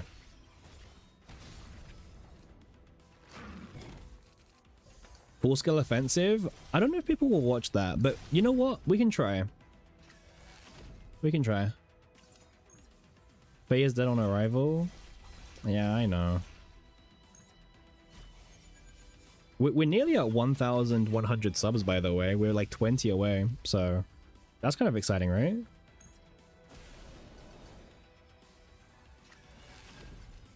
I'm not holding out hacks, but maybe there's a chance. There's a chance.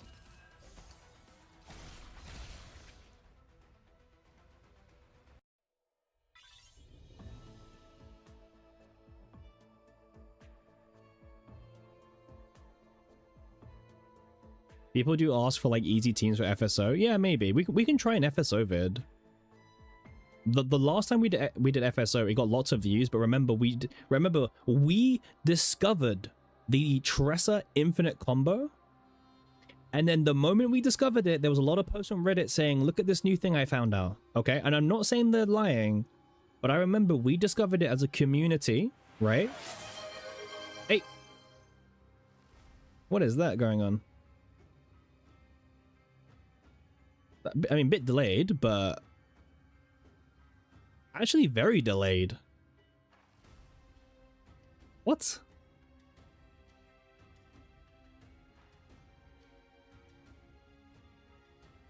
Wait, did something not come in for me? You lost your free-to-play status? Wait, what happened? Wait, did I miss something?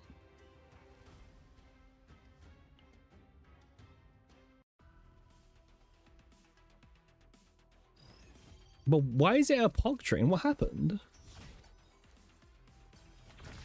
A POG train never happens after like a resubscribe.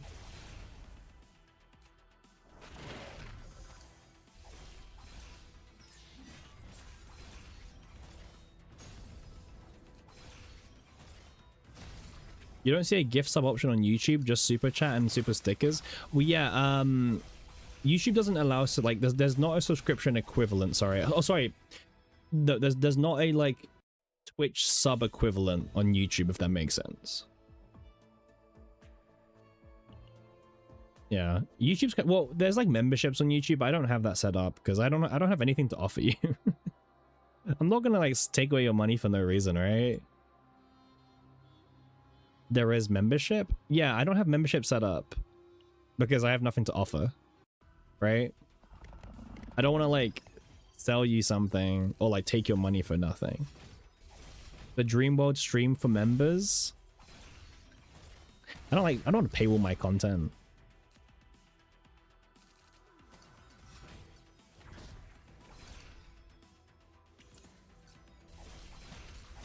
Why is there a POG train? Like, what happened? Like, what caused the POG train? The only thing that happened is that Snuff resubscribed.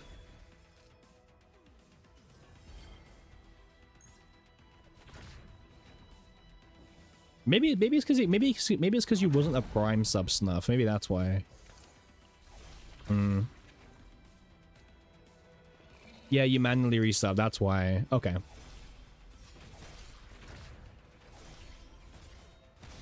Ah, you did it manually. Well, yeah. I mean, I don't really care about the subs. I mean, it's always appreciated. But a nice little follow will also make me very happy. I really want to get 160 today. I think 160 is very doable, and it's a really funny number. And I said we'll do something special when we reach 160 followers, so. We'll like have a party or something. I don't know. I haven't really thought it through yet.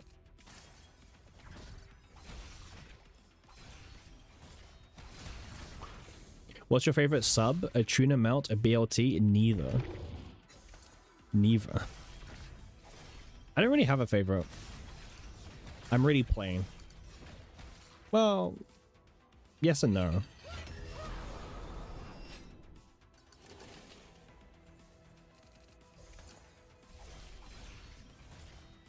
I mean, I'm more curious to know if anyone's watching the stream still. What do you guys think of the content, the CZN gameplay? Do you guys think it's like really exciting? Are you guys having fun watching it?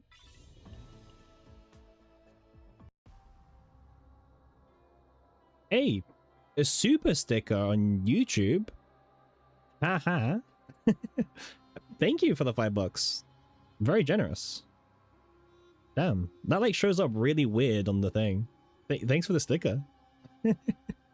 That's super cute. Cody super sticker. Riveting gameplay. Thank you. I'm glad you're enjoying it, Pon Pon.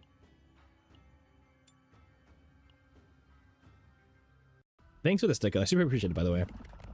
It's very generous, by the way. Like, I don't... Whether someone is very kind to donate $1, $2, $5, $10, $20, $50, $100, like, it's all appreciated. So, yeah, thank you. How many subs to farm you a Dreamworld team? 100.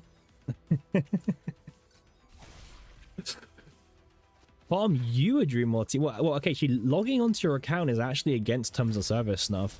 We do not abuse terms of service on this channel, okay? Please pray for your Owen. This is last shop. Alright, I'm praying for you, Hex.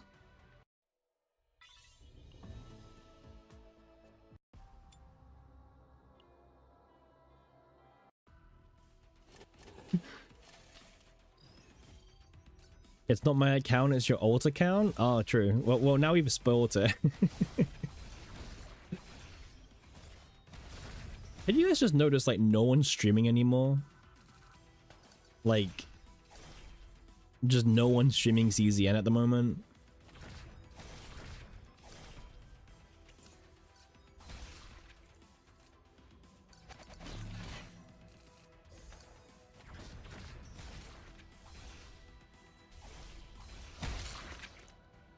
Dead game confirmed. So, okay. You know the thing that interests me is I always go into, like... Okay, so sometimes I'm scrolling through the category, right? And then I see, like, someone streaming the game.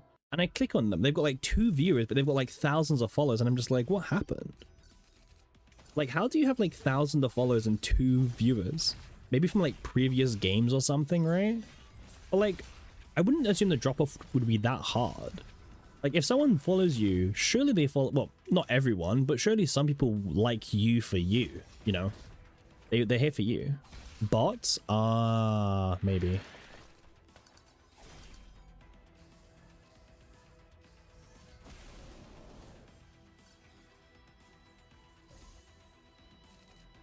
You saw a guy saying he was putting for season 4 characters? I mean, everyone is. Maybe they streamed for years with big breaks. Maybe, yeah. Maybe. That's true. Because, like, we've got a very small community, but, like, our like, community is very active compared to most of the people. You know what I mean? So, like, it just makes it a bit weird. We're like, wait, how do you have, like, thousands of followers and, like, 2 viewers? Or 3 viewers? That seems really, like, weird.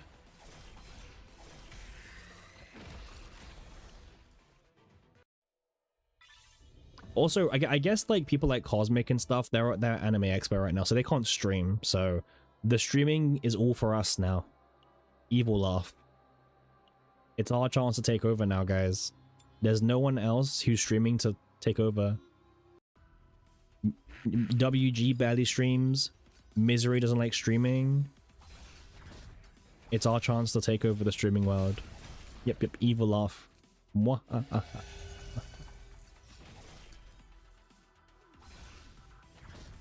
There's no one to challenge us. 3 dream worlds on Owen is fine with Cthulhu Sword? Yeah, it's fine.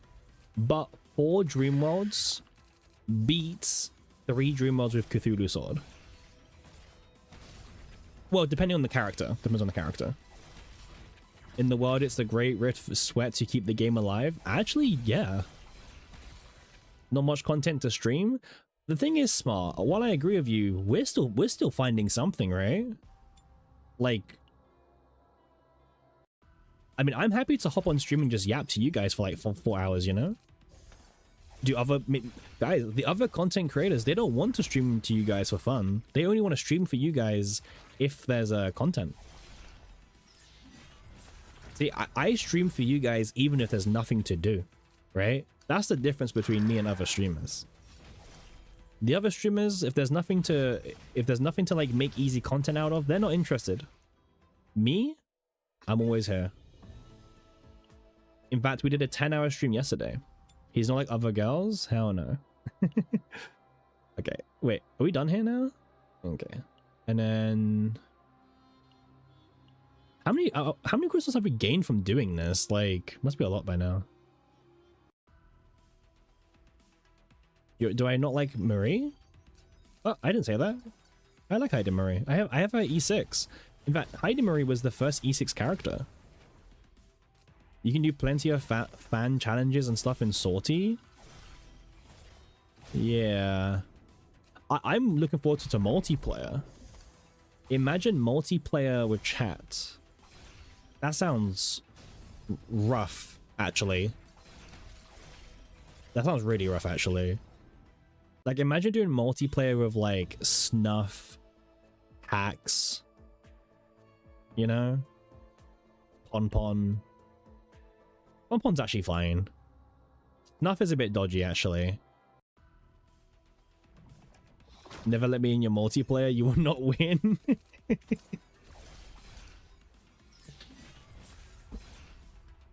I hope the multiplayer is cool.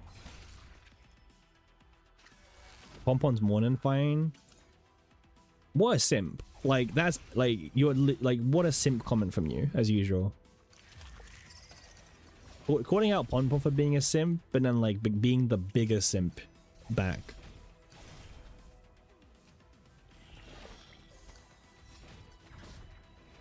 I got a message from someone, by the way. Someone trying to sell me. Well, actually, I get a lot of messages from people trying to sell me stuff. Like, you guys wouldn't believe it. Like, I get a lot of messages from people trying to sell me stuff. Like, I can sell you some custom icons. I can sell you this logo. I even had someone be like, listen, I can... Someone trying to sell me a VTuber model. Like, have you seen my streams? Do I look like I'm going to use a model for VTubing? Like, if I want to put a VTuber model, I would just do this.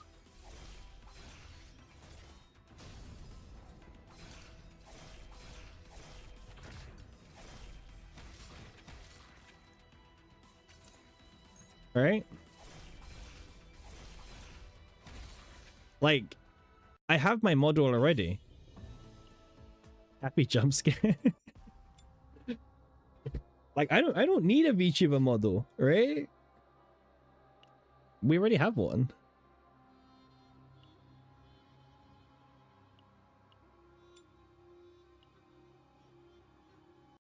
I'll be honest, this Cappy is probably more interesting than what the gameplay is on the screen, so yeah. If it's Booba, your VTuber model, you would subscribe? I'm not doing a Booba VTuber model. I'm not doing that. It's not my thing, man. Well, like, for me to be the Booba VTuber model, like, I'm not gonna do that. All you're missing is that jazz music from before. Ah, that's true, actually. I missed the jazz music, yeah. The opportunity lost. Putting on music on the background is really annoying because you have to like change the settings so like the music's fine but not too loud and this and that, you know, like ugh, it's not my favorite thing to have to go through.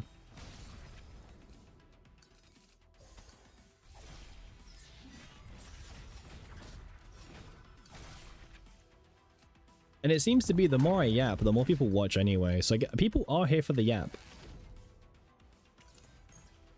You find it weird for VTuber girl with a guy voice? I don't want to say it's weird. I think weird's a harsh word, maybe. But it's not for me, is what I will say, right? Like, sometimes I join a stream, and then it is a VTuber guy, sorry, girl with a guy voice. I don't know, it's kind of off-putting for me sometimes. Like, I'm trying to, like, immerse myself in the stream. It's just not happening. You know?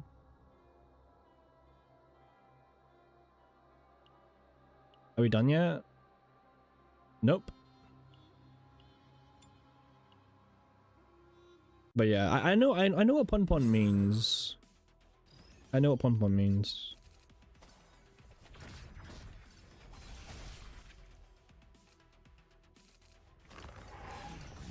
Is that quite common, by the way, guys? Like, is that a normal thing to come across that kind of content? I'm just curious. Like, is it very common where there's a female VTuber model and it's a guy's voice behind it, and like they are a guy and they say like they are a guy behind it? Not very elf note. You haven't seen it? I've seen it a few times, but I don't know how common it really is. Okay, actually, wait. Let me rephrase that question. Whenever I see it, it's mostly like more budget models, right? And that's my experience. Like whenever, it's not like it's a proper. The model's quite cheap looking. That's my experience. It's not like a proper full-on 5-digit setup. Yeah. You've seen some, but it's mostly a meme? That's fair. Do you want to know my dented take on skins? Yeah, go on in. If it's bad, you're getting banned. So, but I am prepared to hear it.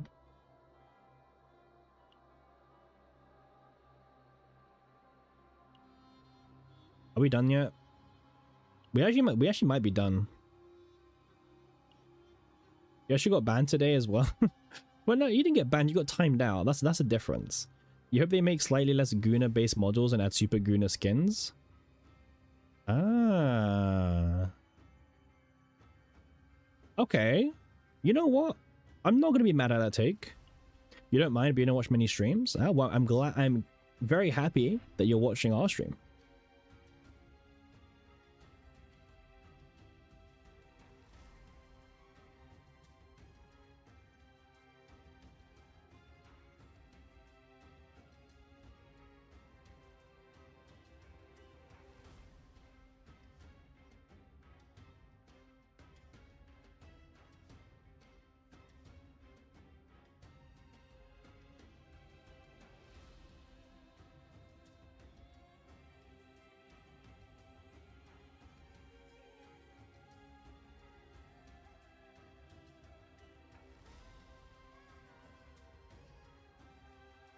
You don't mind? You can accept that? Yeah.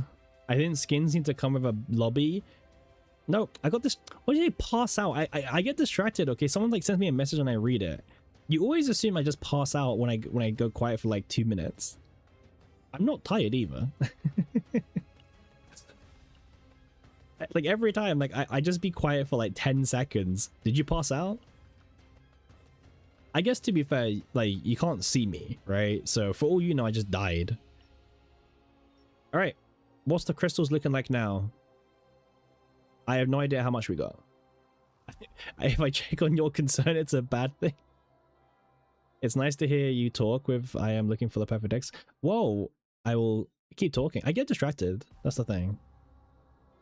I get distracted really easily. Sim can't handle the void. True. Sim can't handle the void. Yeah.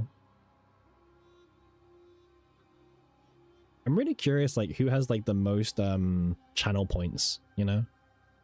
I can't check. Well, I probably could, but...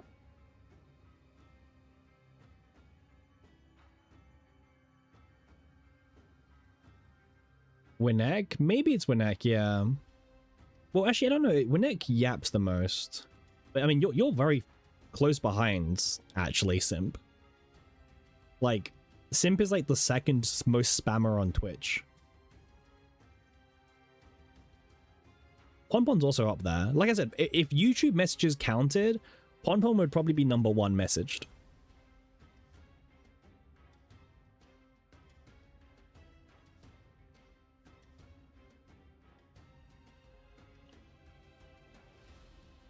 Shiv used to message a lot, but I think we end up streaming when Shiv is usually at work and something, so... Sadly, Shiv misses most of the streams, unfortunately. I'm sure when Faye releases, Winnek will do like 10,000. Winnek is like... Winnek, I've known Winnek for a while now. Like, I've known Winnek for like... 8 months now. You gotta live up to your name, Simp? Well, I don't know. I don't know who's the biggest Simp.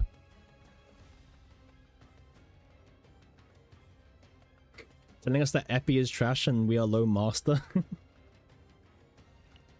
Yeah. Oh yeah, guys, big news. We finally reached 422 cameras, by the way. Exciting stuff.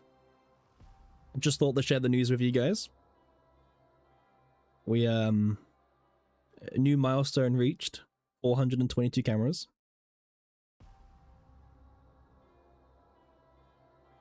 I end up getting these way more than I can use them.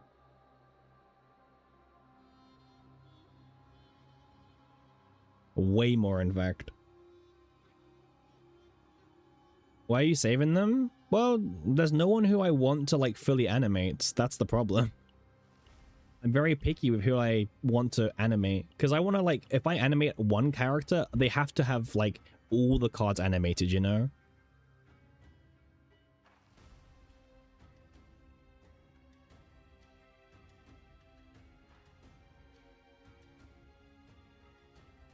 Yeah, so that's why I wouldn't say that it's me saving them as much as it's me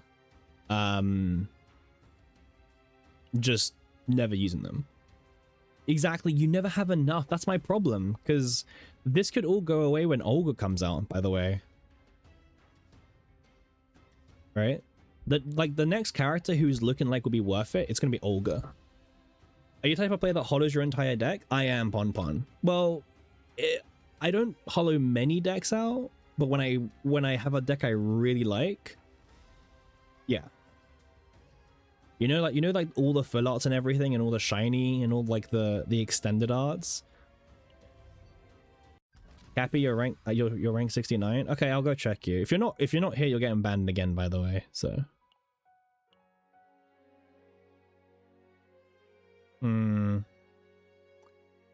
Okay. Lucky. All right, I'm gonna critique your build. Okay. So. Double Eternal Nia. Okay, common card. So just copied Aiko's build. Okay. I mean, sure, just copy what's good, right? Double Hunger Scam. Yep.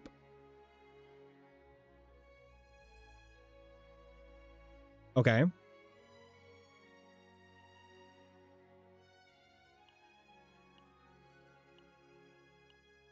Does bro not know that these don't stack? Okay. I'm guessing bro just doesn't know. So, yep. No, you didn't know? Yeah, well, to be honest, the game doesn't tell you it doesn't stack, right?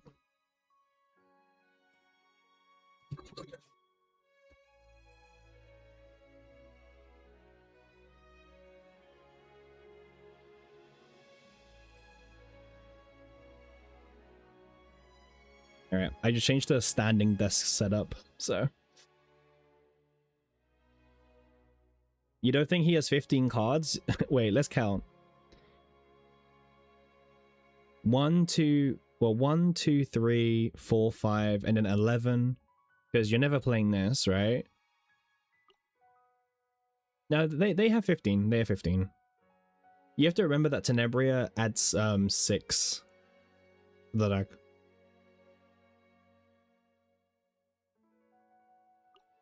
When you remember that Tenebria adds 6 to the deck, it makes a lot more sense, actually. Okay, let's look at your Ray. So, Clover? Wait, where's Combo? What the fuck is this? What? Wait, what's going on here?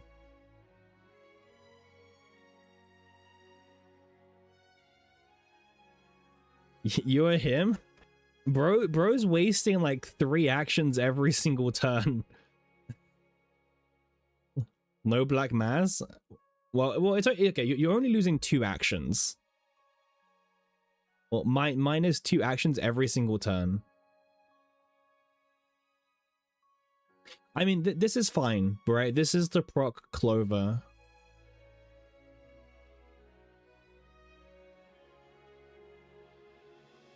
Morale on Gib? 1 morale ain't doing much, buddy. I mean, okay, overall the build's okay. It's like a very fine build. Is anyone else currently top 100 and you want me to check out your builds? I don't know if anyone else here is top 100 right now on global. Okay, global top 100. I can't view Asia, so no. You're gonna roast me. Hey, Pon. What rank are you? I mean, found you. Don't worry. Okay, so okay, let's do Pon. Okay, so we're doing the Heidi build. Okay, Tenebria, Spotlight, Cutie Patooey. Yeah, we found the Cutie Patooey. Spotlights with the Encore build. Okay, interesting version. Like, interesting, you know, like anti-meta, right? A very interesting anti-meta. Okay. Okay. It's interesting.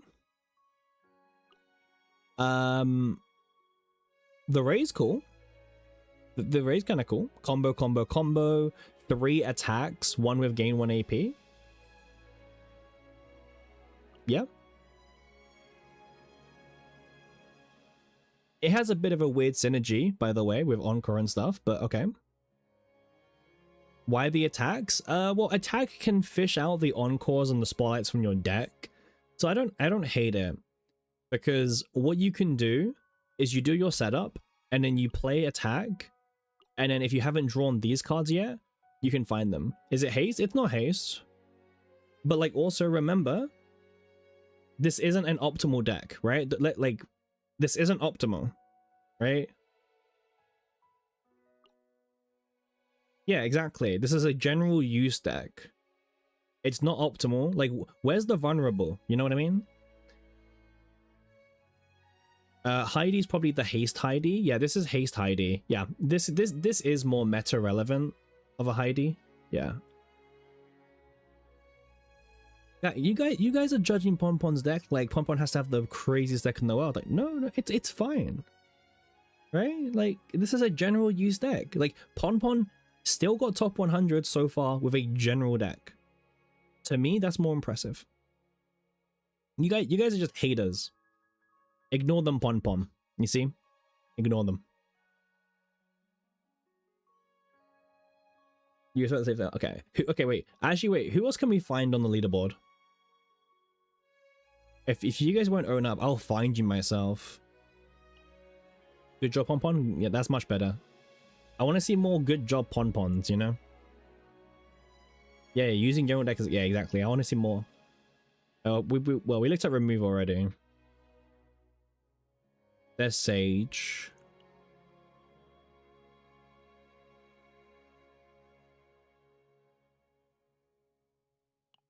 Kieran is here. You're rank 500? Sorry?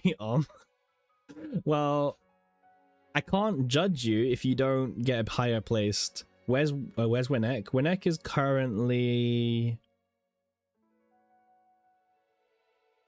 34th.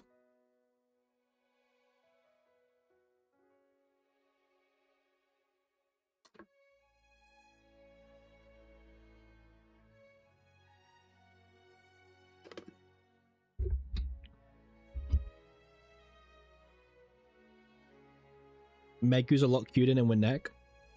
Well, Megu's their stream name. Well, not stream name, but YouTube name. Also, shout out to Shiv, by the way. Very loyal member of the channel. Also currently in top 40. So shout out to Shiv.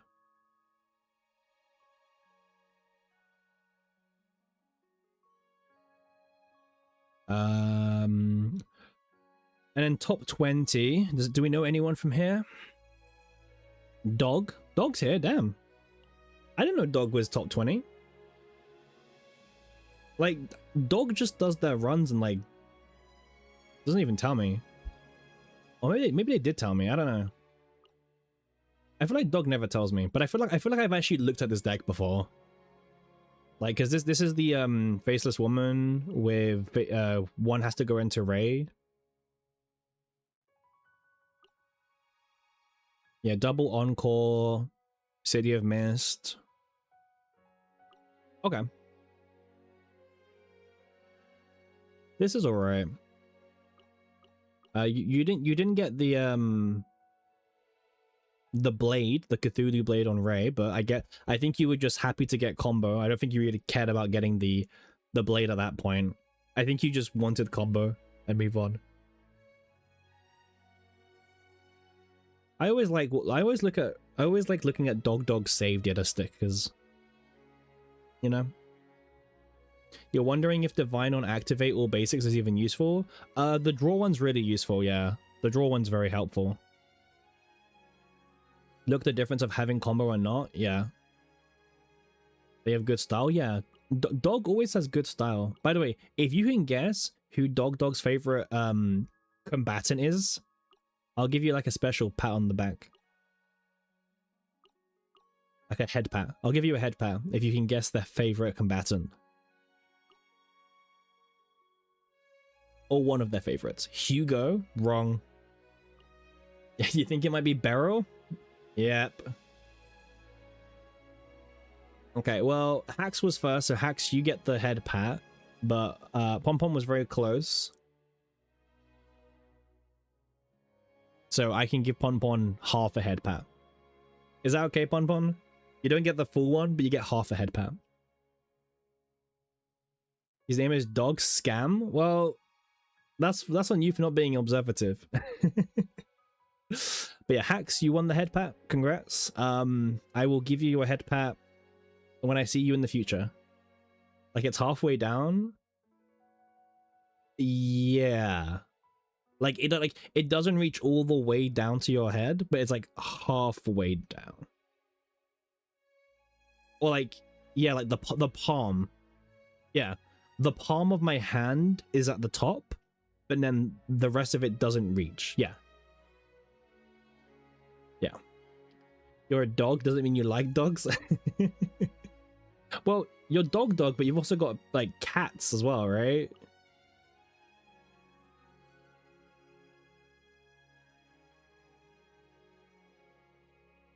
So yeah, it's a very interesting dog.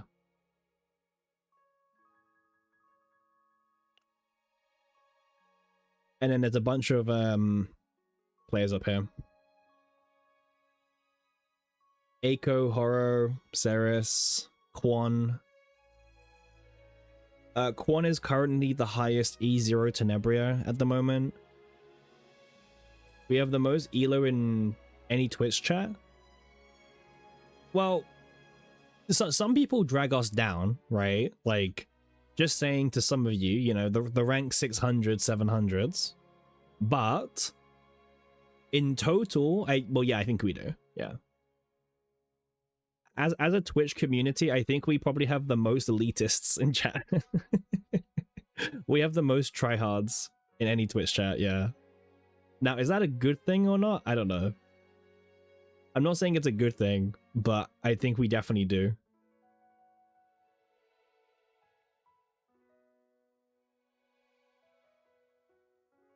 It's always good to try your hardest. I agree. I agree. Now, actually, let's take a look over at... Wait, where's Platinum? 1.1? I love looking at these ranks, by the way, because they're just using anything. Like, what they do is they kind of... Oh, look, Mei Lin. Mei Lin, sir. Oh, it's Arpeggio anyway. Wait, this isn't the Mei Lin build? Huh?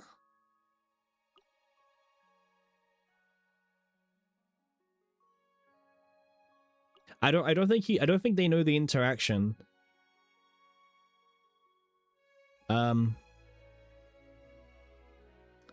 Arpeggio with Mei Lin is not a very good team.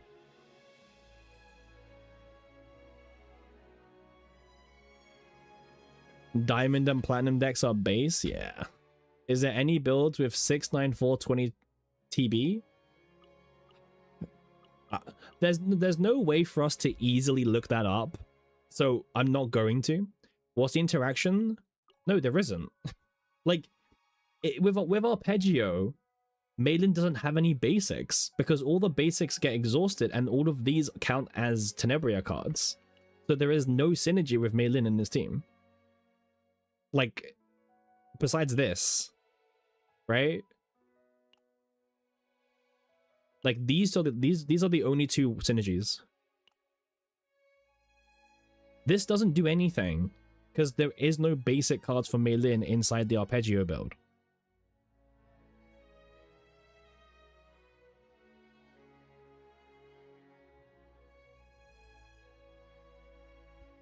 That's the problem. Yeah. There's no synergy right now.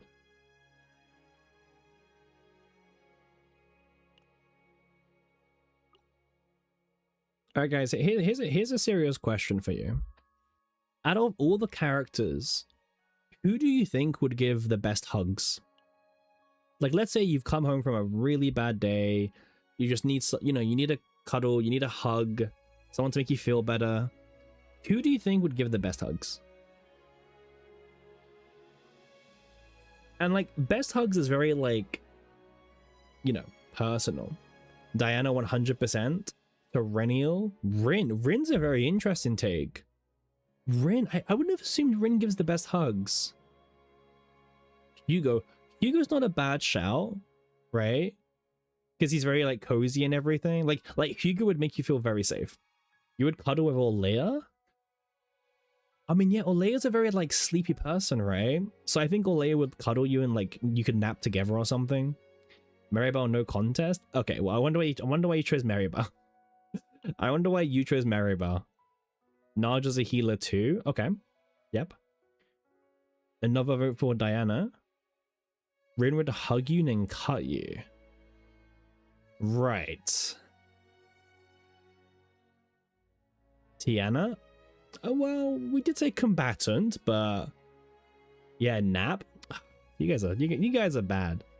Diana, Naja's cool, but her dog is a problem.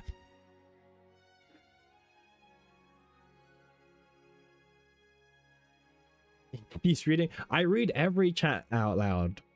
I read everyone's chat, right? I'm not one of those streamers that ignores you, right? And by the way, I think that's why people like smaller streamers, because a smaller streamer can actually read all your messages, right? A smaller streamer can engage with you, can react to your messages, you know? If I had like, you know, 3 times the amount of views, maybe it'd be too many, you know? Naja would give the best back scratches. Okay. I can get behind that. You know, I think people are sleeping on like a few units, right?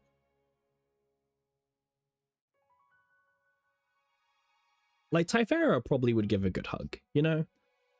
Typhara is very, we've seen Typhara hug her sister, you know what I mean? Typhara is a very loving individual for those that she cares about. So, I think Typhara would be kind of cool. Serenial would look after you as well. Serenial's very like devoted to like protecting, you know, those. So,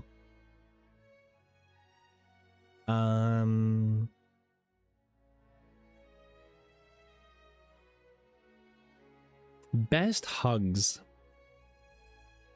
Or Chizuru with hugs. Yeah, Chizuru's a bit of an awkward one, right? I did think about Chiz, but hugs with Chizuru are kind of unrealistic. Side hug, yeah. You can do a side hug. You would have to do a side hug. Rita's a cat, so if you're not the commander, you'd probably get scratched a lot. Yeah, that's true. Yeah. It's a shame, but it's a shame you don't get to see the splash arts anywhere, by the way. The splash arts are really cool. Why is there elasticity in the tower? Because there is. Not really sure what else to say, except there is.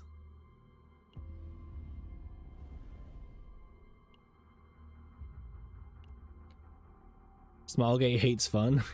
Aru if you give her food? Oh. Wait. We said yesterday that we would actually do a unigram, by the way. We said yesterday we would go through an entire unigram story to see how like the writing is. Now, you can see which ones I've already done, right? This shit takes so long. Well, we'll do one, okay? Because we were judging the writing. Now, if you know why we talked about this, you would know, okay? Right? So for those who don't understand the context, yesterday we were reviewing a game called Star Sailor, not to be confused with Star Savior. And in Star Sailor, they basically just copy and pasted a chatbot in their game, so then you can chat with the characters. But the problem is, or not a problem, depending who you are, they didn't like restrict anything. So you're able to essentially sext the characters in game and they will engage with you basically via the chatbot. Review Star Citizen next. Bro, I'm wondering, when are we gonna do movie nights? When's the Cappy movie night? At least I know what we want. But do we want that? Wow, yeah. Hugo had a nice story of his. Doesn't it just destroy character writing wise? Well, I'm not saying it's good, right? Like, let me actually see if I can find it again. Here we go. Reacting time again. Let me see if I can find it. Yeah, here it is.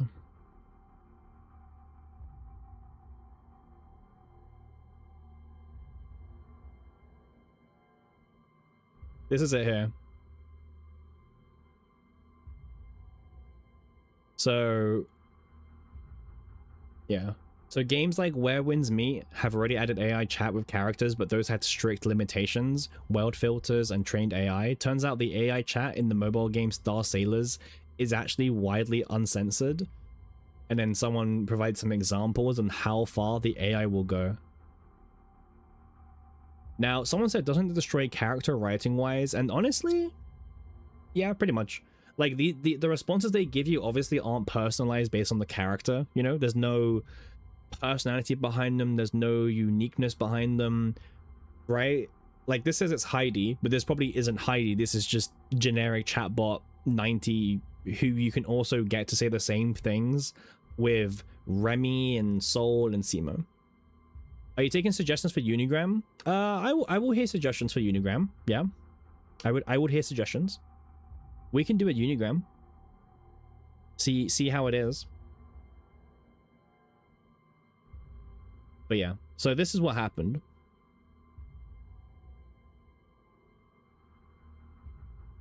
Now, thankfully, they're not saying anything. Well, they are, but it's not like, it's not ban worthy. You know what I mean? Now, in fact, my biggest problem with this game is the name. Well, okay, fine. Like, don't, you know. Why is it called Star Sailors? That's such a dumb name. It's probably just to confuse you.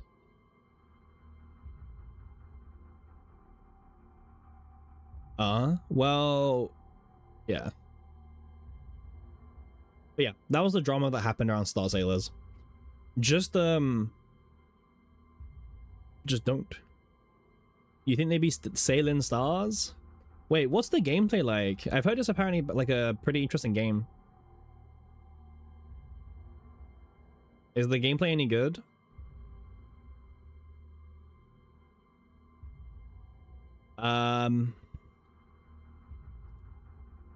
Gameplay. So what's the gameplay? Let me just mute what's up.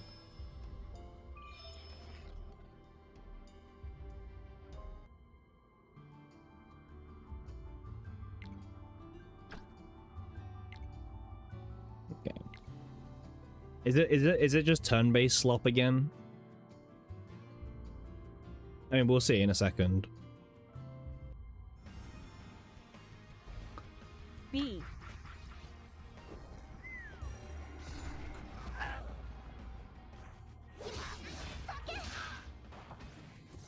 Oh, they've got auto turned on. Does anyone else like look at these types of games nowadays and just go like meh? Like, does anyone just like see these games nowadays and you go like, ugh? Like you've seen it all before, you know? This. Oh wait, we've got auto dubbing turned on. That's why it sounds really crazy.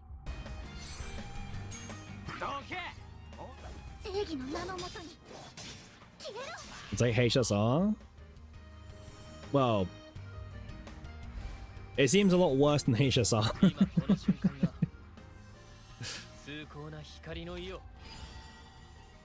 I don't know.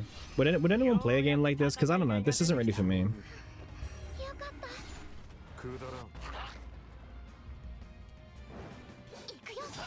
Alt Simulator? You're not sure what it is, really? I'm still figuring out what this game is.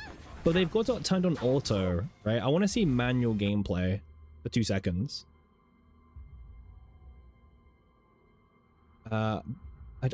Bro, I remember like you could just type in gameplay and like you would get gameplay straight away.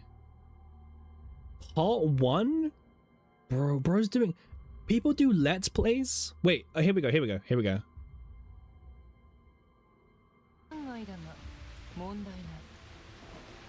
Alright, no live 2D.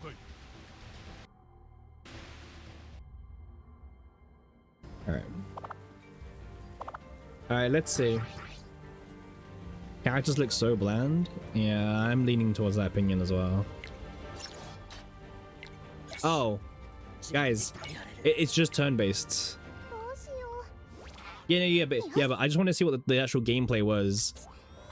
It's just turn-based. Okay. Yeah. I don't know, man. I don't know. You know, the only game that I was actually kind of looking forward to was Fellow Moon. I don't know if you guys saw Fellow Moon. Fellow Moon was a game that I was kind of like interested in, right? When I saw it in Japan and stuff. It was a very interesting style of like turn-based game.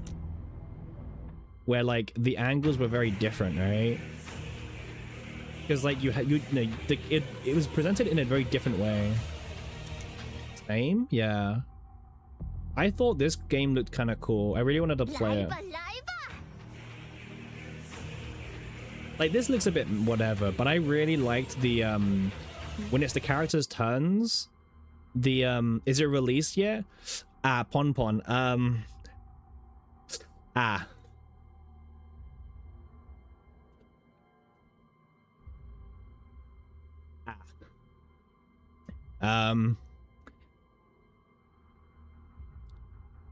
Yeah. It didn't quite make it out into English. How long did it last? I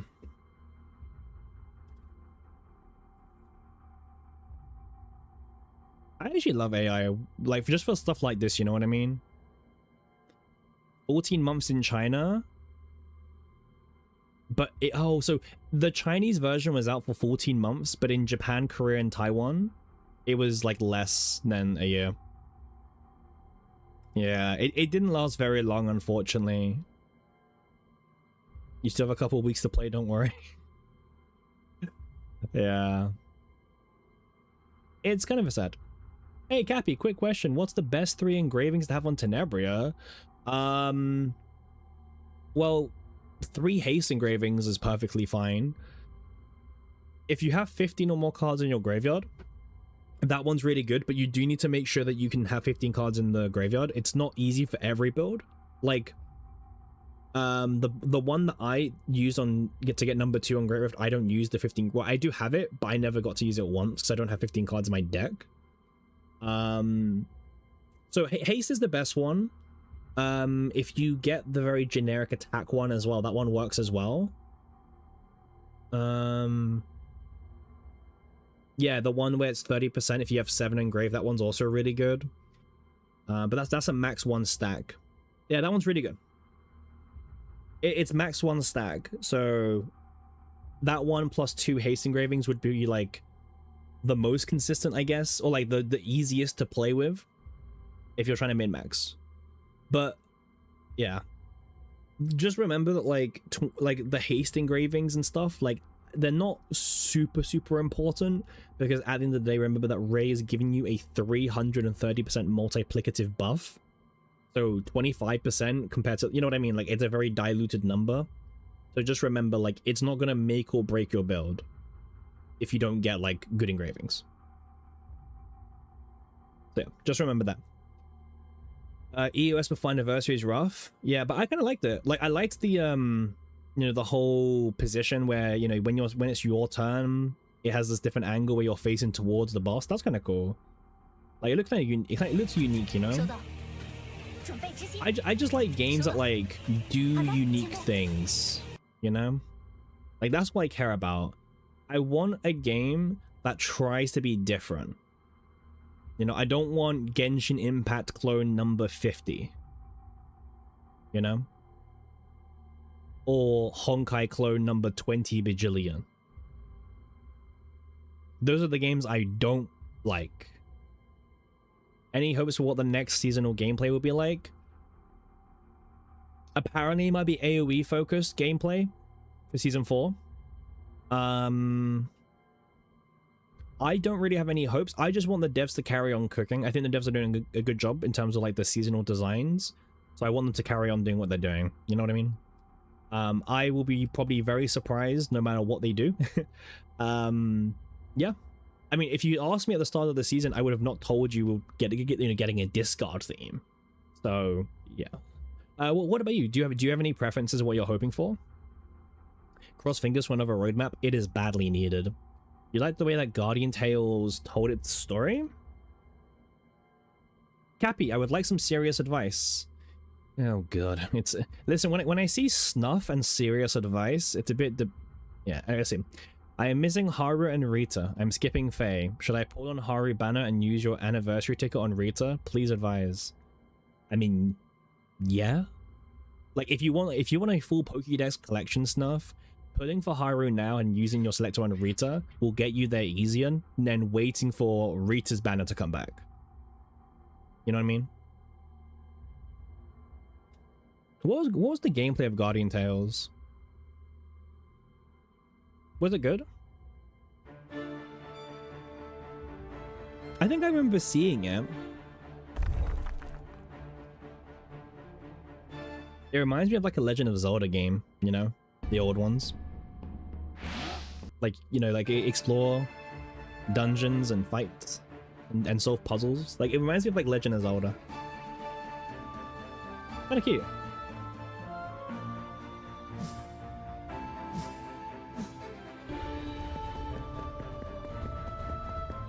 Abby, do you think season 4 is something with AoE? Yes. Apparently. Based on the animations of the characters, it seems it's going to be an AoE focused season, apparently. And honestly, I would be all here for that. You wouldn't mind seeing some retain focus stuff? We already had retain focus in season 2. So I don't think we're going to get retain again. Just yet. I know it was very minor focused in season 2. Like, it wasn't majorly focused. But I don't think we're going to... Chibi's lost their appeal to you? Really, Ponpon? So, okay. How do you guys feel like about chibi games? Do you guys like chibi games or not? Like Azure Lane, for example. Like Azure Lane's gameplay. Oh.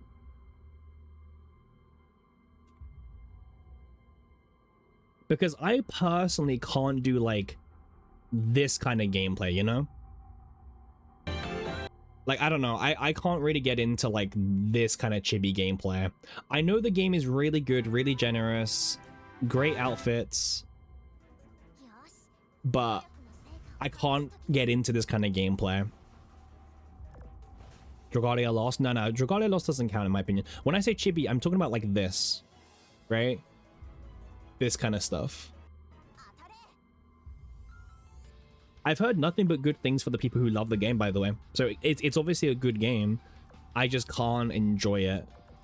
Arknight counts? Ooh, does Arknight count as chibi?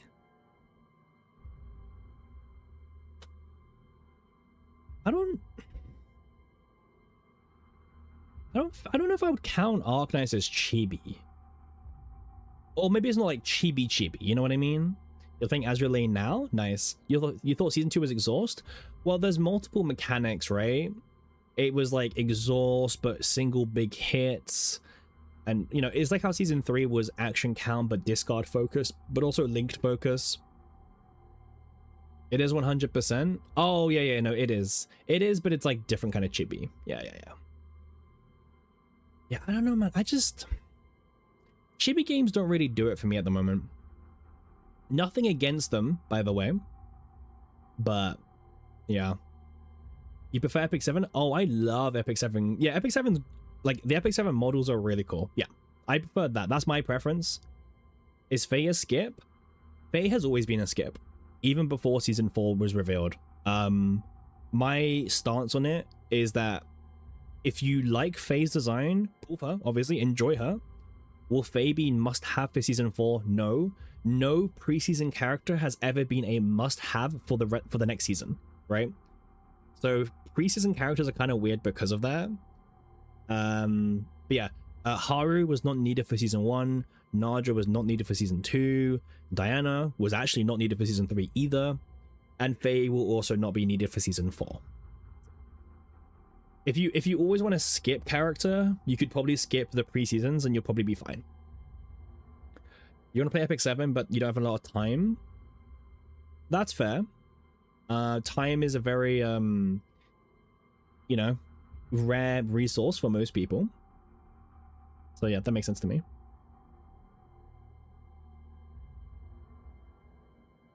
Also, I'm gonna go get a drink, guys, very quickly. So I'll be back in literally a minute, okay?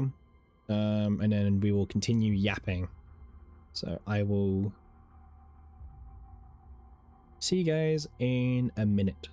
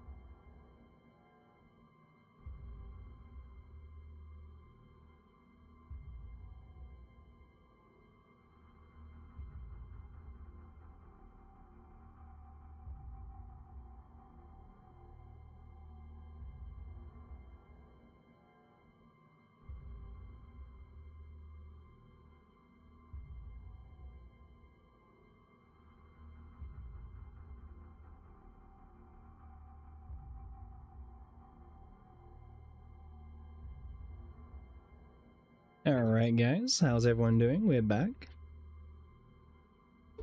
Thank you for hanging on. Okay, what did I miss? What are you guys yapping about? Silver Palace to your list? Fine. Maybe get Faye from an Annie selector? You could do. Yeah, you could do. Azure Promelia as Chibi, which is more interesting. Since it's Pokemon Chibi and not character Chibi.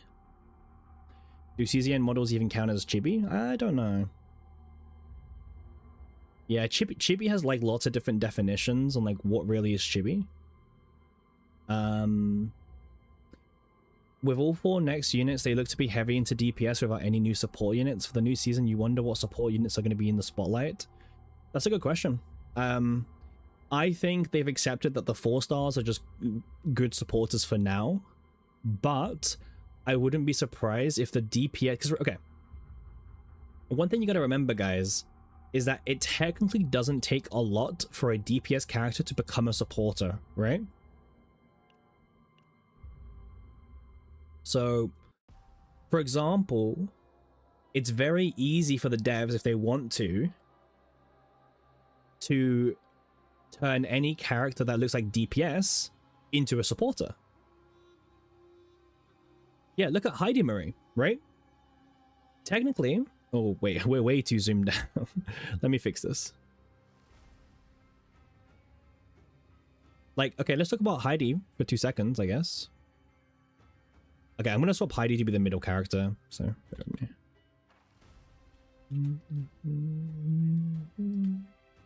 Okay, but like, yeah, look at Heidi. Like, if you wanted to, right, you could technically just do like, oh, you know what, take this, take this, take this, and then turn this into haste, draw 1 with 1 AP, and now you can dupe this a few times, right? Like 4 times if you really want to. And then you can do some other stuff, and like, you know, like it's very easy to like turn Heidi into like a decent AP generator draw power unit. You know, you think they'll add a new 4-star? I don't think we're getting any new 4-stars. I don't think we will ever see a new 4-star into CZN, personally. The devs have already said it takes way too much time for them to make a new character already, let alone spending all that time on a 4-star unit that would make them less money. You know? I don't think we're going to ever see a new 4-star, and I don't think it makes sense for them to make a 4-star. You prefer supporters to buff damage? Me too, but like, the fact that you can turn Heidi into something like... Well, okay, wait. If we're going a bit more in-depth upon... You could just say, like, if you, I don't know, make her have... I don't know what, like, example card, but, like, you could easily turn Heidi into a sub-DPS with E2 or E6, right? Where you draw cards, you apply Link to your Quietus cards, and then you just discard all of them and you do, like, some damage, right? Like, you could easily turn her into a sub-DPS.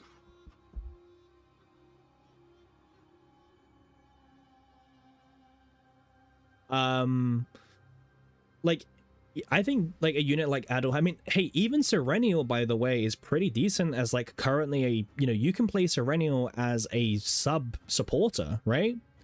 You can play her as a very cool supporter unit where you can play, like, you know, I mean, you can play, I don't know, this bit doesn't matter, but you could, like, take out this, you could take out this, you can do this one, and then you could easily make her an AP generator, right?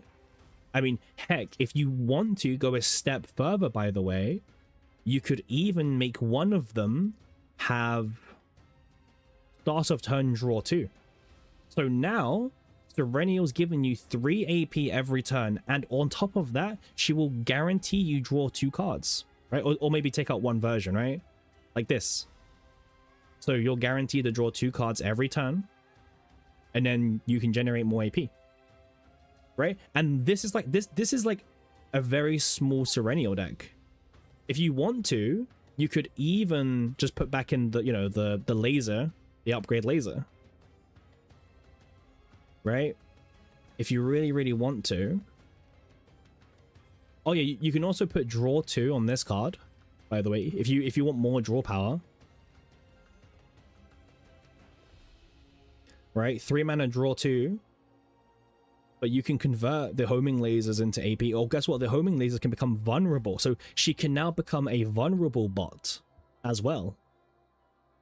So think about that. You know, you apply vulnerable, you attack with your main DPS, you use up the vulnerable, attack with homing laser, reapply it. So Serenial actually has like some pretty powerful support capabilities. It's just, it's not really been needed at the moment. But if you really want to, you could turn her into a supporter, for sure. You know? So, like, that's the thing, like, you can build units as supporters, it's just that no one's really doing that. It's also not easy to do the build. The last game that you played that you'd call chibi was Artery Gear. Oh my god, I loved Artery Gear Fusion. Artery Gear Fusion was one of my favorite games, by the way.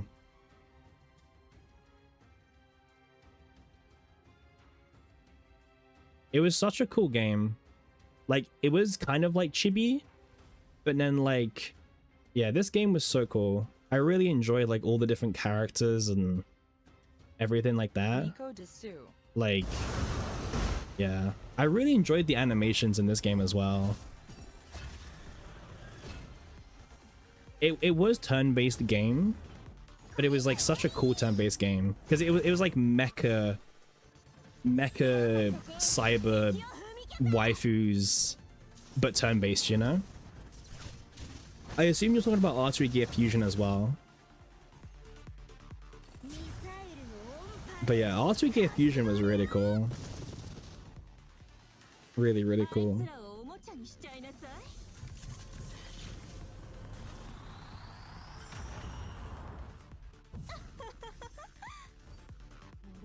Now, the balancing was very debatable, but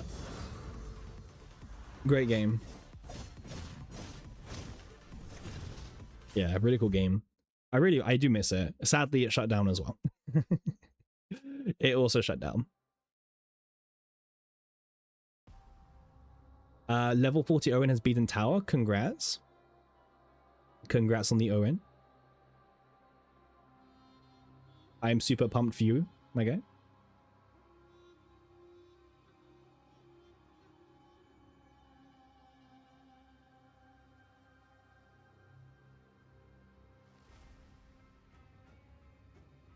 All right, let me do this. But yeah. Oh, also, by the way, thanks to everyone for like joining and tuning in. If you're new to the stream, please do consider dropping a follow. We're trying to go for 160 followers today. It's looking a little bit rough, you know. We're missing 6 followers, so I think we can do it. I said that if we get 160, there'll be a special surprise. Now that surprise is very to be determined. But yeah, 160 is the goal. But 155 would also be very awesome as well. So you love the animation in Artery Gear Fusion? Yep, me too. It was a fantastic game, and unfortunately just kind of died down a little bit, right? Very unfortunately. I kind of wish that it held on for a bit longer. But yeah. We got a good Cassius deck today, by the way. Actually, let me pull up as well. Let me show you guys my new Cassius deck that we got today. We got it in one attempt, by the way, so that was kind of cool.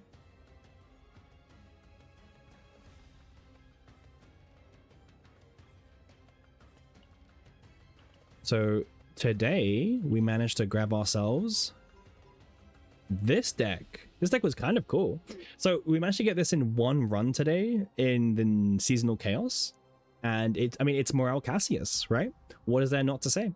It's Morale Cassius with the correct divines on here. The Persona of Luster is also the correct one with 3 engravings. Now, obviously, the Pop-Eyed Popper and the Dice Trick do need to be fixed, but that's okay. We can fix that. We got 2 gear bags as well, so we can slap 1 morale on these gear bags if we want to make it even better. Is it for Faye? It's for anyone. No, not really anyone specific. It's for anyone who wants it. But the gear bags can also have 1 morale, so it makes our turn 1 even smoother. I don't know about you guys, but I'm a huge gear bag fan because I think having a smoother turn 1 rotation, it just makes life so much easier, right? I love having a good turn 1. So that's why I chose to get for the 2 gear bags instead of like Divine on Popper or Divine on Dice Trick. But yeah, this also needs to get changed as well. But to make this build even better than this, as a heads up, one of my favorite things about this build is we managed to get 2 engravings that it's 50% extra damage, which means we basically got, okay, obviously 3 would be perfect, but I am okay with getting 2. I'm not going to complain about not getting 3.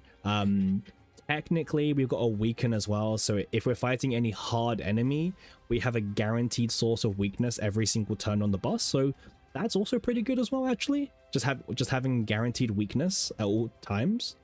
So yeah, overall, pretty solid build. Very happy with this build. I personally won't go for harder. Now, if you want to improve upon this build, my recommendation would be try get the Senecta sword, but this build so far has cost me 0 black mass, and to be honest with you, it's going to cost me very minimal because I just need to change this and this, but they don't need divines because they can't have divines, and then these are really cheap to fix.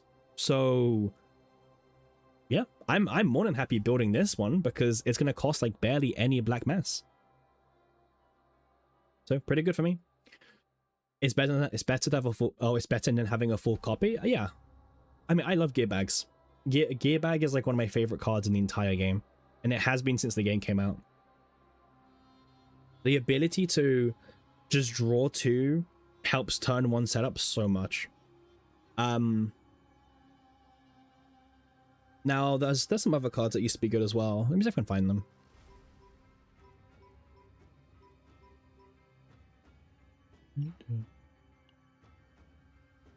Now, in terms of how does this compete against my Dreamworld deck? That's also a very good question. Because for Dreamworld, it's a little bit different, right? Where Dreamworld actually needs more Umbra engravings. So technically, let's say that, okay, so Dreamworld is giving me 4, 8, 12, so 8, 12, 16 morale, right? On average, maybe 17 on this build. And again, if we can use this even better, but Dreamworld is 16 morale. But then this build is able to give me, wait, not this one.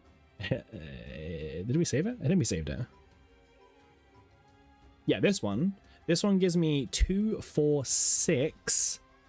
But then this card essentially buffs the equivalent of, how much is this? This is what, like 7.5 morale, right? It's 150. So yeah, 7.5 stacks of morale. So this is like 13.5 stacks of morale already. And then there's the 3 quests, which will take you up to 16.5 morale. And then these, which will be permanently 1 morale. So that's 18.5 morale from just this build alone. And obviously, you know, it's quite consistent in terms of draw power as well, so even better. But on top of that, don't forget we have this, and each one of these is worth 2.5 morale as well. So that's also like an extra 5 morale. So lots and lots of buffs. So yeah, very strong build. Someone asked, is that going to be our Faye build? And I don't really know what Faye's build looks like, hacks. So we will have to do some theory crafting on Faye, but she's not on the database right now, so it's kind of hard to do. But I will do some theory crafting for her when we know more information.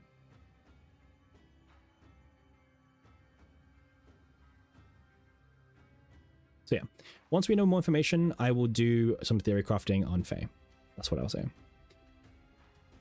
Also, by the way, guys, this is your PSA reminder. If there's any divine builds that you're really wanting to farm right now, now is a fantastic time to farm them, because this is the easiest it's ever been to farm for divines. Do you ever do character build reviews? You find yourself not knowing where to go once I feel like I've completed one. What do you mean character build reviews? Do you mean like someone shows me their build and then I review that? Or do you mean, do I do videos about a character's build?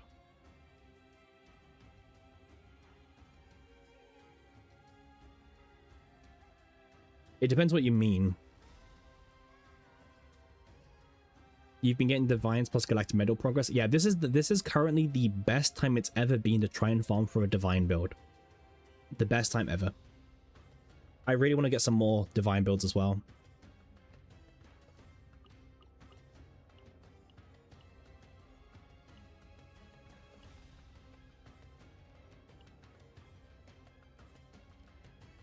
Guys, if you, so for anyone who uses divine, so okay, let's say you're building a team, right?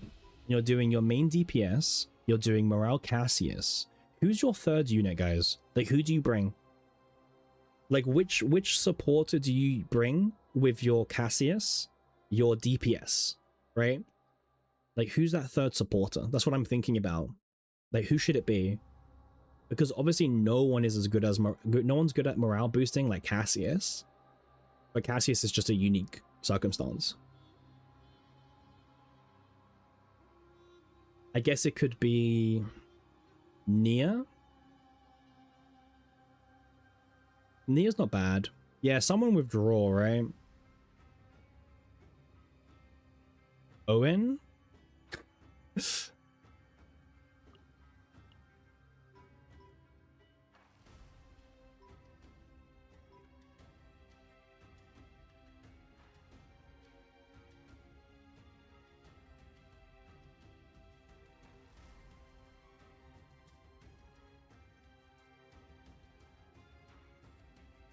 I forgot I had this build.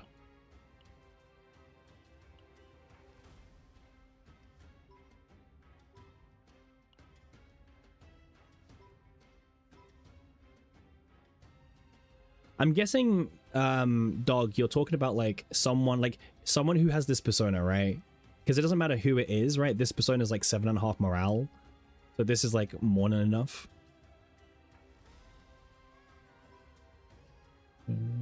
Yeah. Gear bags. I just feel like there's not really a good morale unit, right? Like who is the next morale boosting unit that has draw power?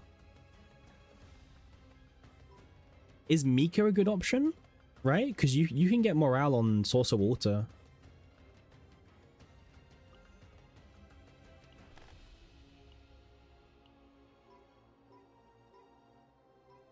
Yeah, so something like this, right? I remember we were actually farming for something like this.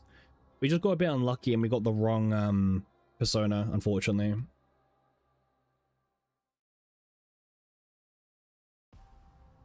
You got a baby shower to go to, Pon Pon. Well, that's unfortunate, but hopefully you have fun, yeah? Have fun, Pon Pon. We'll be thinking about you. Thanks for coming in and checking out the stream as usual. And maybe see you tomorrow? We'll be streaming tomorrow, so maybe see you then. But yeah, have fun, Pon Pon. Ray could also work. True. Naja. Yeah, Mika can never be positive, but she can be draw neutral. Like once you play all the upgrade cards, she can be draw neutral. Ray could also work. Ray could work, yeah. Naja. I'm not the biggest fan of Naja, but I know what you mean. Naja can be pretty cool. But you need the right build, I feel like, for Naja to be a good candidate. I mean, I have this build on Naja.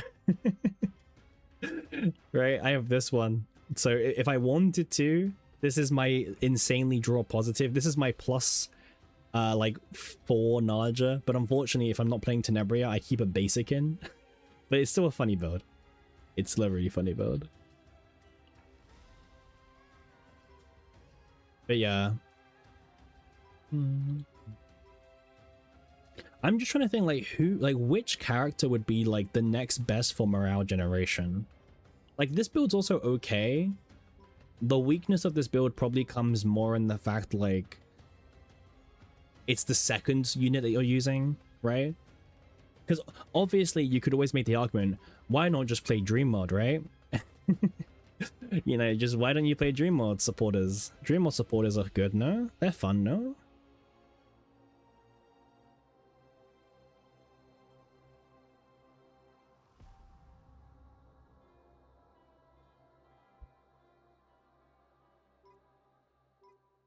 Yeah, I'm just trying to think like who is the best possible. All right, guys, let's go on to let's go back to the website. Like, who is the best supporter? You think you usually want someone draw positive with Cass? But Cass himself can be draw positive anyway. You know what I mean? Like Cassius can go +3 draw positive depending on the dice trick you play.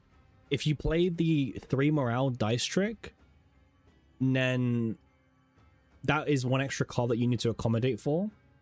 But thanks to the quest, Cassius can go +3 draw. Sorcerer with morale and divine draw is probably the second best. That's what I'm thinking, right? Let's look at that deck. So take out these, right?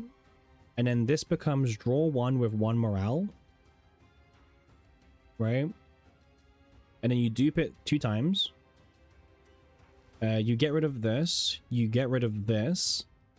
and then you get this, and then you get the persona, right?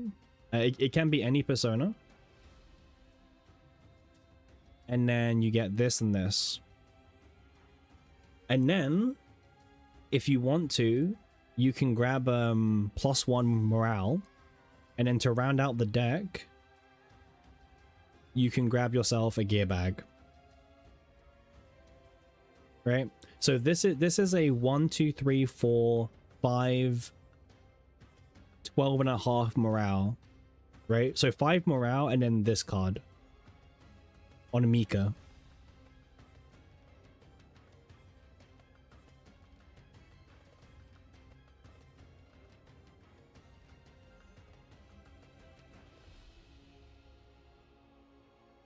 Maybe that's good enough, I don't know.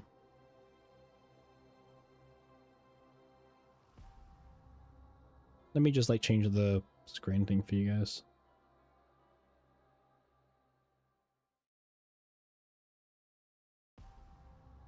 Adelheid doesn't really matter anyway. What about Typhera? Okay, well, let's see what kind of morale build we could do for Typhera. So Typhera, you would want to take out the basics, obviously. And then you can do the draw 1 with AP, I guess. You could also do treat as common card, draw common card. So you can make a super draw positive Typhera if you really want to. But gain 1 AP. Do this 3 times. And then I guess this can get 1 morale, the upgrade card. But like this one's not even that good because you don't want to accidentally make more archetypes in the discard pile, you know? You don't really want to make them in the discard. You want to make them in the hand. But if you make them in the hand, you can't play morale, right?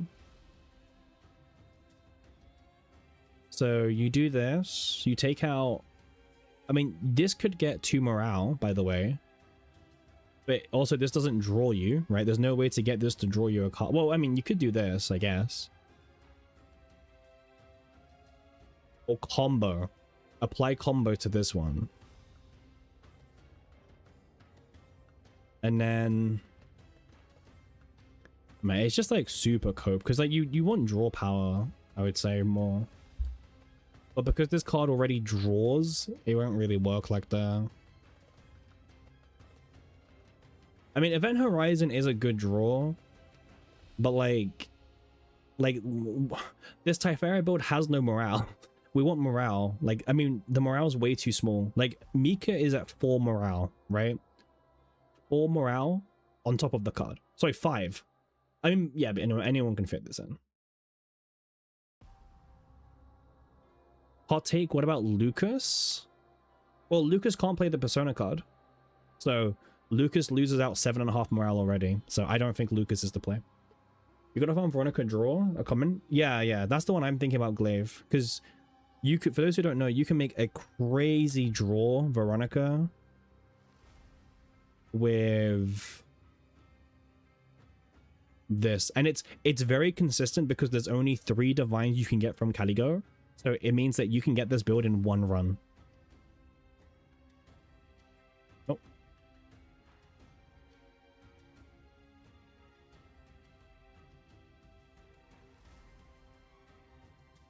Yeah, it's like a super crazy hyper draw, right?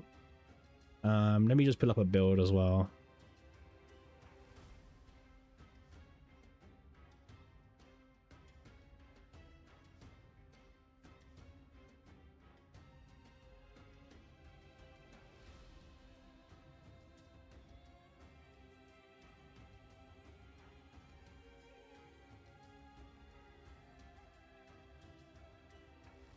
It would be like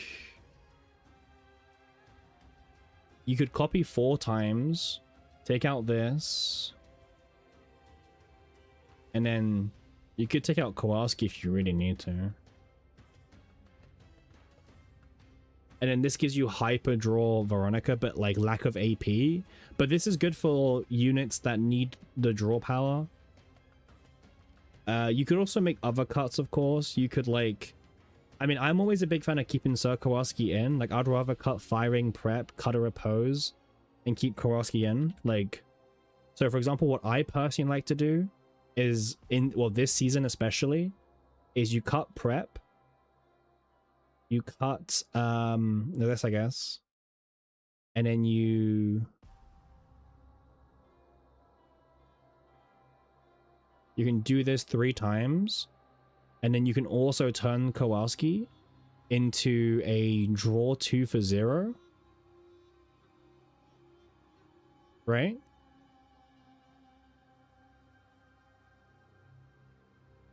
And then this card can get 1 morale.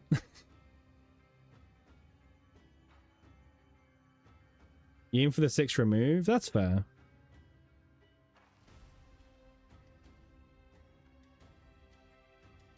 Like, this is a very small but compact Veronica deck that gives you 1 morale boost. But remember, Veronica also has Rosaria, so every time you play Reposes or Kowalski, Rosaria has a chance to give you 1 morale.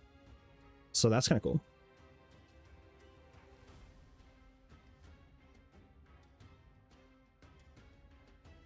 But yeah, obviously this isn't that, you know, crazy AP advantage, right? It's just a very hyper consistent Veronica deck that you could play. And it's very easy to farm this deck. Very easy to farm it. Like, we could do this in 1 run right now. Obviously, the problem comes from min-maxing, because if you technically want to really min-max this season, it's all about trying to get as many Lux. It's like getting this one, right? This engraving is like the min-max, right? You want at least 2 or 3 of this in a supporter, I would say.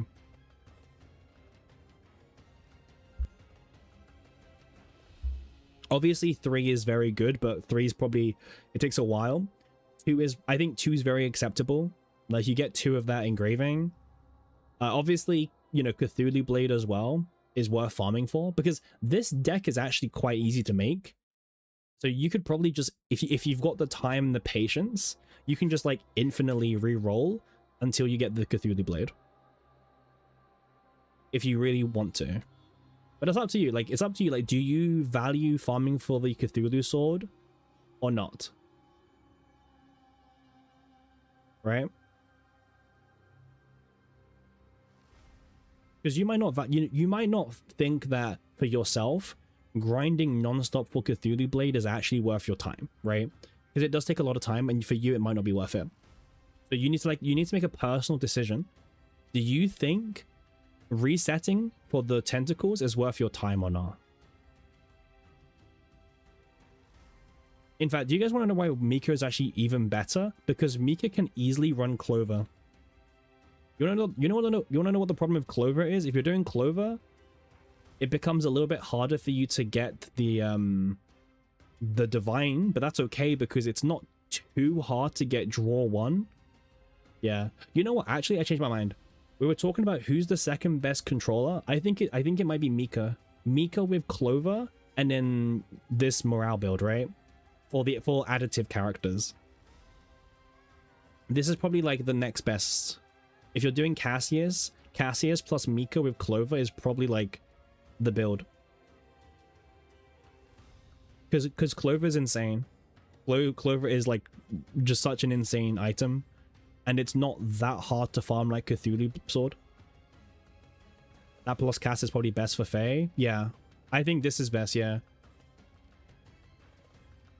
Like, if you just want like the generic additive units, this is probably what's best, I think.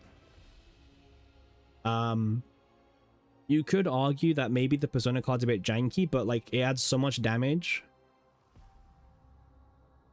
Magna can have 4 morale from upgrade and net 0 draw, but turn 1 is trash. Well, yeah, that's the problem. Like, at least with Mika, you can play like 1 gear bag here as well. If you want draw, Nia can also run Clover.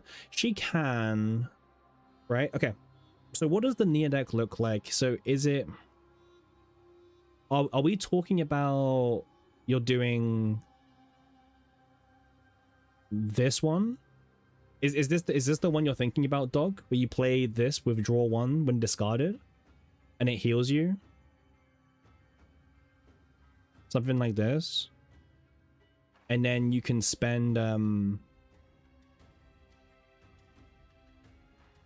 or neutral draw. Neutral draw is fine as well, or combo, but obviously draw 1 is probably the best.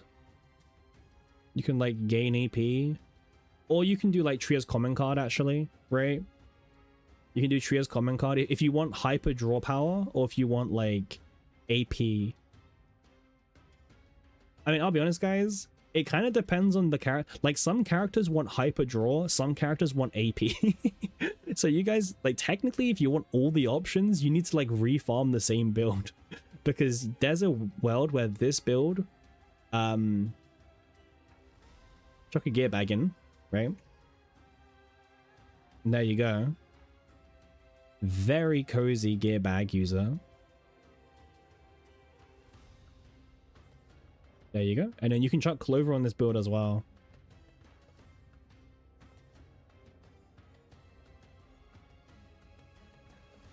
Yeah. Oh, I didn't put the persona in. So you might want to fit the persona in, because this persona gives a lot of buff. So yeah. I think with the Nia you probably cut one of the divines. Yeah. Yeah, this is the hard bit about CZN, because for CZN, like, some units want extra draw power, some units want extra AP. It's like you need both. You need to get the AP builds and you need to get the draw power builds.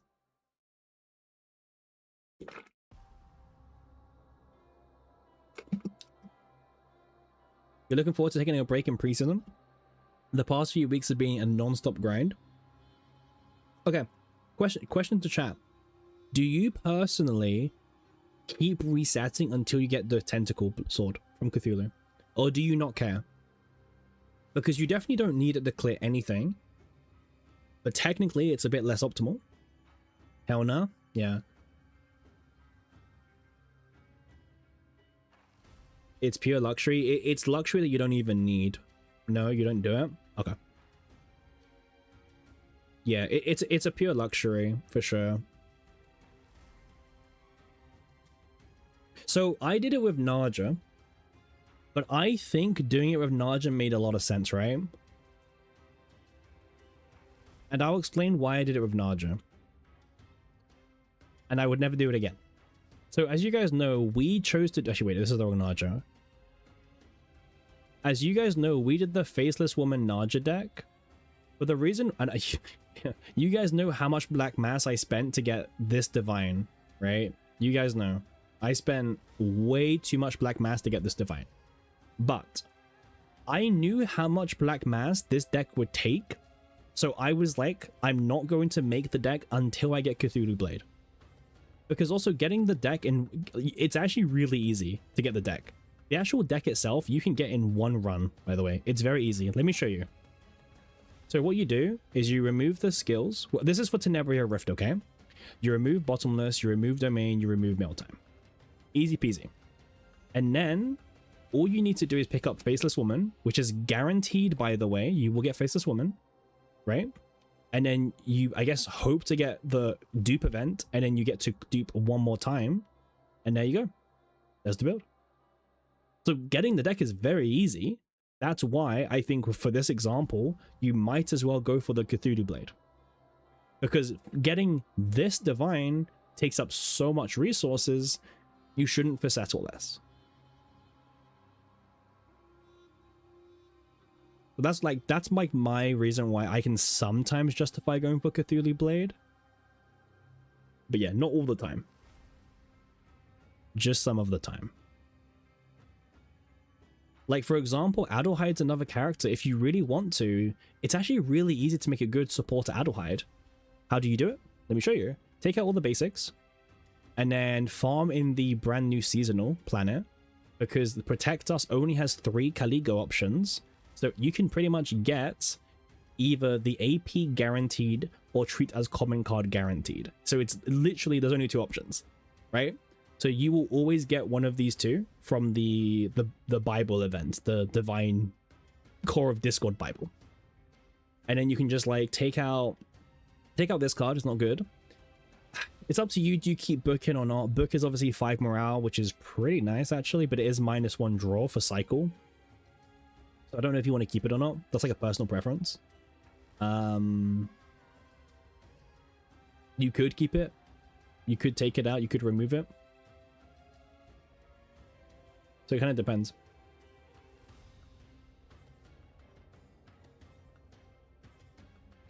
Like I would say, again, it just depends on the builds, man.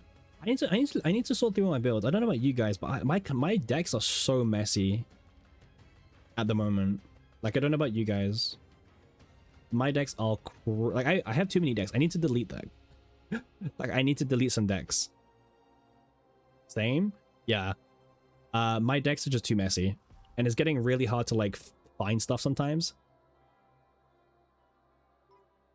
How many chapters are in a song rippling event story? 3.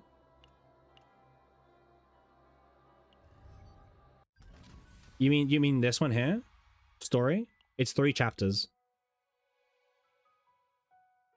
It's always 3 chapters for the events, because 1 chapter per new character. You have too many. Maybe I'll edit this one day decks. Me too. I need to be more harsh on this, by the way. Poppy, you're welcome. You think it's fun if your deck is easy, but if you want Cthulhu equipment and best engravings, yeah, the best engravings comes hard. Because, you know, for additive characters, the truth is, you would much rather have... See what I mean? It's so hard to find the stupid decks. You would much rather, personally, have like 3 or 2 of these engravings than having a sword with 0. You know what I mean? Because the engravings add so much more.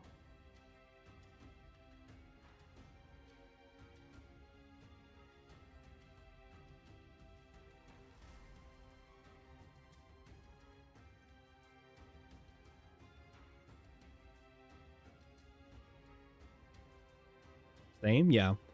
Like, you would much rather just have the engravings than Cthulhu Sword anyway. Okay. Guys, do we sort through some decks? You know what? I'm in a good mood. Let's sort through my decks. Let's delete a bunch of decks. Because, like, honestly, I need to delete decks. Wait, or will they add something where you want to keep your decks? See, this is the FOMO of these stupid games. It's like, do you delete them? Or will they add something where you want to keep the deck now? Like, okay. So this is my Dreamer, but this is a scuffed Dreamer deck, right? This is the scuffed 4-4-4-3. This build is actually... Wait, what's this build good for? Oh, this was the this was Great Rift. This was the Great Rift Cassius build. You know what? I should give the Great Rift builds a sticker. You know what I mean? They should get a special sticker.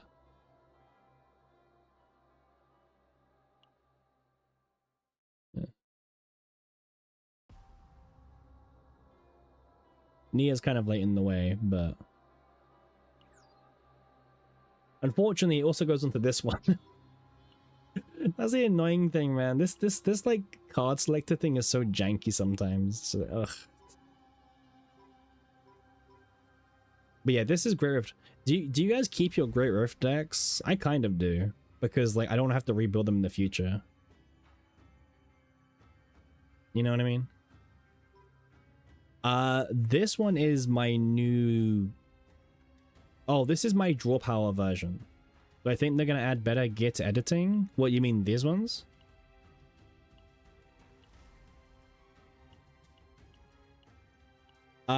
I don't think... Okay. I think if they let you add planet gear, they will have to restrict it to that you can only add the gear from the same planet you got the save data from, right?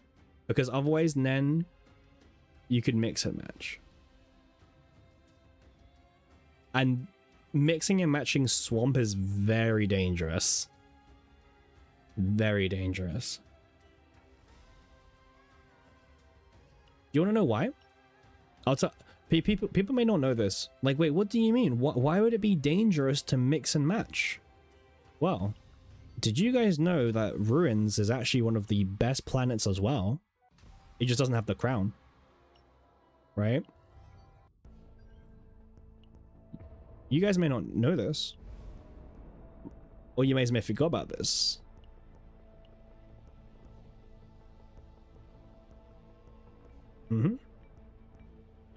It's not even high rarity. Singing Sword is a non-mythic item that gives you plus 15% attack. End of story. This is in Ruins.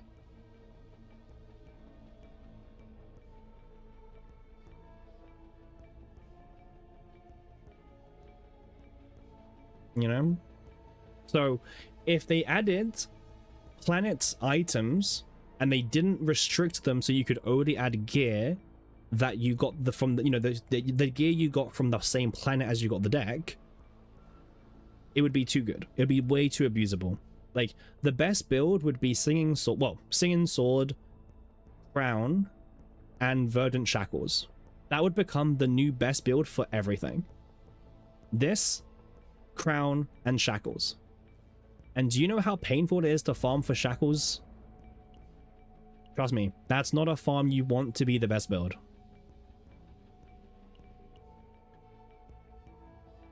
You do not want this to be the best build. You got Swamp deck for Tenebria, but you didn't get Crown. That's unfortunate. I mean, you don't need Crown, but it feels really bad to lose out on 6% crit chance because you just didn't take the Crown. So yeah, I know what you mean. Like, it just feels bad. Maybe they should just buff some universal gear instead. Well, I don't... Okay. Let's talk about universal gear while we're here. I don't think they need to do too much to universal gear. Because the thing is, should planet gear be the best? Yes. It should be. Universal gear being insane is just kind of weird.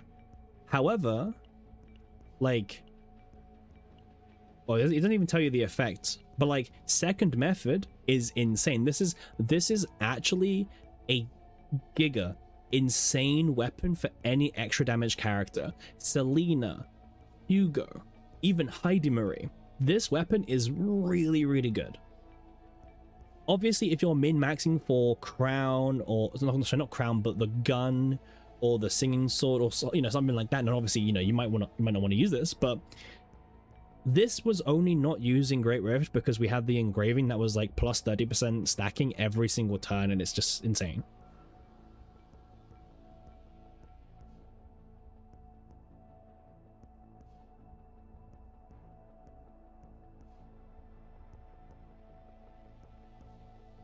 So that's like something to think about. Now, RFS is also one of the strongest weapons in the game, by the way. This is also a really good weapon. Now, it definitely becomes a lot weaker, right?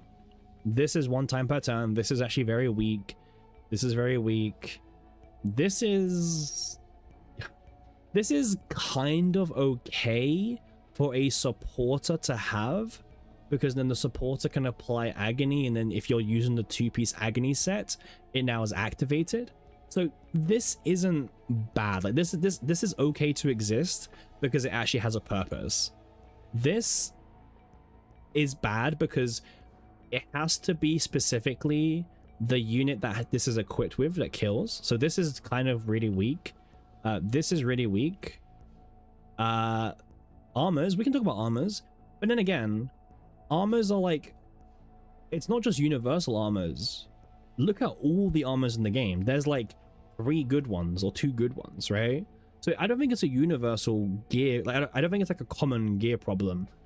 I think it's more a problem in general. You know? I mean, don't forget, they also nerfed the Psionic. Psionic used to have unlimited stacks, right? This used to never say 5 times per turn. It used to be unlimited, so keep that in mind as well. But yeah, this used to be permanent. This used to be unlimited, like everything else in this game.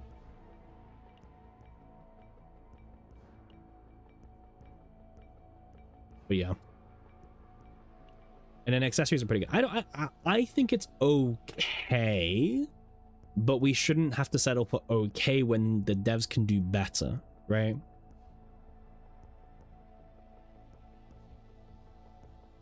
I think that's probably the big part. It's like, we know they can do better, so why should we have to settle for having mid updates, right?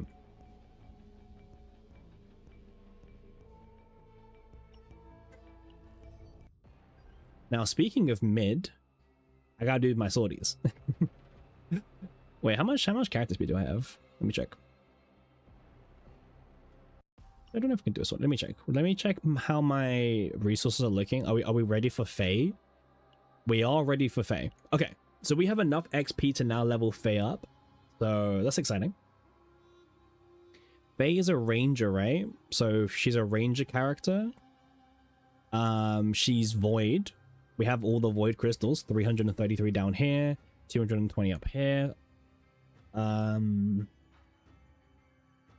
I guess her partner we need to farm materials for, right? Because technically we need 42 of these. So yeah, I guess we need to farm some of her partner stuff.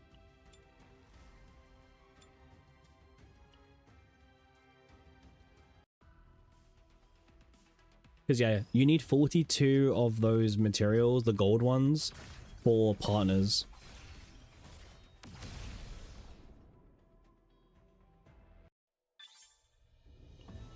We'll do one more and see how we get there.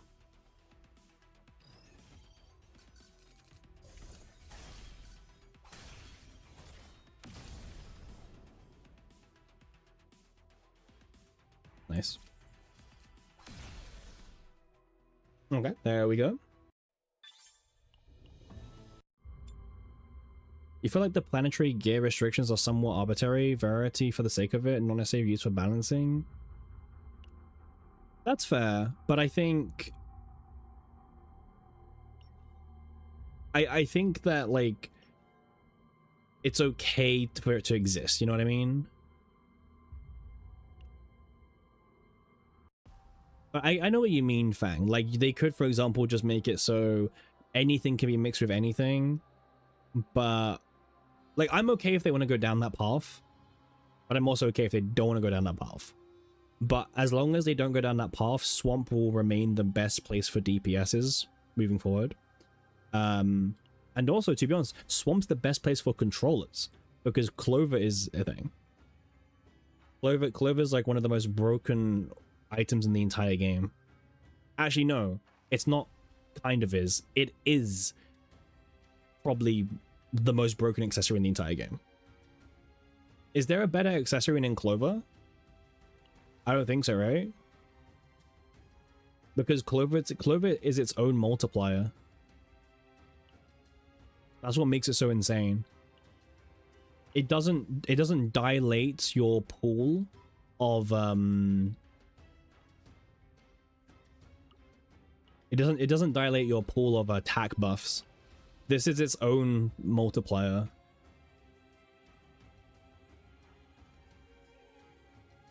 I think Clover is the best accessory in the game.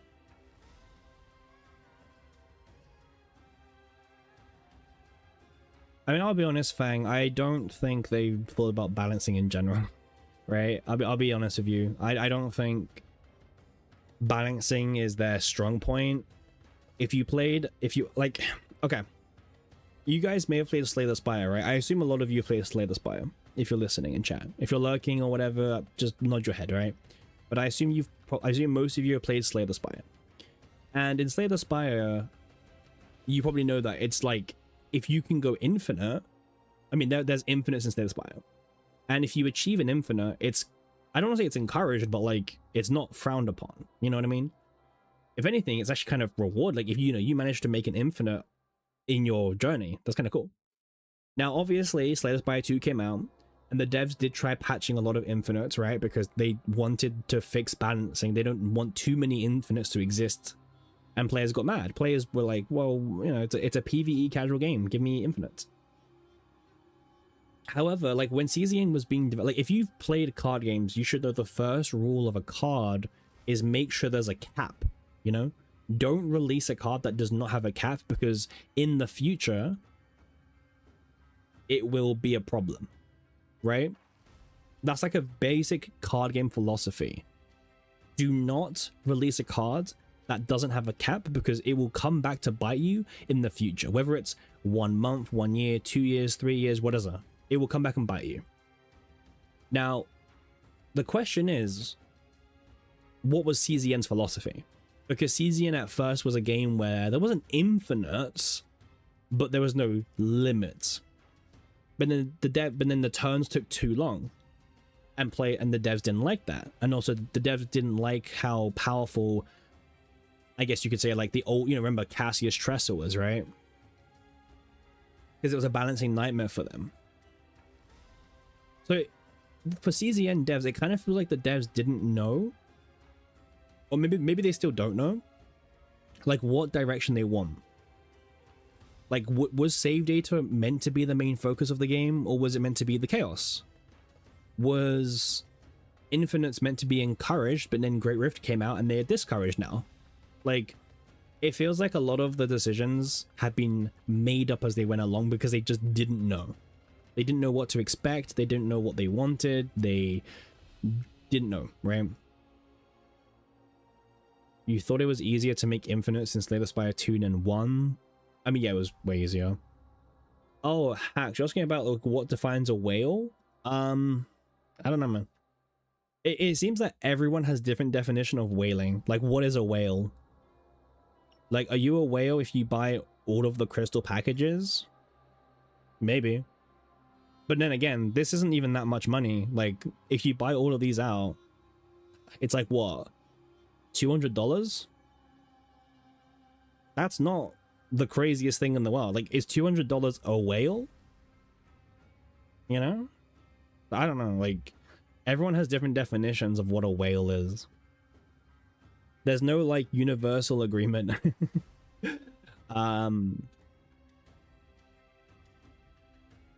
I would say a whale is just someone who just consistently spends lots of, like, if you just buy these for $200 and that's it, whatever.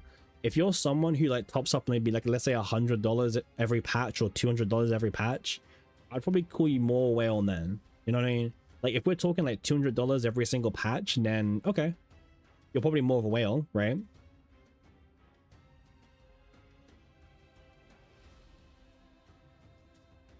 So yeah, I don't know. It's like it's an arbitrary thing, right? It's like a made up thing for people to judge and label other people.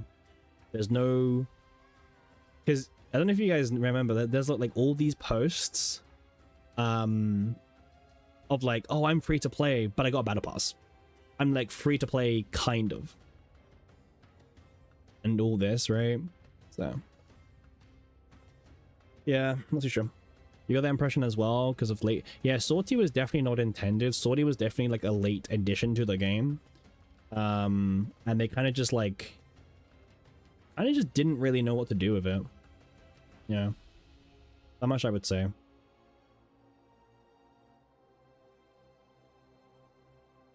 I would say like they didn't really know what they were doing at first, because again, it's a new target demographic, right? It's a new game genre. So it's kind of tricky to like figure out what the future of the game should look like in a way that makes the devs money, but also in a way that like makes the players happy as well. Because the perfect gacha game is a game where like devs can make money, but players can have fun and they don't feel like they're gated, you know? I think that's a really hard balance to have in the game. Like, I think I don't think like, it's not impossible, it's just really hard to have that kind of balance, really. Like, have that middle ground, you know? Yeah. But yeah. Anywho, let's think, what do we want to do? Oh wait, the question is, who's the core audience of the game? I don't think they know. And I don't think I know. Is this game meant for casuals? Is it meant for competitive players? Like, I don't think anyone knows.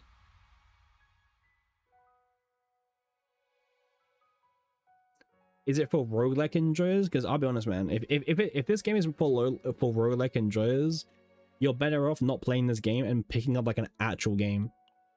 Wait, why are we at 98% now? Guys, we went from 97 to 98. No, it went from 97 to 98. It went up by 1%. But like, huh? Is it just adding really slowly or something?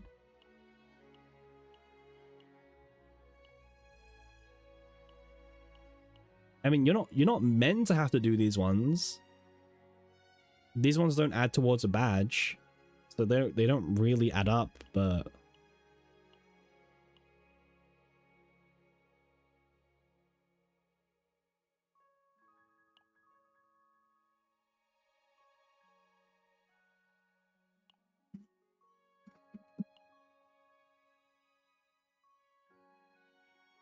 yeah, I'm not too sure what's going on here, but oh well. Anyway, that's probably going to be it for me today. Obviously we went for 10 hours yesterday. We did a 10-hour live stream yesterday, and now we did a 6-hour live stream today. Kind of crazy as well. So that'll be it for me today. I'll be back tomorrow, so normal stream as always. Make sure to enjoy that.